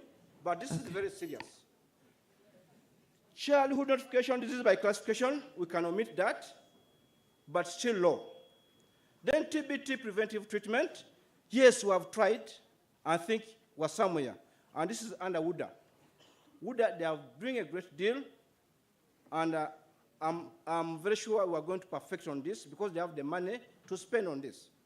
Continue. So contact tracing, yes, this is an active case finding activity. Still it is managed by WUDA, and WUDA is ably managing. But we still have some challenges in some districts, more so Namaingo. Namaingo is surrounded with waters. Some patients are in waters. But whenever we make plans, we don't consider islands. Mayuge is also has islands. Whenever I do the whatever, even the IPs at times don't have money to cross the waters. So our children are dying from we can't even contact trace across the waters. So I think as a region, we should also prioritize contact tracing even across the waters. These are hard-to-reach areas. Continue. Yes, treatment success. We are there. One year, we are among the best in the country with 94%. So thank you very much, and I urge all of you to maintain this. I don't want to be asked tomorrow, why did you decline? This is a done indicator. I don't expect any facility to do or to work below the expectation. Continue. Yes, treatment success. Yes. Yes, when I talk about treatment success again, it's another terminology. But we find that, yes, we have tried a little bit. But in your facilities, in your districts, some facilities are letting you down. But last week, but one, I took through the TB focal persons how to maneuver the system, so that when you are going to do support supervision, let it be data driven. They know how now to navigate the system. I don't expect DLFPs and DTLCs to move blindly because they have money for support supervision. Let them go for support supervision based on the data. And this is one, like for example, Bugweri. Bugweri was let down simply because of one facility. So when Bugweri is going for support supervision, that's the target facility. And also, those are the two target facilities. So we have trained them how to navigate the system, and now they can do what is right. But I beg the DH also to understand how to navigate the system so that you can also caution them to do the work. Continue. Yes, the CHUA rates. Yes, it's only Bujiri which has let us down. With the CHUA rates, of course, we monitor patients using microscopes. But we find that in Bujiri, most microscopes are down. And it's because of this meeting, but I had planned to go and camp in Bujiri this week. But because of this meeting, I'm here. But we are using local, I've encouraged them to use local solutions, local problems. If you have the slides, why can't you transport the slides to a facility with what? A microscope and do the test, than having a RED. Today, the song is CHUA, not just completion of treatment. But we are going to support Bujiri to do what is expected of Bujiri. Continue. Yes, data issues. And also now, when you come to Jinja, again, children who are HIV positive. Most children who are HIV positive, they are not from Jinja district. They are from WN, but whenever they get treatment, when they go, they don't come back. That's why you see a RED in Alfenya. So we should do something about this. Continue. I'm rushing, but yeah. So this is MDR-TB. MDR-TB sites have been perfect in the country. In fact, we have won so many medals for Jinja and the Iganga. I don't need to talk a lot about this, but we have done wonders. Continue. Leprosy now, the song Leprosy. You have talked about HIV, you have talked everything. When you're projecting, I didn't see any DHO talking about leprosy. But leprosy is here. I'm not here to preach leprosy, but just be mindful that you have leprosy in the region. Many times I've been called all the way from Iganga to Buyende to Uganda confirm a leprosy patient.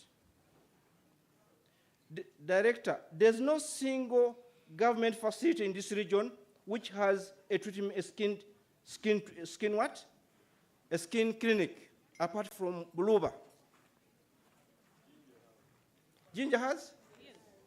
It's Ginger Regional Hospital. Yes, it's only Regional Hospital, okay? But ideally, I expect all district hospitals to be having skin what? Skin clinics. Dr. Kenneth here is a dermatologist. But he's in his district, seated. I expect him to assist to support him to have what? A skin clinic in Iluka. He has the knowledge, but he's not supported to do so. No, but we shouldn't wait for structures. Check that. Suppose you are the one, or your relative. Okay, continue. Continue. And these are children from this region. This is a child I got from Biende, suffering, and this was leprosy. So why can't we save these children, really? For us, we're here to train them. Expect at each district to have a skin clinic to save these children. It's not a neglected, they shouldn't be a neglected what? Disease. Continue.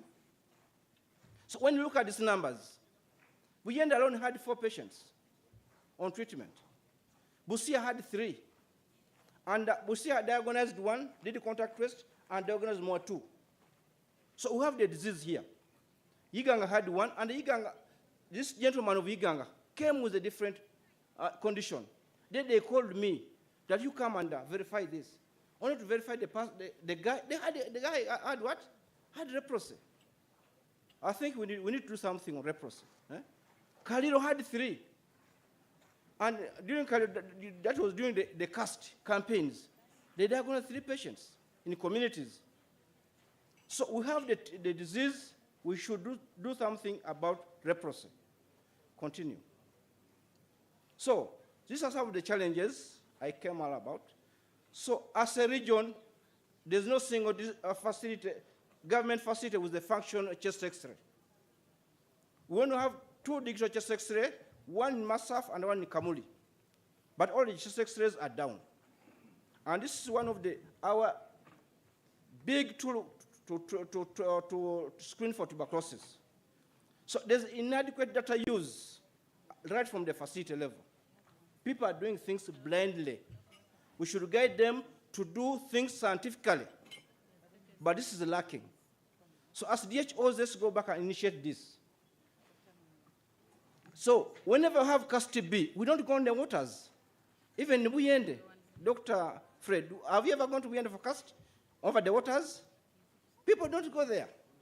Yes. Okay? But we have a lot of HIV at the waters, and because of HIV, there's a lot of TB. So the time to think about the islands also.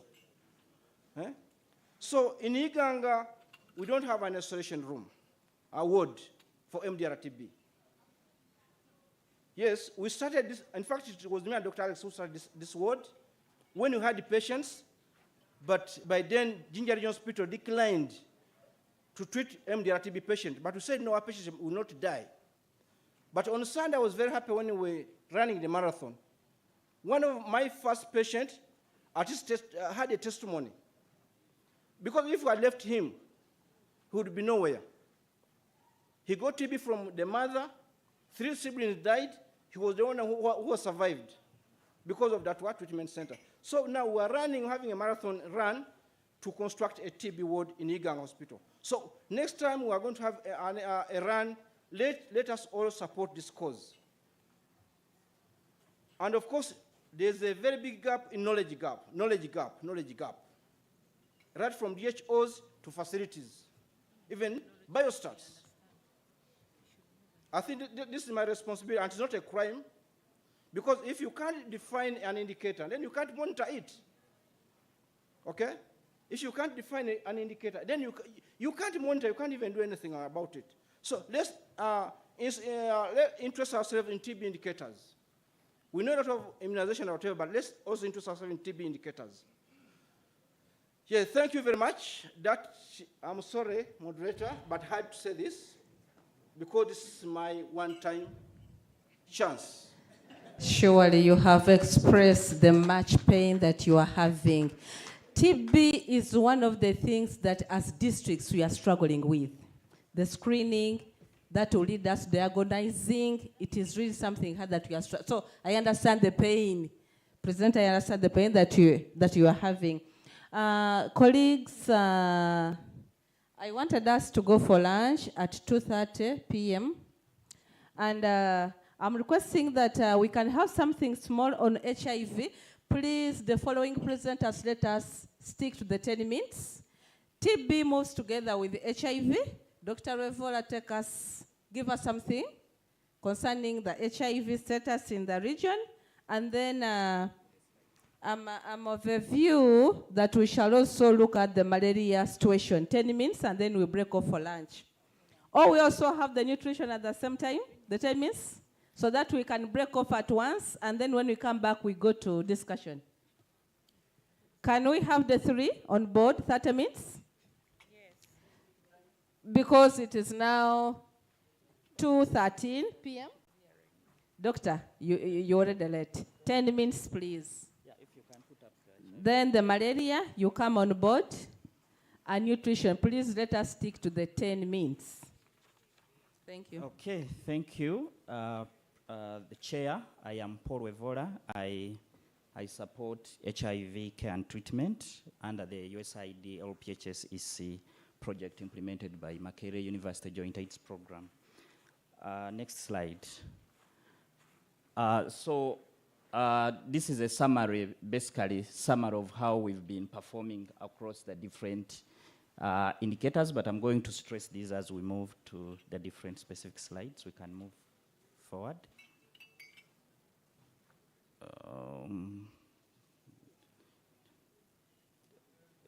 So I think the slides are a bit jumbled up. We need to move to look for where the HIV/TB slides are.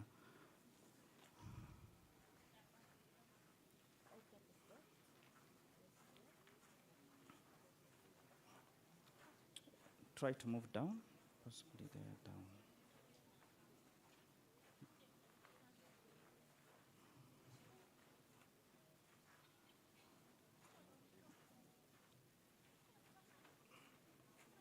I saw them there before the TB person came up, so they should be somewhere. Maybe the secretariat, we may need some help. Moses Ofubo and team.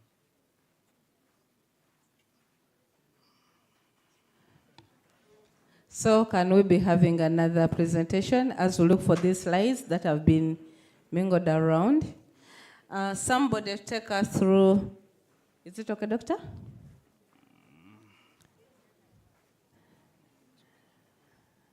Yeah, actually there they are. Okay. Thank you. Thank you so much. So what we see up there is our progress as Busoga region on attainment of the 95-95-95 cascade. We know that by 2030 we should have 95% of the people that are HIV positive knowing their status. And currently we see by March, this is data as of March 2024, 91% of them knew their status. So we have a gap of 90%. The first graph is for all population, and then the graph on the that is the right, I think, it shows children under 15 years. So we see the biggest problem contributing to our non-achievement of the first 95 is children and adolescents. So this is where, as a region, this is where we need to ramp up efforts to ensure that we are reaching out to every child that is likely to be HIV positive and get them tested. The region has done well on initiating treatment to those that are identified positive. And again, 96% of those that are positive are virally suppressed. We all know about the U equals to U. So once these people get suppressed, they will not transmit. However, we see for the children under 15 years, again, their cascade performance being lower at 86%. Next slide. So we've done some surveys interacting with the clients. and about half of clients that have poor treatment outcomes in HIV cascades. When you look at their root cause, it will go to gender-based violence. So that's why we are starting with this slide on gender-based violence. And we are seeing that in our facilities, we are doing a good job in providing care to those clients that have experienced GBV. However, those are the clients that reach to us in the facilities. How about those that are in the communities? Because we know the problem is actually bigger in the community.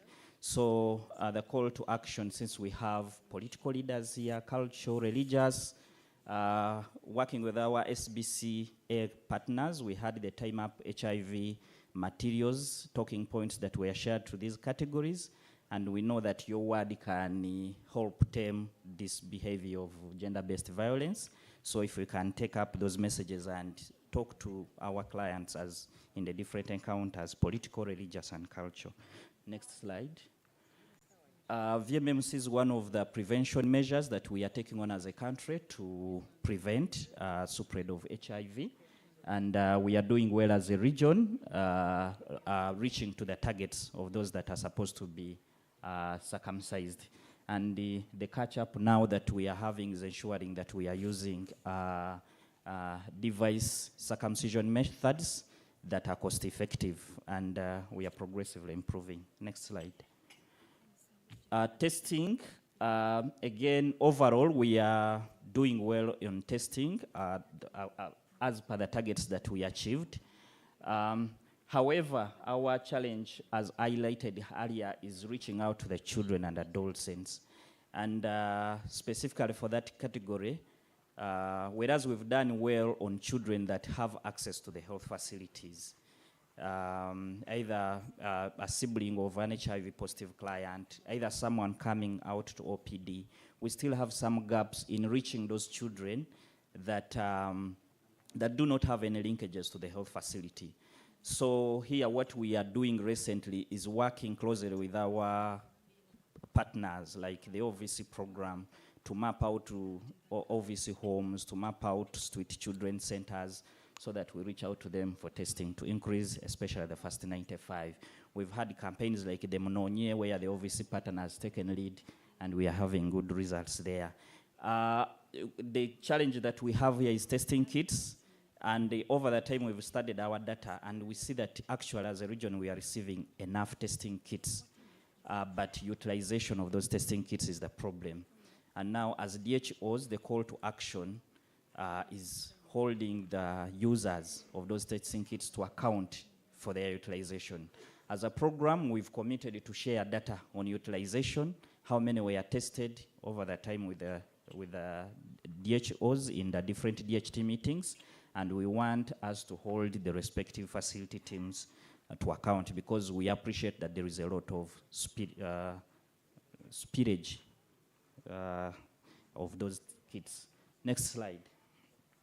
Self-testing kit, we are doing well. This is one of the modifications that enhances access for people that may have stigma or challenges coming to the facilities. And we are doing well in reaching, as per the targets that we are given, reaching those clients with HIV self-testing. The districts that are not doing well, Ginger, it's just that they have like a third of the regional targets, but there are efforts to increase uptake of those, use of those kits. In the last quarter, we also had stock issues, but this has been resolved. Next slide. PMTCT program, we are doing well in testing the mothers that are coming to our facilities, which is very good. We see over 95% of the mothers that are attending antenatal in our facilities receiving an HIV test. But the gap that we have is when we look at how many pregnancies do we expect to have. Previous presenters have talked about delay in accessing antenatal. We know that our facility deliveries average 60%. So our call to action is sensitizing and looking out for that pregnant woman that is averting our health system, so that we bring them in care and we test them. When you look at the population, using the population data, about 80% of the expected pregnancies are indeed accessing ANC testing. And then on this slide, the other point I want to emphasize, as we can see, is access to hepatitis B testing. And we hope that once that kit that can test all the 3 diseases at once, right now we have only for syphilis and HIV, the dual kit, but there have been hopes of getting a triple kit that can test all those. So once it comes, let's encourage its utilization. But also, in some facilities, we are having expiries of the hepatitis B kits, yet they are available. So the different technocrats here, let's hold this among our key items in our different district performance reviews and the monthly DHT engagements. Next slide. Yeah, Doctor, we are left with 2 minutes. Okay. Provision of ART to those that have been identified positive, we are doing well, and this has been possible due to working with an experienced community health care work structure that is supporting linkage of clients that are identified positive, and also the trained counselors that we have in all our facilities. We've gone ahead to build the capacity of even the government health care worker teams to provide adequate pre-post test counseling and also the pre-ART counseling, and that helps initiation of clients on ART. Next slide. So now retention of those clients on ART. As we saw, our second 95, we are doing well, but internally, we have an interruption in treatment rate of about 1.5%, which is way above the national recommendation of below 1%. And we are seeing these clients interrupting treatment being those that are moving all over the place, like the fisher folks and so on. So what we are doing right now is scaling up person-centered care, interacting with that client that is likely to experience interruption in treatment and understanding how do they want to be served, to be retained in care, and we refine our programming to address those needs. Next slide. Yeah, so the last, I think this is the second last slide. Viral load monitoring. Again, 92% of the clients that required a viral load received it. And we see overall 97% of our clients being virally suppressed. But for the children and adolescents, there is a big problem of 86%, as we saw. And this is largely due to caregiver-related factors. We are seeing a lot of uncommitment from caregivers, a lot of multiple caregiving to these children with varying ART literacy among these caregivers. For the 10 to 19s, the problem is largely treatment fatigue, but also stigma and discrimination. So what we are doing about that is scaling up interventions that enhance peer-led adherence support, things like the caregiver dots model, where we get someone that has a child that is suppressing to provide peer support to that other caregiver that has a non-suppressing child. Things like the integrated community service delivery model, where we've identified people living with HIV networks in the community, and they are providing continued psychosocial support to the clients that are not doing well, but also scaling up our YAPS program. We also, this year, which is starting October, we will be scaling up what we call the school health strategy. We've found out that most of our children that are in schools, because again of non-disclosure issue, stigma, they are not swallowing their drugs. So we've piloted this in Bugweri with success, and we've mapped out about 292 facilities that have at least 2 children that are living with HIV, and we want to engage the administration, teach them about HIV and how they can better support these children. The last slide. Yeah, cervical cancer screening, and here we are doing well in ensuring that our children, our women living with HIV receive that's cervical cancer screening, those that are eligible. And what has helped us achieve these greens is working with the CQI tools, like the EMR audit tool, and other audit of files, identifying which client is eligible for testing and reaching out to them. And the call to action here, because we see still some myths and conceptions affecting uptake of this. And the call to action again is sensitization of these clients at the different levels, cultural, political, and religious, to take up cervical cancer screening activities. Thank you very much. Wow. Thank you for keeping it to time. So we are having malaria. Keep it to 10 minutes so that we can move for lunch. Yes, thank you, moderator. My name is Chris Ruawogo Mugenyi. I work with US President's Malaria Initiative, Uganda Malaria Reduction Activity as a regional program coordinator, and PMI MRA, for those of us who are interfacing for the first time, is implemented by JSI, John Snow Incorporated, with 5 other consortium partners. We support 11 districts and 1 city to reduce malaria illness by 50% and malaria death by 75% of the 2019 levels. Now, I've been requested to summarize malaria in 3 or 4 slides. So I don't have the liberty like others to talk to the malaria journey, and I'll do that. So now my first slide is about malaria test positivity rate. In an attempt to reduce malaria test positivity, or rather malaria illness, call it morbidity, by 50%, we monitor the malaria test positivity rate. We want to know, out of the people that have been suspected and tested, how many turn out positive at any given time. Now, this is a mirror image of the community. If we want to know what is happening in the community, we use the test positivity rate. That is how we stand. You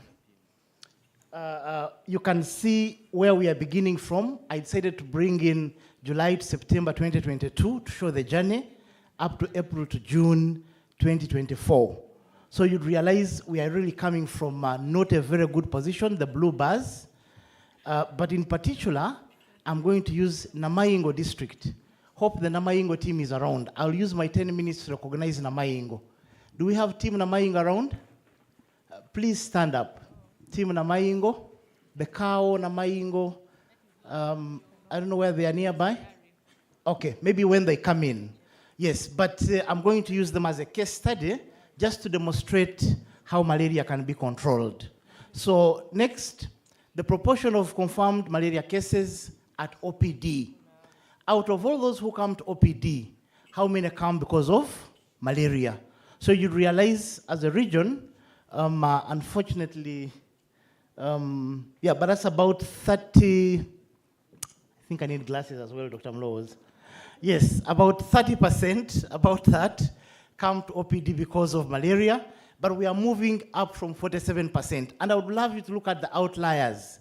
Look at Namaingo district, that at one time had about 8 out of 10 patients coming to OPD because of malaria. Now, Namaingo is not an IRS district. It has got very few partners, and it is hard to reach. So how I wish the team from Namaingo, Ali and your colleagues, the CAO, the DHO, were kind of maybe given an opportunity to tell us what they have done. Because Minister of Health, National Malaria Control Division, wants to come to Namaingo to learn how they've done it. So this would be a very good story to get. Next. Now, I did a deep dive because I said I'm going to use one case study. Now, that is what the picture of Namaingo is. That is where they are coming from, and that is where they are per sub-county. So we don't have any particular sub-county that is still an outlier, no. All the sub-counties, including the island sub-counties, have actually successfully controlled malaria. And I think this is worth noticing. Next. Now, it's not only Namaingo, we also have Bujiri. That is also doing a very good job. Now in Bujiri, we partnered with PMI Evolve, because there was also IRS, UHA, the entire team, you know, we've been working together, MJAB, and all the others, to ensure that the picture for Bujiri appears the way it is. Now Bujiri is threatening to go to a single digit, you know, single digit of malaria. But remember, not long ago, Bujiri was an epidemic district. So the Bujiri team, Joan, DHO Bujiri, Dr. Kia, I saw you around. Thank you so much. Now, all the other districts are also performing well, apart from 3 or 4. I don't have the time to talk about the 4, because I only have 3 slides. Next. Yes. Now, the other aspect maybe I would want to share as a success story in the region is commodity accountability. This is what Dr. Chidi of Namutumba was talking about. That PMI MRA has supported the biostatisticians, the district health teams, to be able to dive deep into DHIS2, pick data, analyze it, and make sense out of it in terms of commodity accountability and use. Like you can see on that slide, that was at entry in the year 2022. I'll just pick one district, maybe the first one. Let me pick Namaingo still. You'd realize in December 2021, Namaingo had a closeout balance of Coatem of 107,000 doses. During the year, they received an extra 187,000 doses, making a total of 295 doses in the district. The 107 came from national medical stores. Now, the total malaria cases treated in Namaingo in 2002 were 192,000. That meant we were expecting them to have a balance of 102,000 doses of Coatem in the district. But when we looked at the data they reported in DHIS2, Namaingo said in that year, they only had 10,000 doses left. That meant there was an unaccounted for amount of Coatem totaling to about 91,000 doses, unaccounted for in Namaingo district in 1 year. When we put a money value to this, you realize that this comes to about 365 million shillings. One drug, 1 year, one district unaccounted for. So total in the entire region, the unaccounted for commodities by then were 3,371,000,000 for only Coatem. So next slide. That was 2002. So we implemented, we did a lot of things, performance review. As we talk now, the entire region, the unaccounted for commodities are 1,393,000,000 from 3 billion. So the target should be, we need to have 0 unaccounted for commodities. Next. That is the stock status. After having this war on commodity accountability and rational use, what do we see? The commodity status in the region has improved. You'd realize, apart from Kaliro for MRDTs, which has got 3 weeks of stock, for reasons well known, we had a health week with Dr. Zaidi in Kaliro. We consumed a lot of those. But we know there are districts in blue, the likes of Namaingo, Bujiri, and all the others. So redistribution efforts are already underway. So is Wiende, and so is Luka. Luka, Dr. Wandera, we completed the health week the other day, and we really treated a number of positive cases. So certainly, we expected the stock to go low. But we are going to do inter-district redistribution to ensure the stock levels are back to green. Otherwise, the entire region is in green and blue. Next. Now, that is the Namaingo journey, and that's why I singled them out. It was a big war. The temperatures were hot. You can even see there was a nun who was called, the lady in blue is the RDC Namaingo, was the RDC Namaingo then. The next lady in blue was the cow Namaingo then. So those were the health facility in charges that had not accounted for commodities. Those of you from Namaingo, I think you vividly remember that day. It was not an easy one.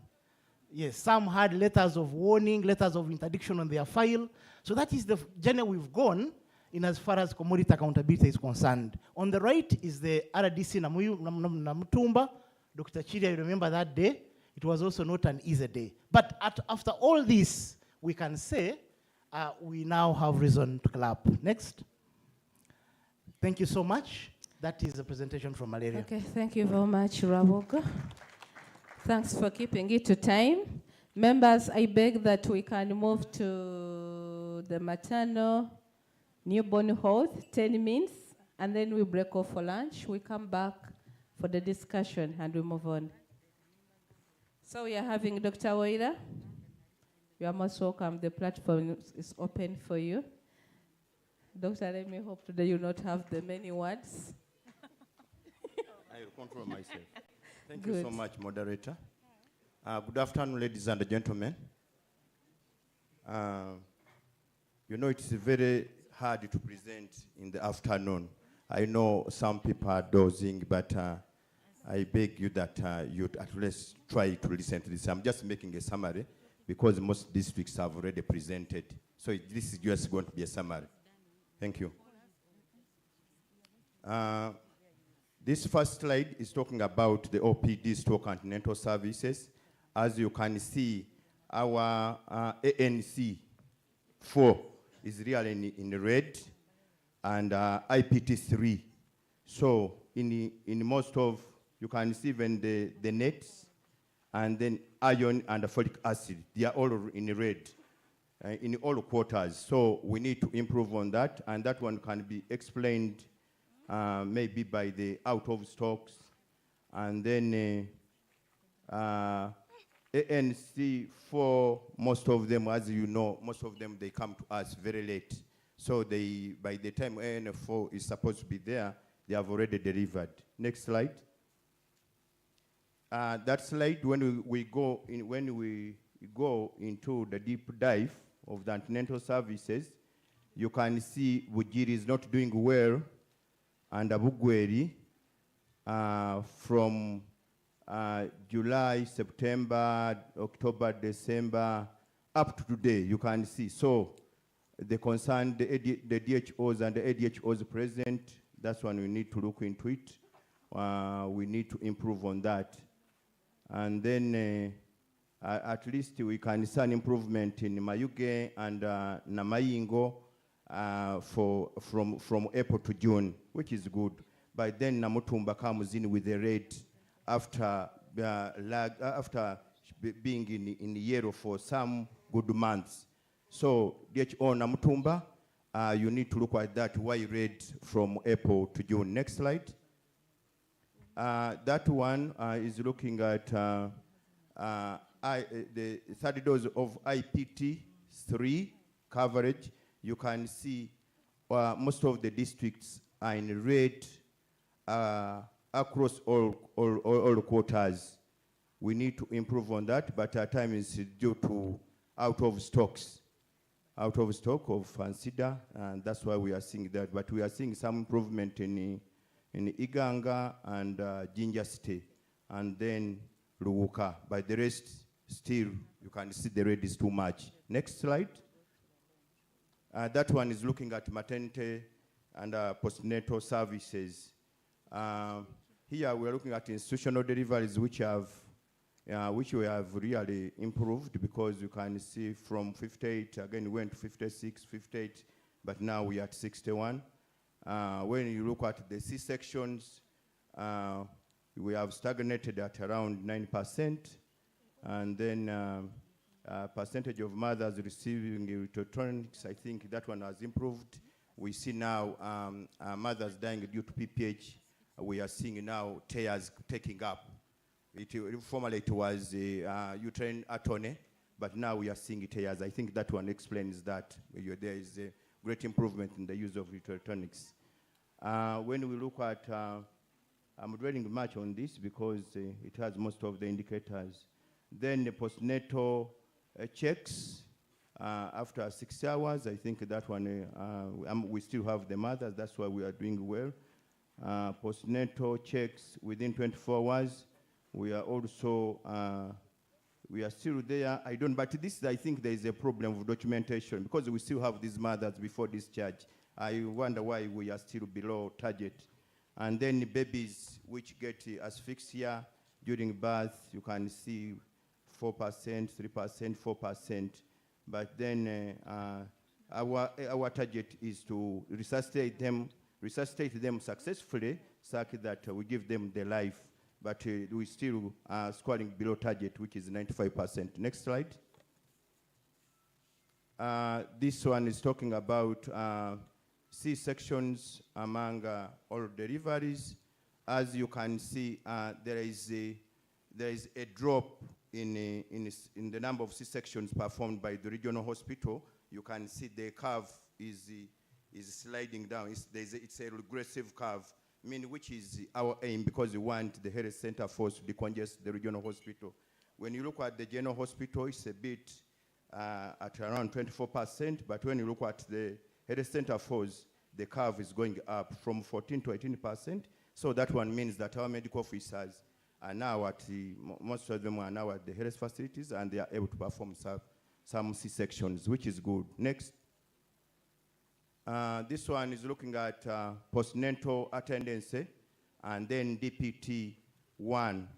We have some missed opportunities there. If you look critically on that graph, you can see the new cases. When you look at the DPT1 is really high compared to the postnatal service given to our mothers. So it means that either our mothers bring the babies and the babies get immunized, and for them they just walk away without getting the services for postnatal. We are looking at family planning, we're looking at health education, nutrition, what.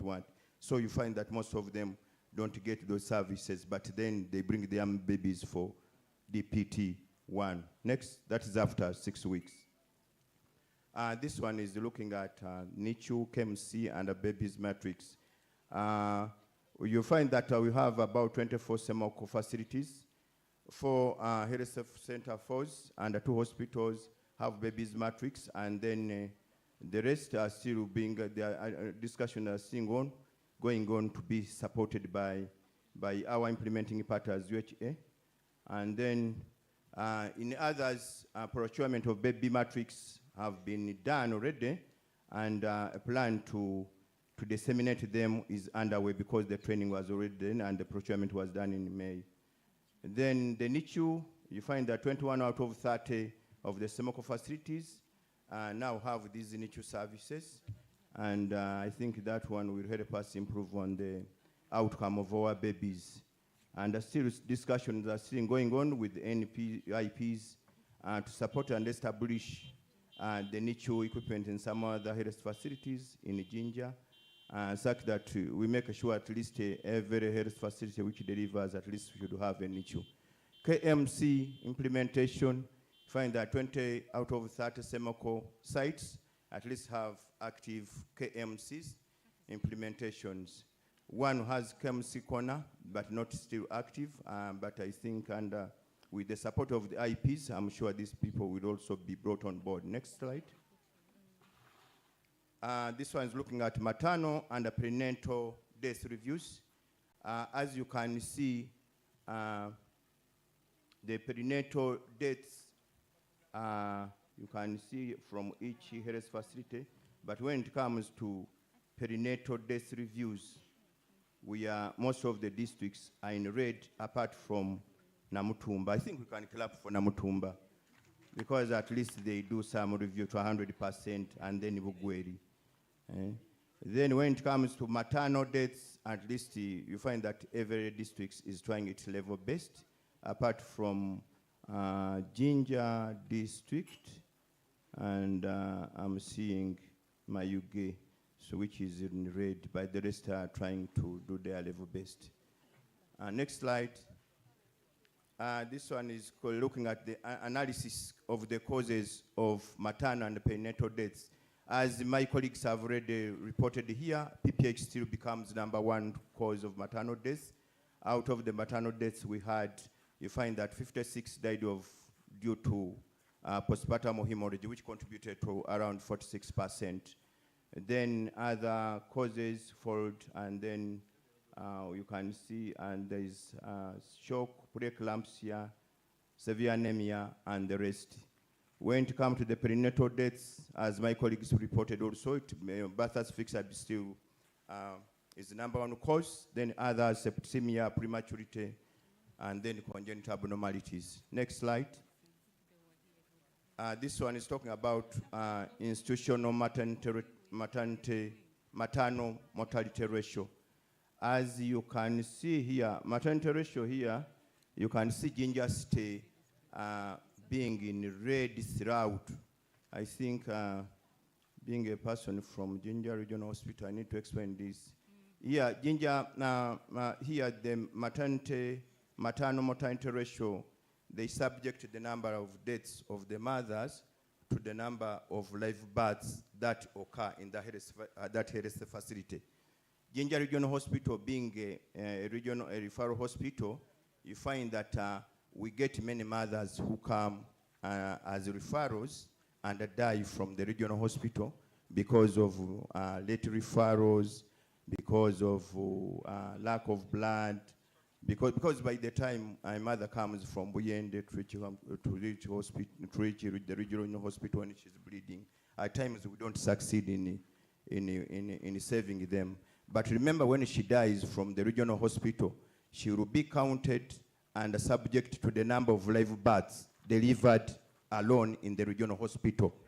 That's why when we look at the maternal mortality ratio for the region, you will see that it will look smaller because we subject all the maternal deaths that occur in the region to the live births in the whole region, meaning that we look at all births from every health facility, including Health Center 3, where we likely see maternal deaths. Okay, next slide. This is institutional perinatal mortality. Here you can see it's still high, more especially in Iganga. No, Ginger City is still high. I think you know that because we get referrals still from the lower health facilities. Others are transported in utero before they deliver. You go to the NICU. So we have a lot of preterm babies born in the regional hospital, which may not live for long. Then even very severely ill babies are also referred to regional hospital. So they end up dying from our NICU. Next slide.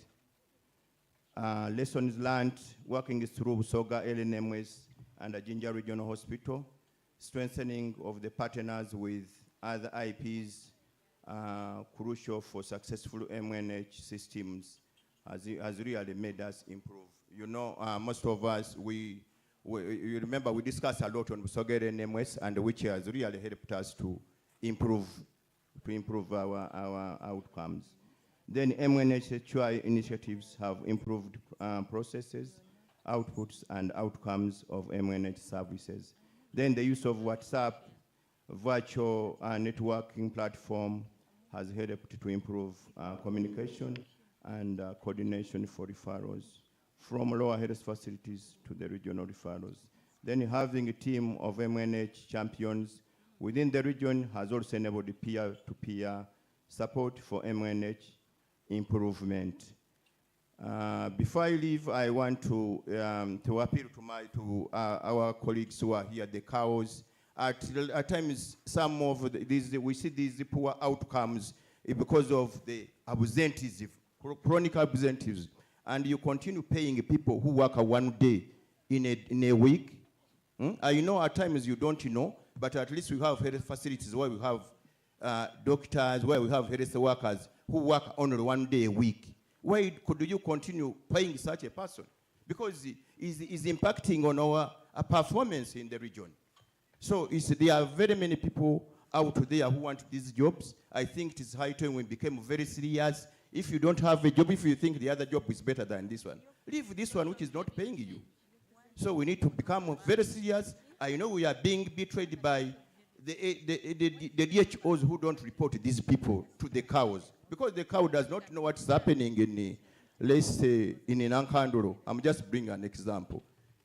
So let's report these people who are not working, so that reward and sanction can take place. Thank you so much for listening.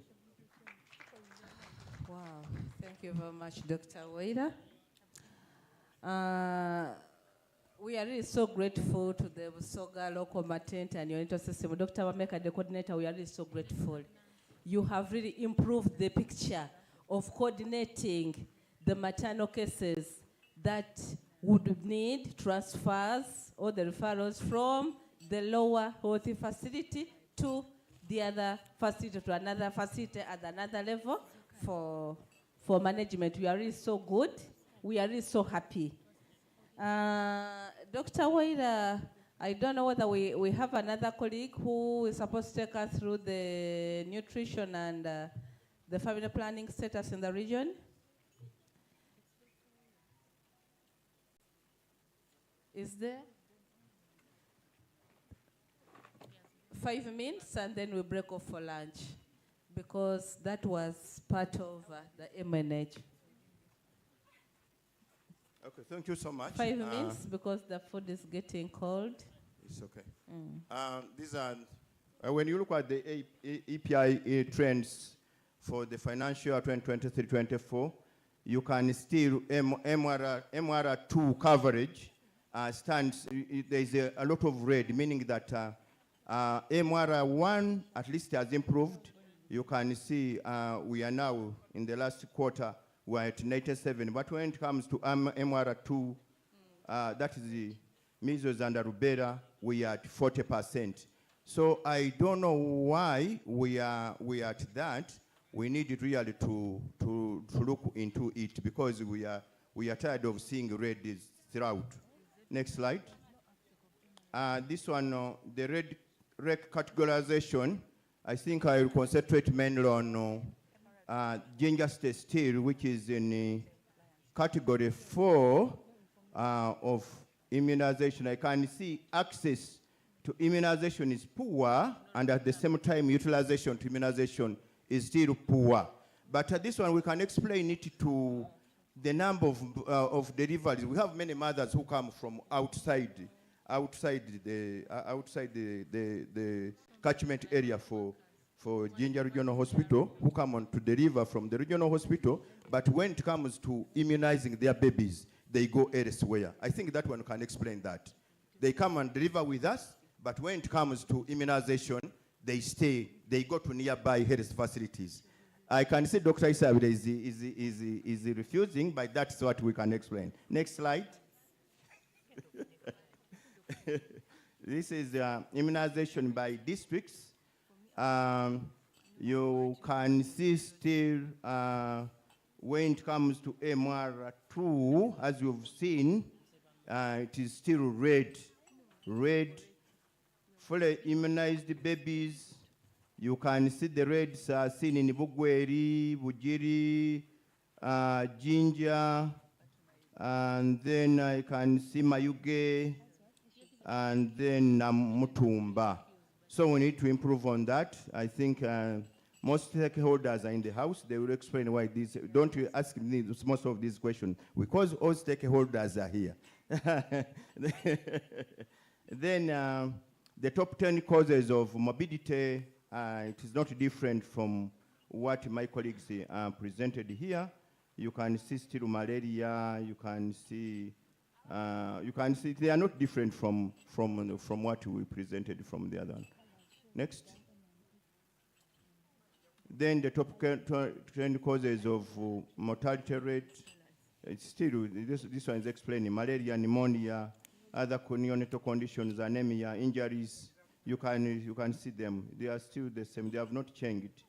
They have not changed. Non-communicable diseases. You can see OPD attendance for all districts. There are those ones, but when you see hypertension, hypertension is really showing that it is increasing in most of the districts. You can see sickle cell disease. My colleagues have already talked about it. Diabetes mellitus. So these conditions are on the increase across all districts. So we need to do something to reduce on this burden. Next slide, family planning. Here, when you look at this, we are seeing the new family planning users. We are seeing Kaliro taking the lead. Blue is the old. Then yellow is the new family planning users. So you are finding that here there is improvement. At least it seems they are spreading the gospel of family planning, because you can see many people coming on board. And then this one is percentage of adolescents coming for family planning users. You can see still Kaliro taking the lead, meaning that they health educate them and understand, which means after understanding, then they go away with what? With the family planning method. But we are seeing it list in Ginger City, which is 18, where I would expect most of these teenagers to take this family planning method, but it's the contrary. Kaliro is doing well over this. Here, only 4% of women who receive family planning within 48 hours. So this is still very low. That one is looking at family planning method, at immediate family planning method, which is taken within 48 hours after delivery. We are just at 4%. Whereas 17% of our mothers receive these family planning methods when they bring their babies for immunization, which is still very low. So Busoga as the region, we still stand at 17%, which is quite low. So we still have a low consumption of this family planning method. We need to improve. Next slide. This one is looking at nutrition. Nutrition here. When you look at the percentage of nutrition assessment of these pregnant mothers, you find the red is there everywhere. Bujiri, Bugweri, Iganga. Buyende is doing well. That's why I saw the doctor with the cross legs. Then Ginger Star is in yellow. Then Kamuli, you are not doing well. Kaliro, Mayuge, and Namutumba. So we are not assessing our mothers for nutrition, which is quite bad. So we need to improve on that. We need to. Next slide. This one is talking about hand washing facilities. This one you can see every district is the culprit here. You can see red everywhere. These are access to hand washing facilities with the water and the soap. It's only Iganga which is trying at 46.3%, but the rest we are not practicing. Yeah, red is everywhere. We are not practicing, so that one is an area to improve. It's an area to improve. Let's put those things in place so that we also improve on our IPC. So key ASICs, MNH, sensitization for improved timely antenatal care, one. As you've seen in the presentation that I was rushing, our antenatal visits are not timely. We see very few people coming for the first antenatal care in the first trimester. We are still lagging behind as a region.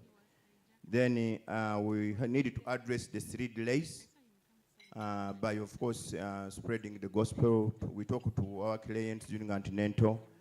Nutrition, we need to improve assessment of our children under 5 for early case identification and appropriate management of malnutrition. Also, all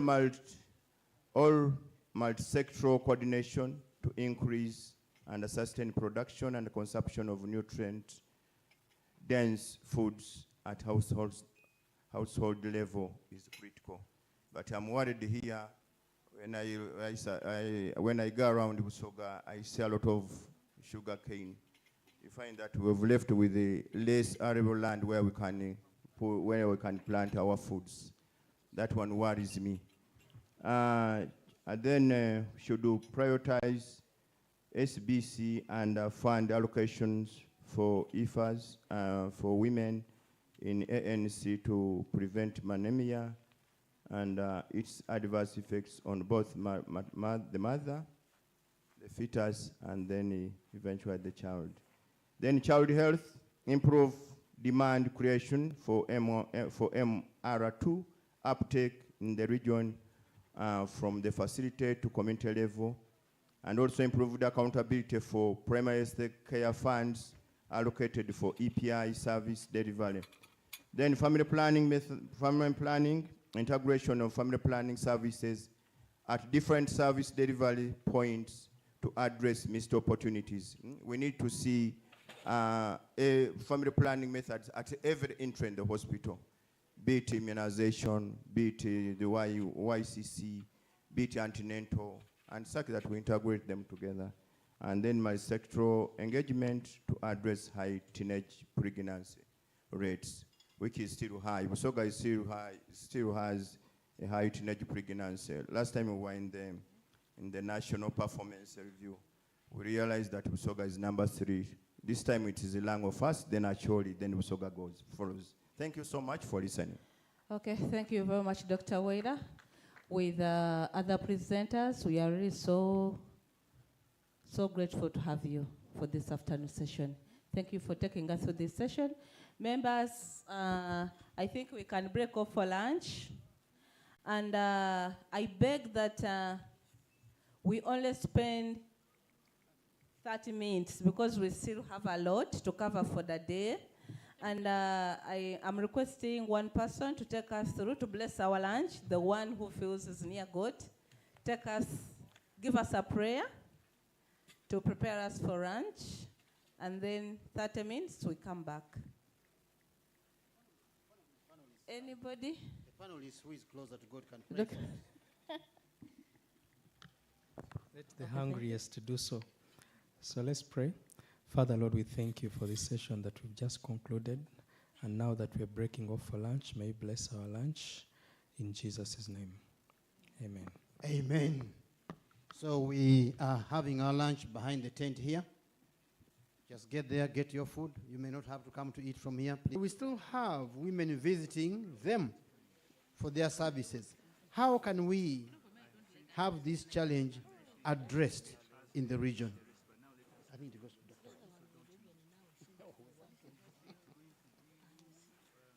Thank you. So over to you, moderator.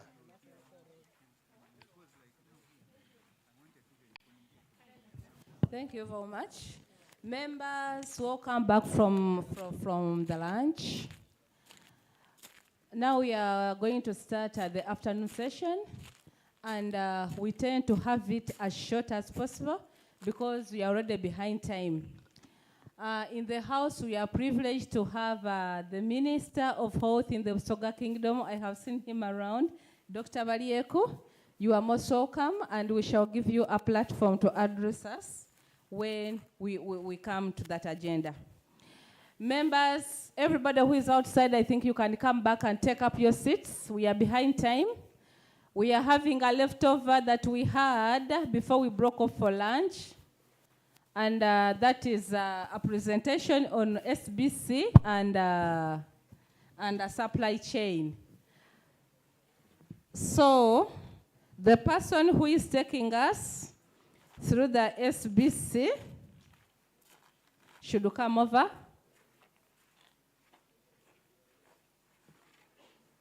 Social, okay, you are most welcome. We are using 10 minutes. The platform is yours. Thank you.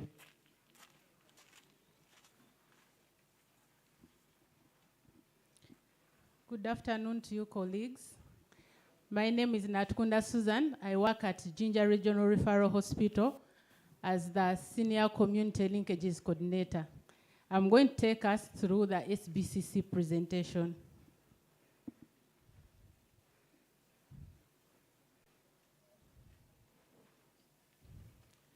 I want us first take a look at that picture. Let's all look at that picture. What does it tell us? Or what does it show? In that picture, we see some lady walking. But is she taking the right path? No. As SBC, we need to do things differently. Naturally, human beings, we like taking shortcuts. And for us, we are here to say, we need to do things differently and do them in the right way. Now, that's how our programs are always designed. The services we are supposed to receive, the programs are designed in a way that guides us to the right path. But naturally, human beings, we are very rational. We like taking shortcuts. We like doing things without thinking. And that is actually what is causing us most of the problems in our region. We've been talking about teenage pregnancy. Have we tried to understand the cause of teenage pregnancy? We've been talking about limited funds in PHC, but the official from the ministry said, when you perform better, you get better funds. So what are we going to do to improve on our services? We need to go back to the community level. We need to deal with the household at the community level. We need to change the mindset. We need to change our attitudes, and we need to change some of the norms. So we need to go back to individual level and see how to support. That picture clearly shows that actually we take shortcuts for everything. But if we take maybe the right path, maybe things would be done differently, and our health services would be at the level we would want them to be. That is the reality of the human behavior, like seen in the picture. So, what is our role in all this? When you look at that diagram as well, it shows that human behavior of a human being is influenced. And it is always influenced at the individual level, the interpersonal level, the community level, and the service delivery level, even at the national level where the policies are made. All of us have a role to play in this. What is your role? What is your role in all this? And what can you do to do things differently? So all of us here, we've been invited for this health assembly to see how best we can improve the services in Busoga region. For example, today we were supposed to start the meeting at 9, but we started the meeting very late. Why did we start the meeting late? What are those things that keep us from doing things right? We need to think about that. The people at the health facility just do the treatment. But at the community level, it is where health is made. Health is made at the community, and we can change things at the community.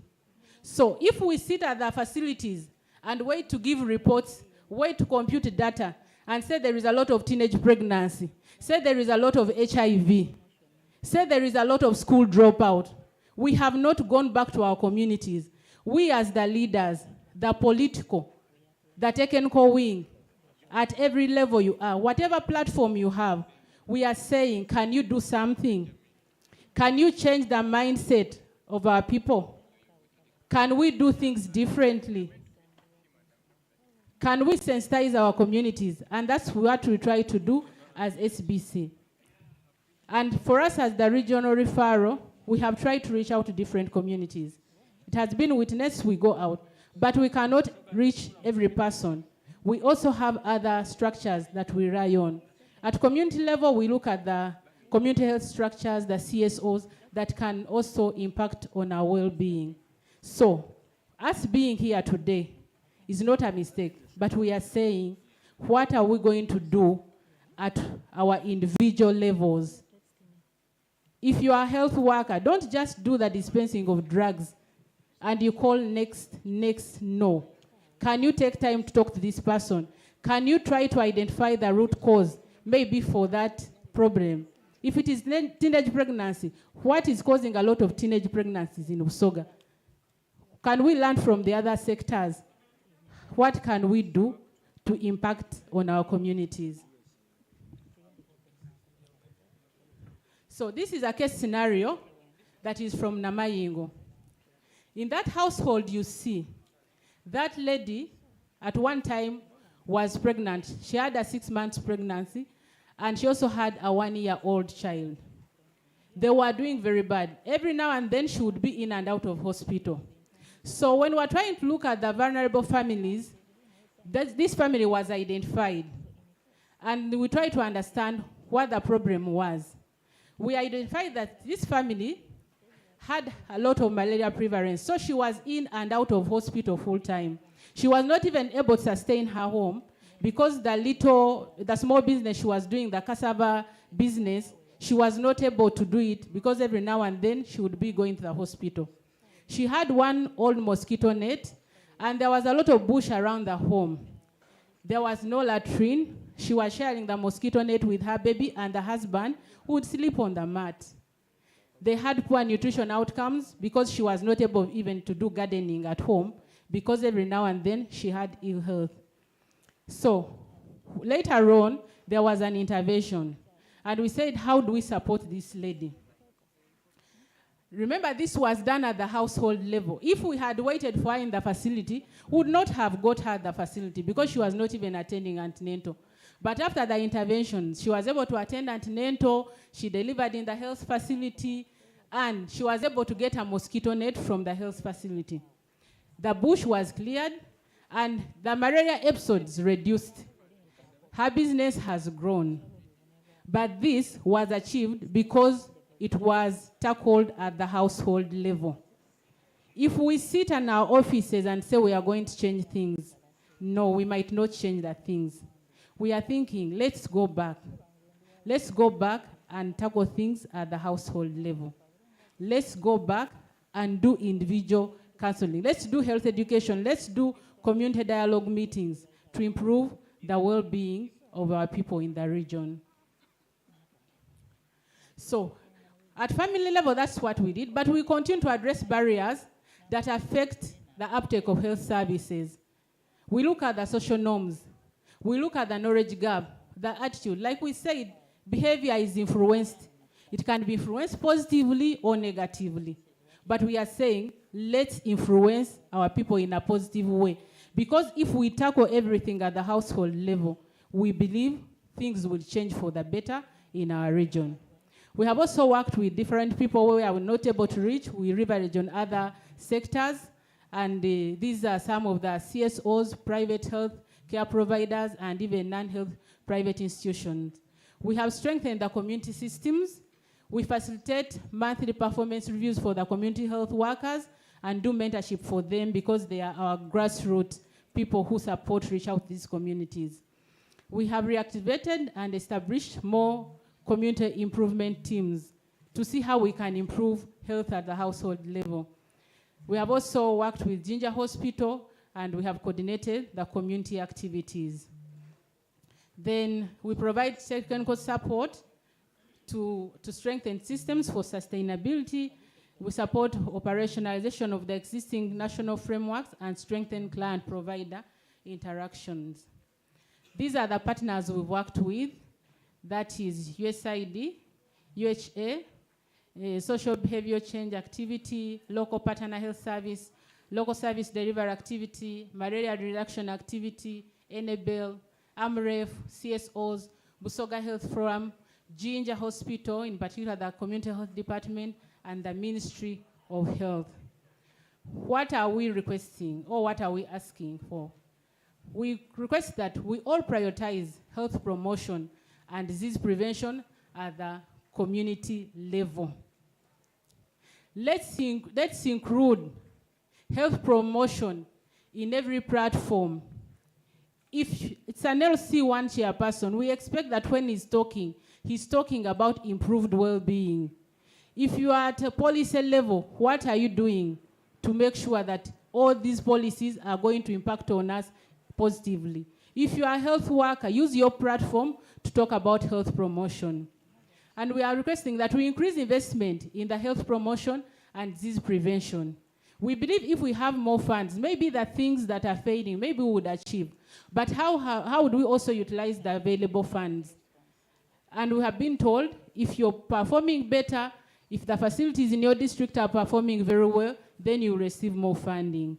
So, us who are not performing well, where is the problem? Can we go back and work on that? But we still advocate that we have investment in those key areas. Then we also request that we build the capacities of the existing structures and even at the community level. If it means training the community health workers at every level to be able to do disease surveillance in our communities, let's equip them with those skills to be able to do disease surveillance. And we are saying we advocate for community investment. We have seen that some people receive the PDM funds, but have they put them to good use? We request that now we do monitoring and accountability. If people receive the PDM funds and are not putting them to good use, what is your role as a community leader? Can we monitor? Can we account? When PMI was presenting, they looked at accountability, and you saw the wastage that was there. I believe if we all take that approach and be accountable, maybe we would reduce on resource wastage, and though these monies would do something for our communities. So we request that we do a lot of monitoring for these activities, and we hold people accountable so that we are able to reduce on wastage and improve the services in the whole region. We also request that there's dissemination and authorization of the National Health Framework. Most of us don't know these, but we believe if they are disseminated, we can pick and borrow a leaf and be able to strengthen our communities. So we are not here to sit, discuss, look at figures, look at numbers. We are saying, let's go back. Let's influence our communities. Because we are going to come here, look at the numbers, but these are numbers. But these numbers are representation of the people in our community. Let's go back, impact meaningful change, use our platforms, and do something. Thank you very much. Good. Thank you very much, dear.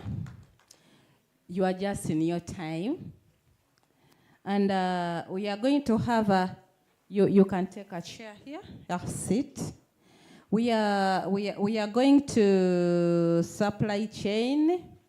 Then after a presentation on supply chain, we shall come back to the panel, the panelists, where people, I know people are noting down the areas of concern to each panelist. And then afterwards, we shall have a word from our minister in the Busoga Kingdom, Minister of Health, in the Busoga Kingdom, and we shall close the day. Tomorrow, we shall begin with what we are supposed to cover up today. You see we are behind time. So the person taking us through the supply chain, where are we? Supply chain? Okay, yeah, he's coming. You're welcome. The platform is yours. Colleagues, be noting your areas of concern. That will go to the respective panelists. Yeah, we are having 10 minutes for you.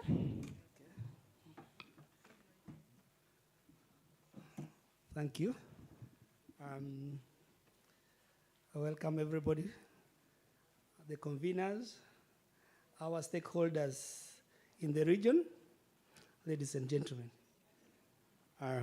My name is Dr. Olum William, the senior pharmacist based in the regional referral. Can we go?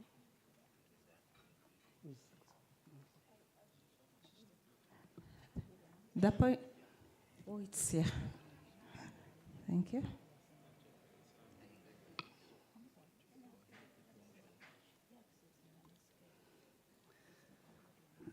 Sorry. Okay. What I'm presenting is the state of medicines and supplies in the Busoga region. So what I have here, the first thing is the order fill rates for public facilities, PNF facilities, and also the DVS. So as you can see, generally the the public facilities have performed very, very well compared to the PNF facilities. I do not know the exact reason why the PNF facilities are performing poorly. But if you look at the quarter 3 and 4, that is for DVS, there was real poor performance. And the cause of that was there was a time when they call them what? They call chain, they call chain technicians. When they went on strike, that was corresponded with the quarter 3 and 4. It affected the ordering of the vaccines.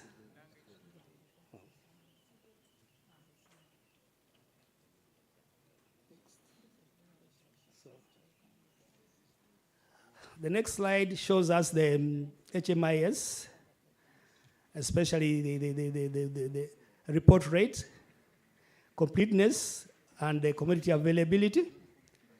As we can see, our ordering rates, at least for public facilities, have been high. That's about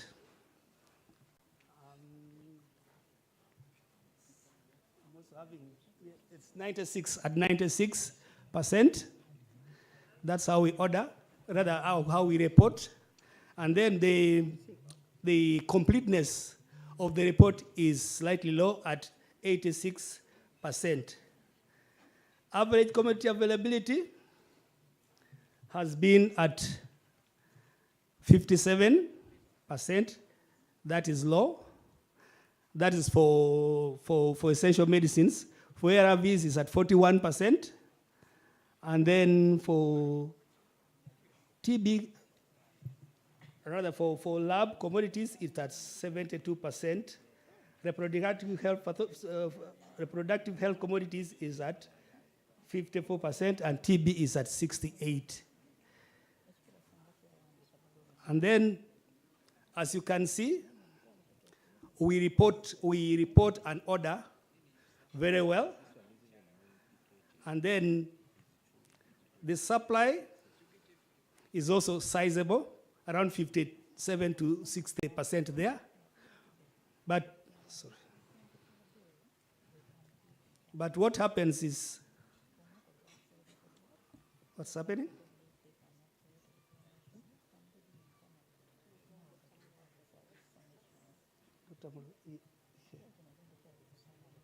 Just started again, let's. Before that, in summary, we seem to be ordering well using the CSSP. And then our report rate is also good, but we receive slightly less. And the availability is slightly low, but then it's like the little that we receive from NMS, we seem not to account well for it. But our ordering rate is right. And then some of the reasons for the low availability of medicine is just there's delayed delivery, and then there is low fill order rate. So there's need for logistic support for redistribution. Many people have come here and talked about redistribution. We really need to redistribute, because sometimes, even me, when I go to lower facilities, you find there are other commodities that are not here in the regional referral, but in the lower facilities, they are there. Even this cycle, I actually went to this health center for, what is it, this one here? Mpumude, and had to get oxytocin from Mpumude, because the regional referral did not have. So we need to strengthen the support for redistribution. Can we go ahead? Yes, so despite the commodities delivered, those slightly low, they do not fill the commodities to 100%. Our accountability is slightly wanting. So what you can see there is actually what we did not account for in the last financial year. And then when they convert the medicines into monies, you can see it looks obscene. If you look at, let's look for Iganga. Iganga was at what? Yes, ginger, 1.5 billion, and then there's Kamuli. Yes, 1.2 billion. Those, when you look at it in money terms, like my colleague there will do, that's how it looks. It really looks obscene. Though we are also aware there are other issues of data. Like in ginger, we actually found out that there was a time it looked like we have accounted. We did not account for much. But what we actually discovered when we went down, we found that there was a mistake in the stock cards where the interns were actually placing what we issued to, what we redistributed to Gaddafi. They had put it on the part of issued to the wards. So that is when we actually discovered there are mistakes there. So let's look at the data collection tools well. So some other reasons is the poor data capture. That's actually a problem across board, including our regional referral. Our data capture is not good enough.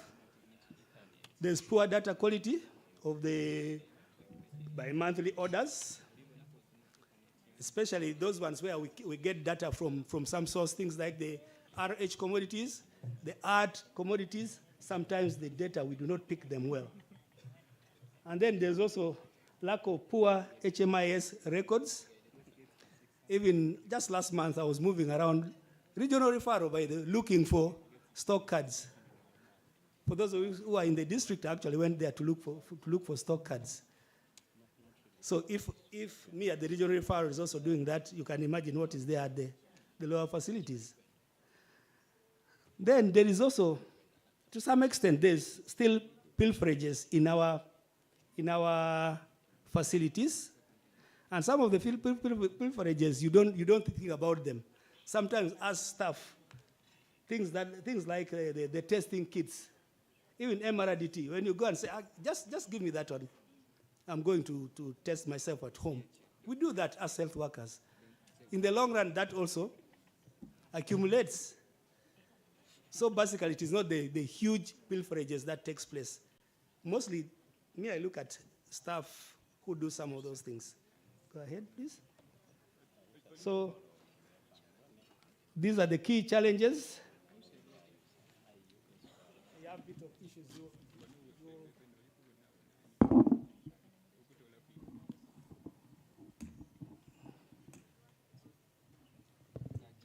There's delayed commodity. I think we can have another microphone since it's off. This other one that is at. Can we have another microphone? Okay. Maybe.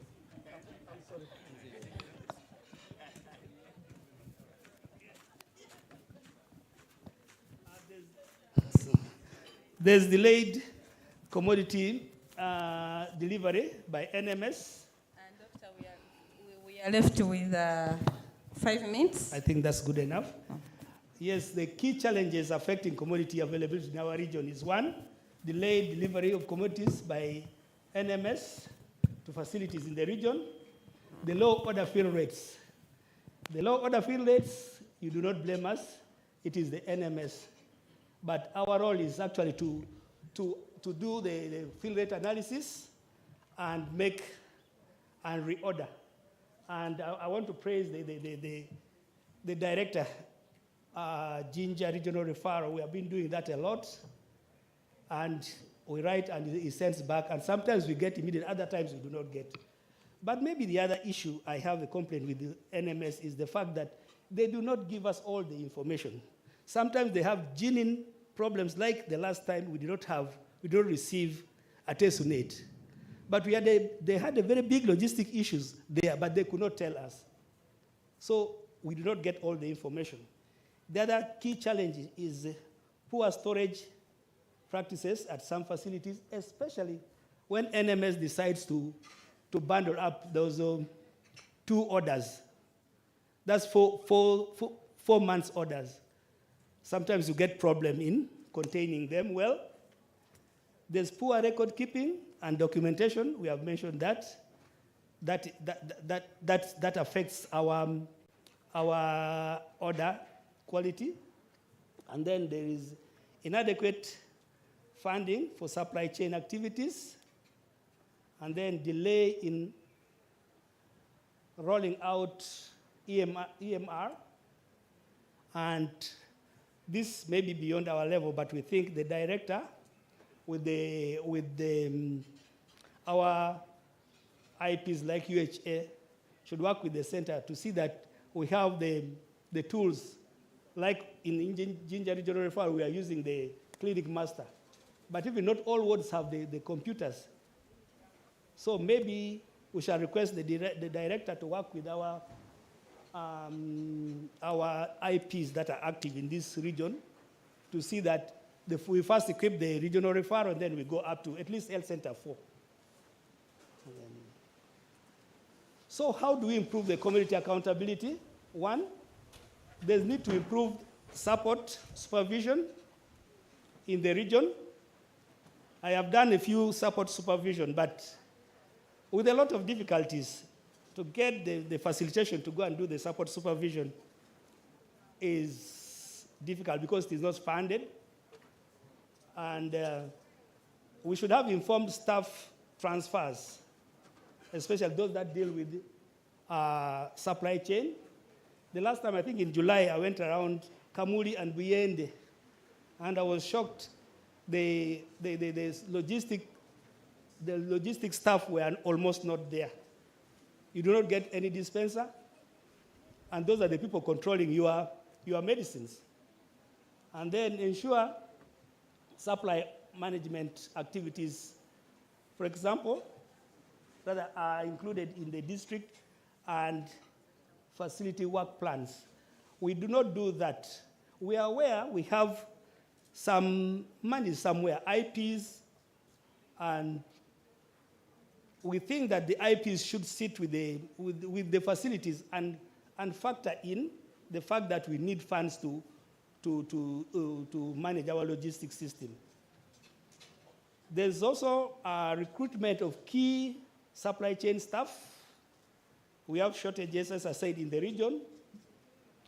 When you go around, you'll find that the logistics team are really very few.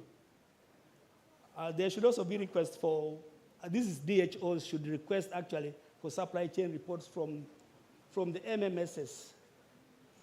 So shortly we should also have what we could also do for the technical staff. We need timely ordering and reporting. We need improved data quality, timely submission of quality monthly supply chain reports, and recording of commodities dispensed, and then supply chain data use to inform ordering, and timely communication of supply chain issues. Thank you. Thank you very much, Doctor. You have kept time. You remain seated. Members, we are having a team of us that are on the online. They are attending this meeting on online. So in case anybody on online has got any question to the panelists or any area of concern, then you can forward it. The IT team will pick it up, and it will be presented in the room here. So I think presenters, the panelists, we are good to go. Thank you very much for taking us through this big session, the longest session that took us right from break up to lunch. Now it is time. It is time for the audience to air out every area of concern that you have been noting. And then the panelists will come up with answers to that. Each panelist will be given 2 minutes to address the issues. And there is something here, I think it goes to Dr. Waida. Members, I will need this microphone to move around. Dr. Waida, there is a concern here that much as the government abolished the TBA, we are still having women visiting them for their services. How can we have this challenge be addressed in the region? You are a senior person in MNH, and I think you are the right person to answer this. Thank you very much.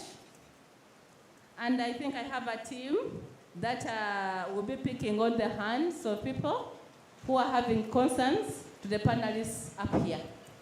Thank you, Doctor, in a minute.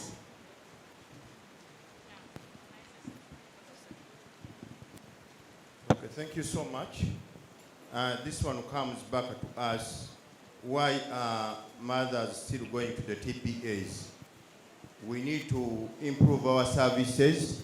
Maybe our respective maternity care is not enough. But even there is no clear policy against these TPAs.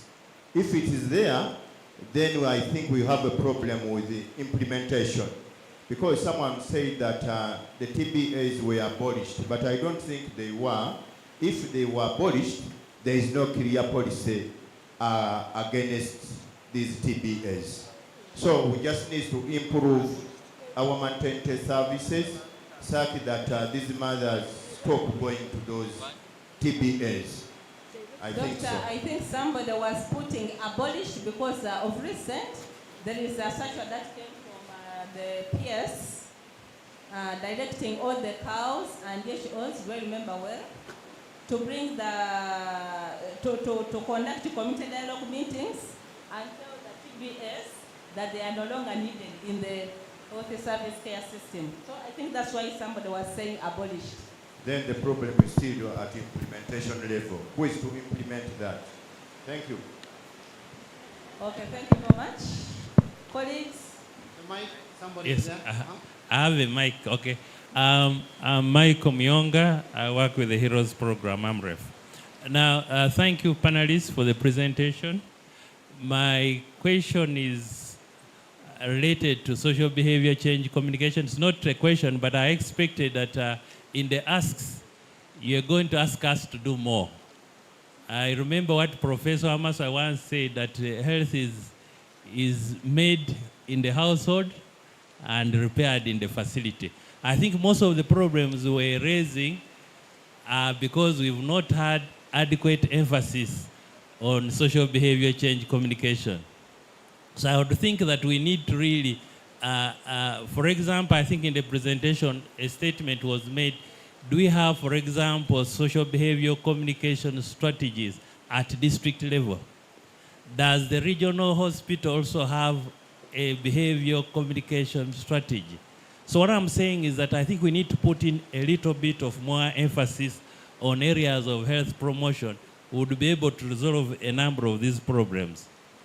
And then our colleague for supply chain, under the Heroes Program, we're also supporting supply chain initiatives.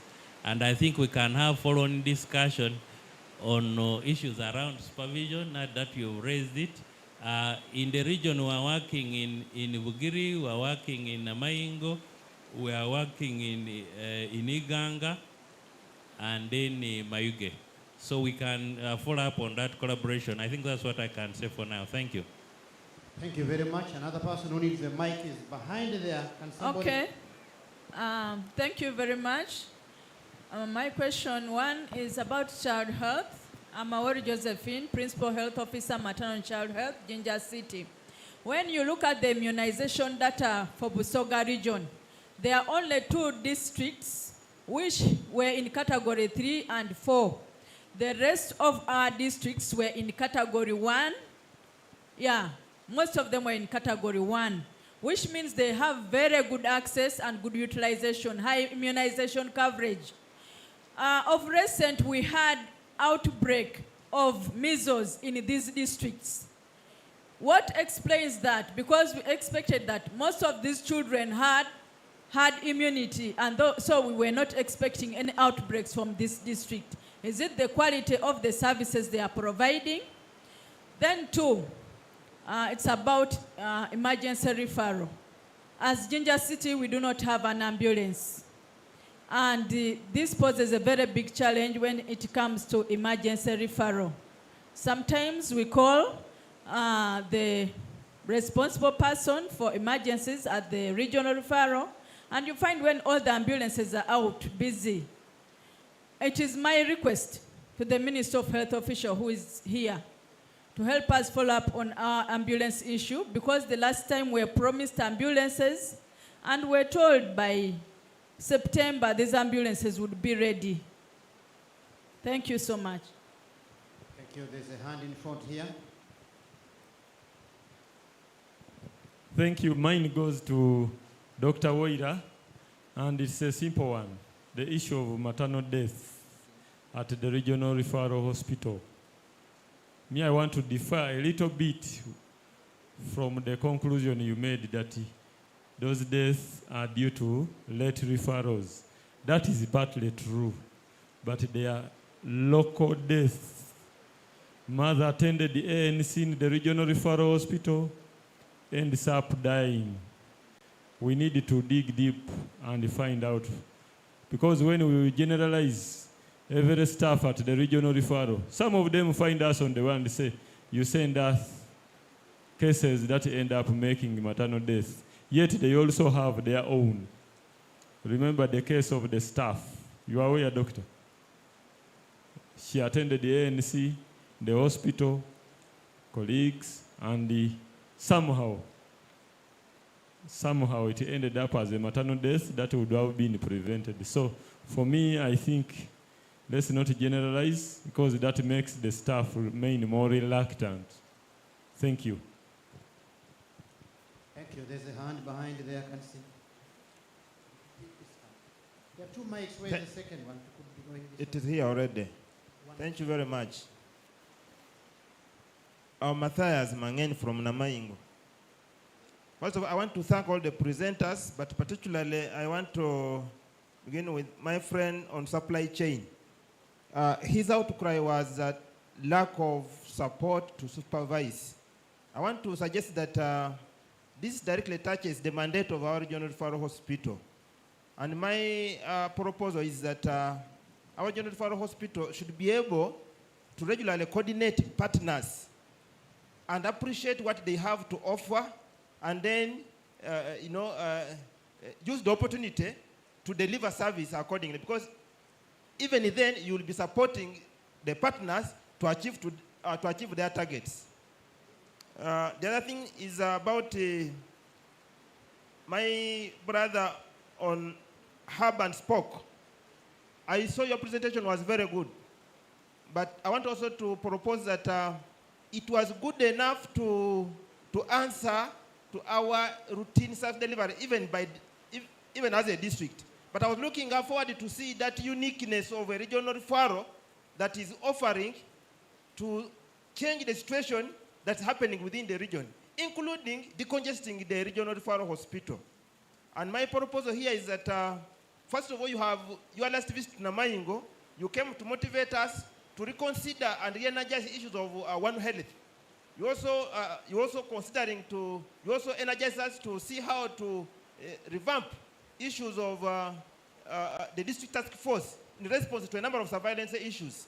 Those are issues that I would want to hear the regional referral offering a unique mandate that is supporting us to deliver services. But I'm happy that you're already doing them, only that you had not highlighted them for us to appreciate you further. The issue that I wanted to note is the issue of our referral systems. First of all, Namaingo, I want to note that we are happy we have now an ambulance boat, but this boat, the cost of operating it is again abnormal. Its capacity, fuel capacity, the tanker is 600 liters. Yeah.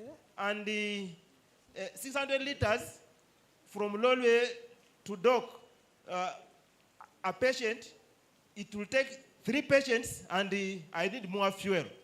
So this alone is a burden, and I really see that we are still again having more challenges.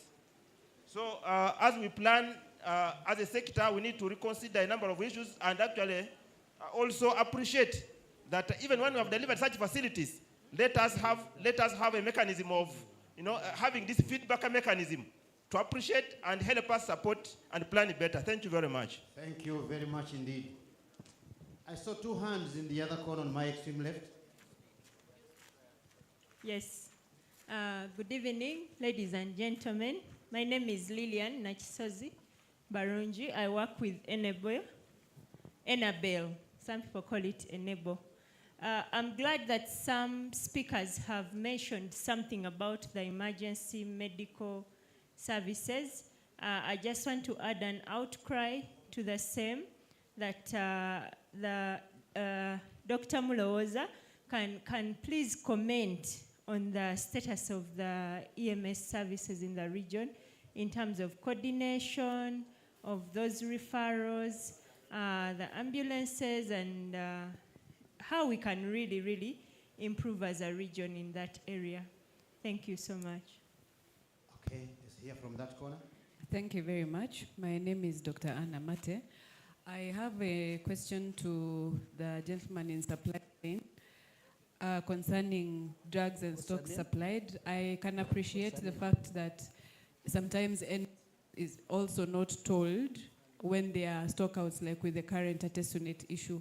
However, even when we have been in contact with NMS and when we have sent our the discrepancies and we have sent the items that have not been supplied, the delivery to supply those is still very slow. It is exceedingly slow.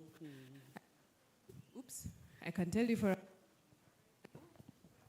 We've lost you. Okay, we are back.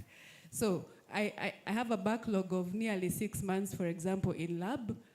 Supplies were not brought, and yet we expect the hospital to run. My second question is to Dr. Waira. The figures in red, I think Iganga Hospital has very similar issues to the regional referral in terms of what you're talking about, referrals. We see equally, a lot of our patients come from surrounding facilities, but a lot of the issues are also downstream. So for instance, if a facility, Health Center 4, does not have an anesthetist, they'll obviously refer. So in as much as this conversation is happening, I think you cannot divorce the issue of human resource. And lastly, MMR 2, I saw that across the region, the coverage is exceedingly poor. What do we want to, what should be the take home for us at the end of the day? What do we want to go back and improve? Thank you. Cool. Same corner again, and then we shall have responses. Yeah, thank you. For me, I want to appreciate each department for the Busoga LMNS virtual platform, which has brought accountability of care for the mothers in the region. I'm on the group, and you see a lot of questions when there seems to have been gaps or lapses in the care. So that is commendable, and thank you. But just to expound a bit more on what Dr. Issa Birie or the DHO Uyende talked about, the mortality situation, the maternal mortality situation in Jinja Regional Referral Hospital. For the so many quarters that were shown, it was all red. So I think possibly in the next meeting, it would be good to show us which are local problems and which are those that are being referred. And for those that are being referred, which is that district that is prominently coming out. And since it's the mandate of the regional referral hospital to build the capacity of such peripheral centers, we also understand what capacity or what issues have been taken to try alleviate the problem. Thank you. Good. Do I have a hand somewhere? Yes, please. Yeah, thank you once again. I'm Dorcas. I'm just bringing good news and good news. that Joint Medical Stores has been in Kampala for quite long, but right now we have these centralized services. So we have GMS here in Jinja, of which I coordinate it. And I heard of cries about cold chain management, and I request you people, come and support your own. We have the cold chain. We have a way of distributing them up to your doorstep. So I don't know why mothers are dying, because things are just being done haphazardly. Secondly is to Dr. Lu, my friend. I saw your data, and GMS is like shown as this quarter or last quarter did not do well, but I wondered where the source data, where you're generating it from, because we've highly, highly improved.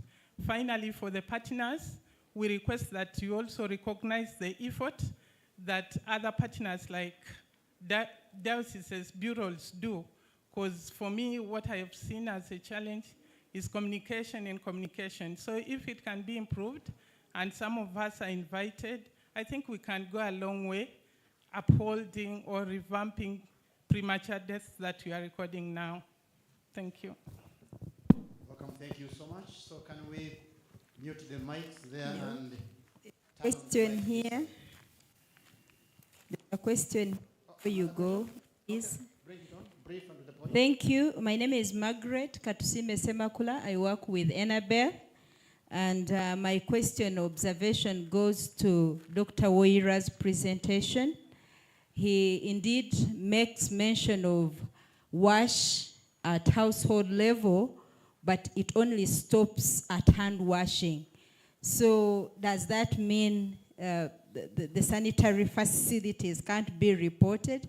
Or like I've always heard, in Busoga we believe that the lake does not get saturated, therefore we go to the lake. So would like to know the status of sanitation facilities, but also wash within the health facility. Do we have the wash facilities in the health centers? And then power, the issues of alternative sources of power, because we are using this platform for lobbying as well. So if these are mentioned and they are missing, you never know who can pick on what. So issues of that nature should also have come out and would be highly appreciated. Thank you so much, Chair. You're welcome. So there's another hand is too. Yes, do you have a mic near? Oh, there's another one. Okay, can we finalize with these two, and then we can have a... Thank you. Lastly, I'd forgotten about something that is becoming a neglected disease, leprosy. Leprosy is true, as per his presentation, many of our staff miss these patches. Actually, they prescribe ointments, steroids. The challenge, I don't know where it is. I wanted to disagree a bit with Richard that we should have specialized clinics. When we were in school, I remember our 4th year medical school, we were taken to Buluba to learn that you can use a cotton thread or a small needle to check for sensitive areas and those patches, and you diagnose. The cases in my district, there were 4.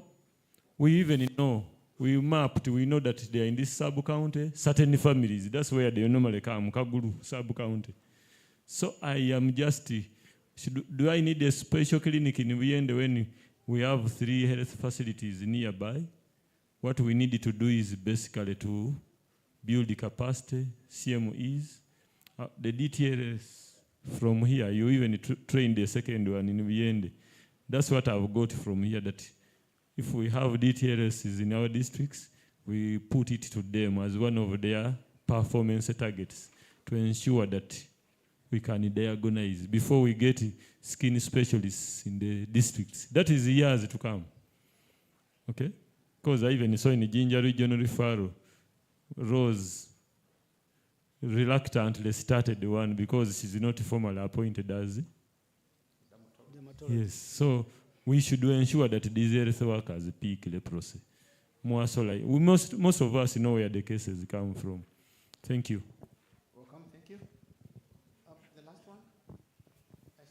Yes, thank you.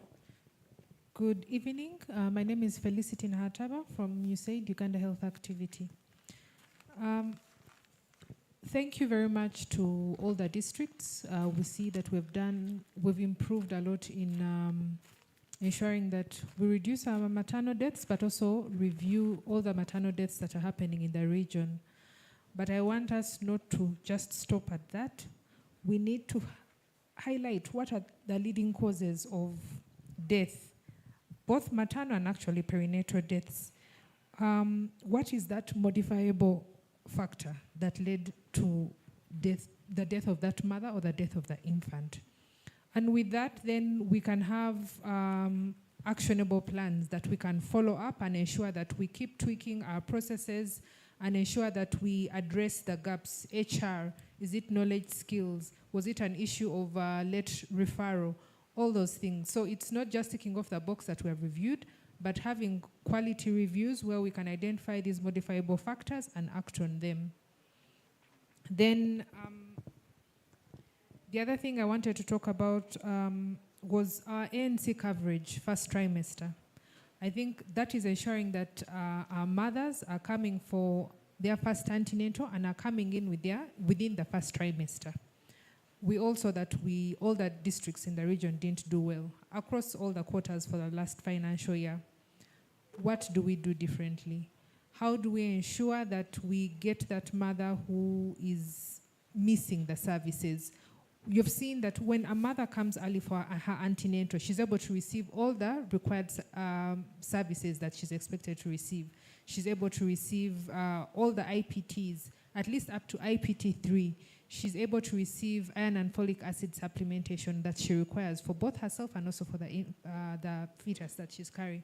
We're able to see that she's able to have good antenatal checks, identify high risks early for that pregnant mother, and provide appropriate management and referral to a center that can manage her condition.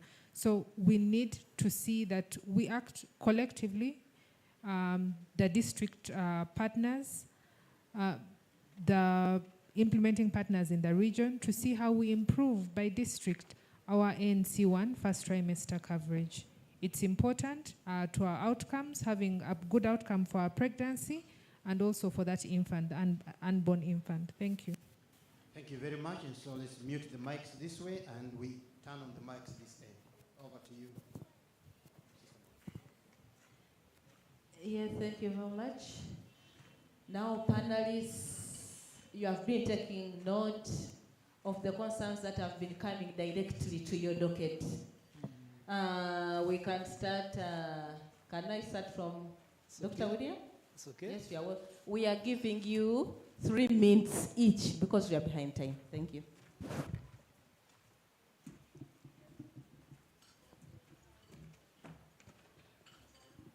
Thank you for those who asked the questions. Heroes Program, I want to thank you so much for your input. Unfortunately, I've never heard of Heroes Program. Last year, early this year, I convened a meeting of all the IPs in Busoga region to see their strong points and where they specialize so much. But I never heard of Heroes. But I'm very grateful for what you have said. After this, we can meet and exchange contacts, and we start working together. Thank you. Namayingo, thank you so much for your contribution.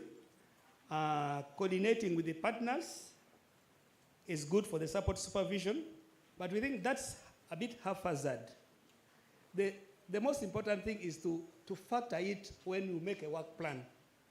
That one is much better. So if we could be included when they are making their work plan, but most important, the regional referral to have a plan for the logistics team, for things like the visitation to mentorships in the lower facility, that would be the best. Factoring it in the work plan at the beginning makes it more better than a hazard. I work so much with UHA, but because of personal relationship with an officer, Mr. Benjamin, we have been operating, but that is on a personal basis, which is not right when we are doing things officially. And Mate, Exactly, that's what I complain of. Sometimes that the NMS, for us, we do very fast. I have a junior. Whenever we receive medicines, I make him do the analysis, and we get what we have not received. And then we write through the director immediately. But sometimes we do not get it, just like you are saying. And the reason is simply one. NMS, I wish they were here, do not communicate everything well. Sometimes the challenges they have are genuine. Actually, the artesunate I was complaining about is bought by Global Fund. So I think at some point Global Fund did not avail the funds to do it. So they do not buy as government of Uganda. You see that? So just giving that information would make things easier. I would just come to the director and tell him, you know what, we are not going to receive this because of this. But they do not want to give that information. Maybe they want us to look bad in front of the community. These guys, they receive medicines. You know, when these people see 2 trucks have come, trailers, they say, there are drugs there. The next day he comes and he doesn't get, say, these guys, I know them, they stole it. You see, those are the issues. The information they are not giving. You are exactly at the way I feel. They do not give us the right information. Doctors, I think so long as you report to the center through HMIS, all that information can be got from there. So that information must have come from HMIS. Thank you so much. Thank you, Uriam. We can move to... Okay, it's okay. Thank you very much, Chair. I think Dr. Frederick is very right. There's no single district without a DTLS. DTLS are trained in TB and reproductive activities. So I urge you as DHOs to support them, to have CMEs at all facilities. And there's no single facility managing TB without a TB focal person. They must be in position to presume and properly refer or call a DTS to make a diagnosis than people just going through the system. Thank you very much. Okay, Dr. Peter? There was no particular question addressed to me. I think my presentation was clear. But I just want to make a quick response to the issue of the TBAs. Recently, we were listening into some TBAs sharing their experiences and trying to understand why they do what they do and what the numbers look like. And it was clear that the way we handle our mothers at the facilities is one of the driving force that is sending these mothers away from our facilities to the communities, so to the TBS. So I concur with Doctor when he talks about the respectful maternity care, that if we scale that up and enforce it, we hope to get that down. But also the issue, the fear for, there's this looming rumor in the community that the health workers are keen on having everyone scissored. So the fear for cesarean sections is also driving so many people not to deliver in facilities. Even when they have taken antenatal care in the facilities, they will end up going to the TBAs because they are the risk of the decision of getting scissored is not viable. So I think we need to address such issues at the facility, but also through SBCA communication in the communities to clearly highlight why we do scissors and when we have to do that, you know, that will help us a lot. Thank you. Yes, Dr. Waida, there is a concern.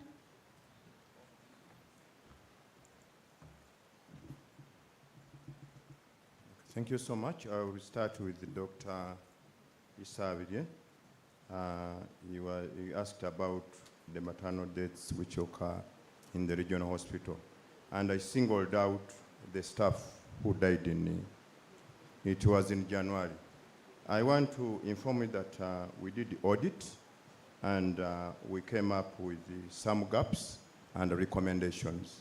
And since then, we've never had any similar deaths. About categorization of the of the maternal deaths, I think that one next time in our presentation we shall categorize those deaths which came in as a referral and then our own, such that it comes out very clearly, and we shall calculate our maternal mortality ratio basing on those deaths that do not come in as referrals, such that we come up with our own institutional mortality ratio, and then we shall give you the regional institutional mortality ratio basing on those dates which came in as a referral. About referrals, I did not say that don't refer. This is a regional hospital, but my comment was about early referral. Don't refer to us garbage, because we are not angels to make miracles. So at times, like yesterday, there is a mother, they put even on the forum that we are Ginger Regional Hospital, prepare. But the mother reached to us when she was already dead.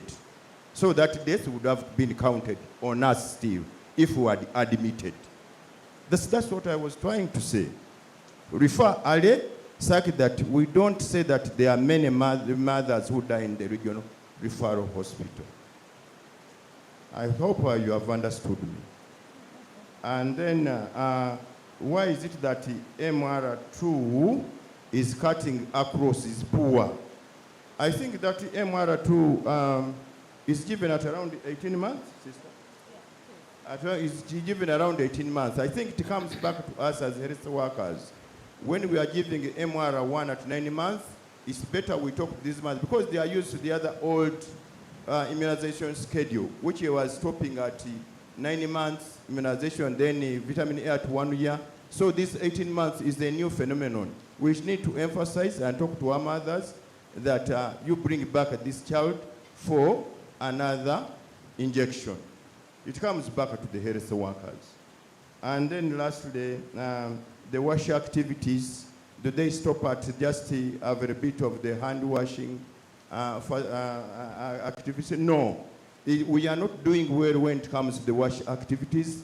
You saw on that slide, it was red throughout. It means even our latrines are not up to date. Our toilets, there are no provision for the sanitary pads to where you can deposit them. So we need to revise that so that we avoid those rates. Thank you so much. Thank you very much, Dr. Woira. In addition to what he has said concerning the MR2, this week we had a meeting from a team of the community-led, was it community, Dr. DHO, you can remind me, they were giving us a feedback of their study that they were doing in the community. And according to the data, the data that was reflected on the dashboard, it showed that MR2, we were not doing well as a district. So this team moved to the community to find out why is it that MR2 is not doing well. So the feedback that they brought to us, they told us that the mothers are not aware of the MR2. They were telling them, the Basawas didn't tell me that I take back my child at 18 months. So I think as district stakeholders, let us go back and we bring the health workers on board. Then the issue, we are having Dr. Mulowoza. Dr. Mulowoza, the hub and spoke. I think you took note of that. Yeah, I think you'll use this mic because you are missing one at your seat. Yeah, thank you, Chair. I'll make a few comments depending on the questions that were addressed to me. One of them was the issue of supervisors, the quality. Two things. One, we all learn from each other. When we leave the hub to go to the districts, we recognize there is a strong district health team, and we learn from that district health team as well. There are various examples which I'll not go into. However, the question brought out two issues. One, there are soft skills. Some people call them soft skills. Other people call them general skills, which are based on adult learning and how to help an adult to learn when you are mentoring or supervising them. You may be very specialized, but when you don't have those general skills or specialized skills, so your mentees or supervisees will see a gap. The other one is subject matter expertise. Do our supervisors know? In my view, the hub has the capacity to improve the performance of these supervisors. Maybe I can move at this time that all the different program areas, as you are setting out to go into supervisions and mentorships, take advantage of the hub and probably include a pre-activity capacity building for the supervisors. The hub and spoke is more than willing to do that. There was a question about vaccine preventable diseases and outbreaks in the region with the flying categorization in the region. I just would like to say that there are some other levels of analysis beyond the categorization according to the RED strategy. You can also look at the number of unimmunized children per district.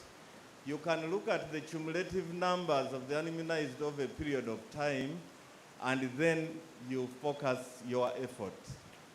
The other one, which is important, would be looking out for the actual individuals who have missed out on the immunization, which comes to what one presenter was saying, that we need to go up to the household level to pick these people and have them vaccinated. In that way, our herd immunity will improve. Then there is another issue which I would like to bring to the focus of this meeting. One, as a hub or as a public health department, we have the capacity to identify gaps, come up with priorities, probably every quarter, and we target our efforts that way. If we want to have a supervision or a mentorship in a particular area, we can agree and focus on that area. So what am I asking? That as a region, let us strengthen our collaboration, let us strengthen our coordination such that we can see these gaps and we work together and we patch up those gaps. Yeah, I think Namaingo talked about the issue of the hub and spoke and asked me, how unique are you? Evidence shows that we have a lot of advantages. In fact, one of the issues you brought out was the fact that we came to talk about the Mpox outbreak and how the district task force and the district rapid response team can work to improve the situation. One of the advantages of the hub and spoke is that we have the capacity to put the different skill sets together and we come to address any problems that may arise. I know I've missed out a lot of things, like for instance, public finance management, we've done a lot. I didn't hint about it. We've had a lot of work in many other program areas, but in another time, I'll do the needful. There was the issue of the referral emergency medical services. What are we doing? One, we have a structure there. It is manned by a medical officer, or two, they are at work. We are increasing or strengthening our call center. We've received equipment, and we want 24-hour coverage of the calls that come from the regions.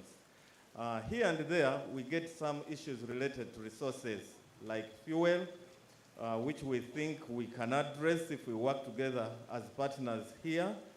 And maybe the other thing which we would introduce is to get a feedback from these emergency medical services, such that, again, we focus our effort to identify the real needs. I think that is it, Chair. I have tried to address what people brought out for the hub and spoke. Thank you. Okay, thank you very much, Dr. Mlowosa. Yes?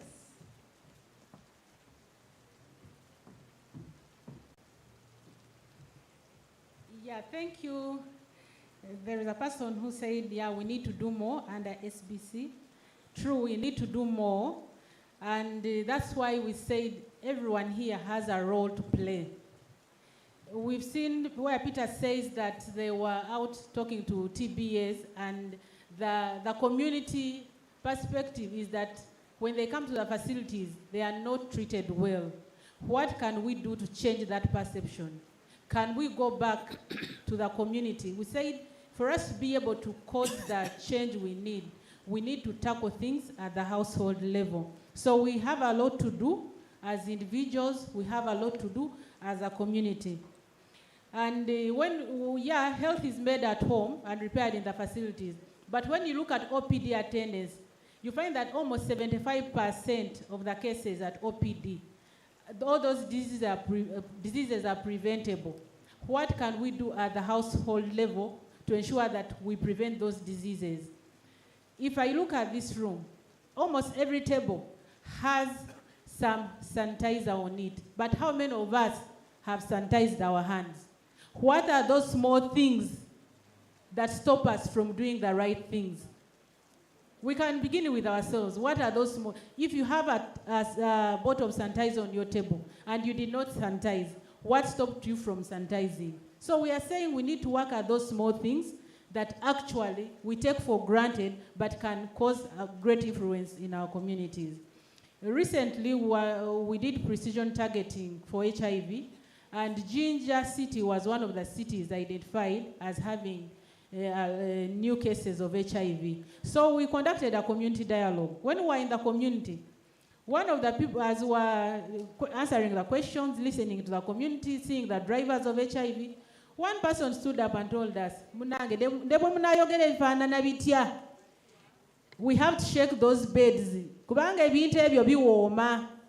It's not about ebintu kuwoma. We can still shake the beds, but when we are safe, it's not a matter of just shaking the bed. We know that condoms are there for us to use. We know that HIV is there, but we still go ahead and want to shake the beds without protecting ourselves. So what makes people go ahead to catch HIV when they know that actually they will get it, they will get sick, and they will die? But people still go ahead and decide to catch HIV without using condoms. So we need to tell our people, much as we need to shake the beds, but can we stay safe downstairs? Can we prevent ourselves from catching HIV? But what are those drivers that are actually, that the people are actually do, those things, the few small things people are doing that are not the right things that are actually affecting us as a whole? So it is everyone's role. It is not SBC role, but it is everyone's role to go back and influence the community to what we want it to be. Yeah, you have nailed it. Thank you very much. I think we are coming to the end of this session. There is one issue that is concerning the ambulance of Ginger Step. It will be answered by the Minister of Health in the Busoga Kingdom. So, the presenters, I'm really so grateful for your presentations and the interactive ones that we have had in this long session. And for everybody, I want to say thank you very much. In the house, I'm having my DHO, I'm having my cow. I salute you all. Thank you very much. I think we can give a round of applause to our presenters and even to me, the moderator. Well, thank you very much. Thank you very much. I think we can take up our seats. Good. We relieve them of their services right now, and we send them back with a better hand clap as their retirement package. And of course, a big one to the moderator. Until she gets to her seat, please keep clapping.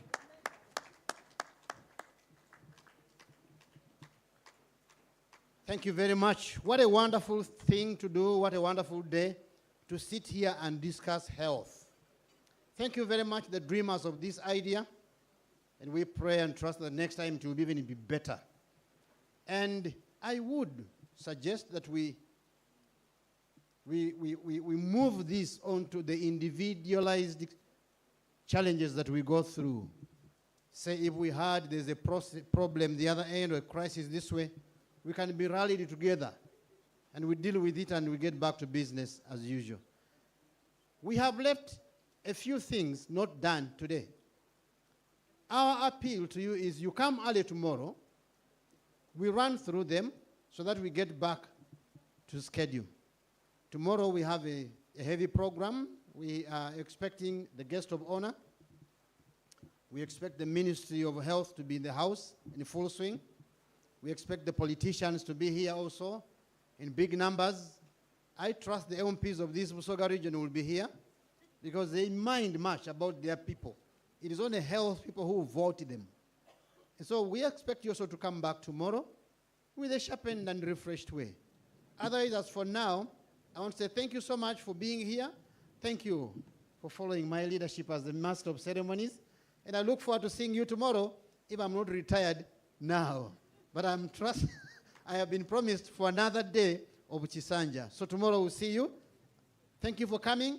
Safe journey back home. Thank you.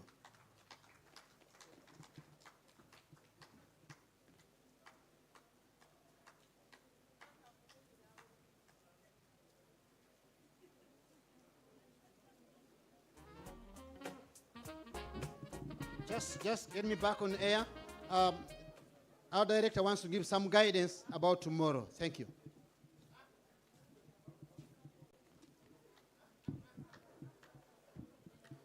Thank you so much, MC, for today. Members, just a small brief on tomorrow's program. Tomorrow we have two things. One, we'll have the launch of the Regional Emergency Operations Center.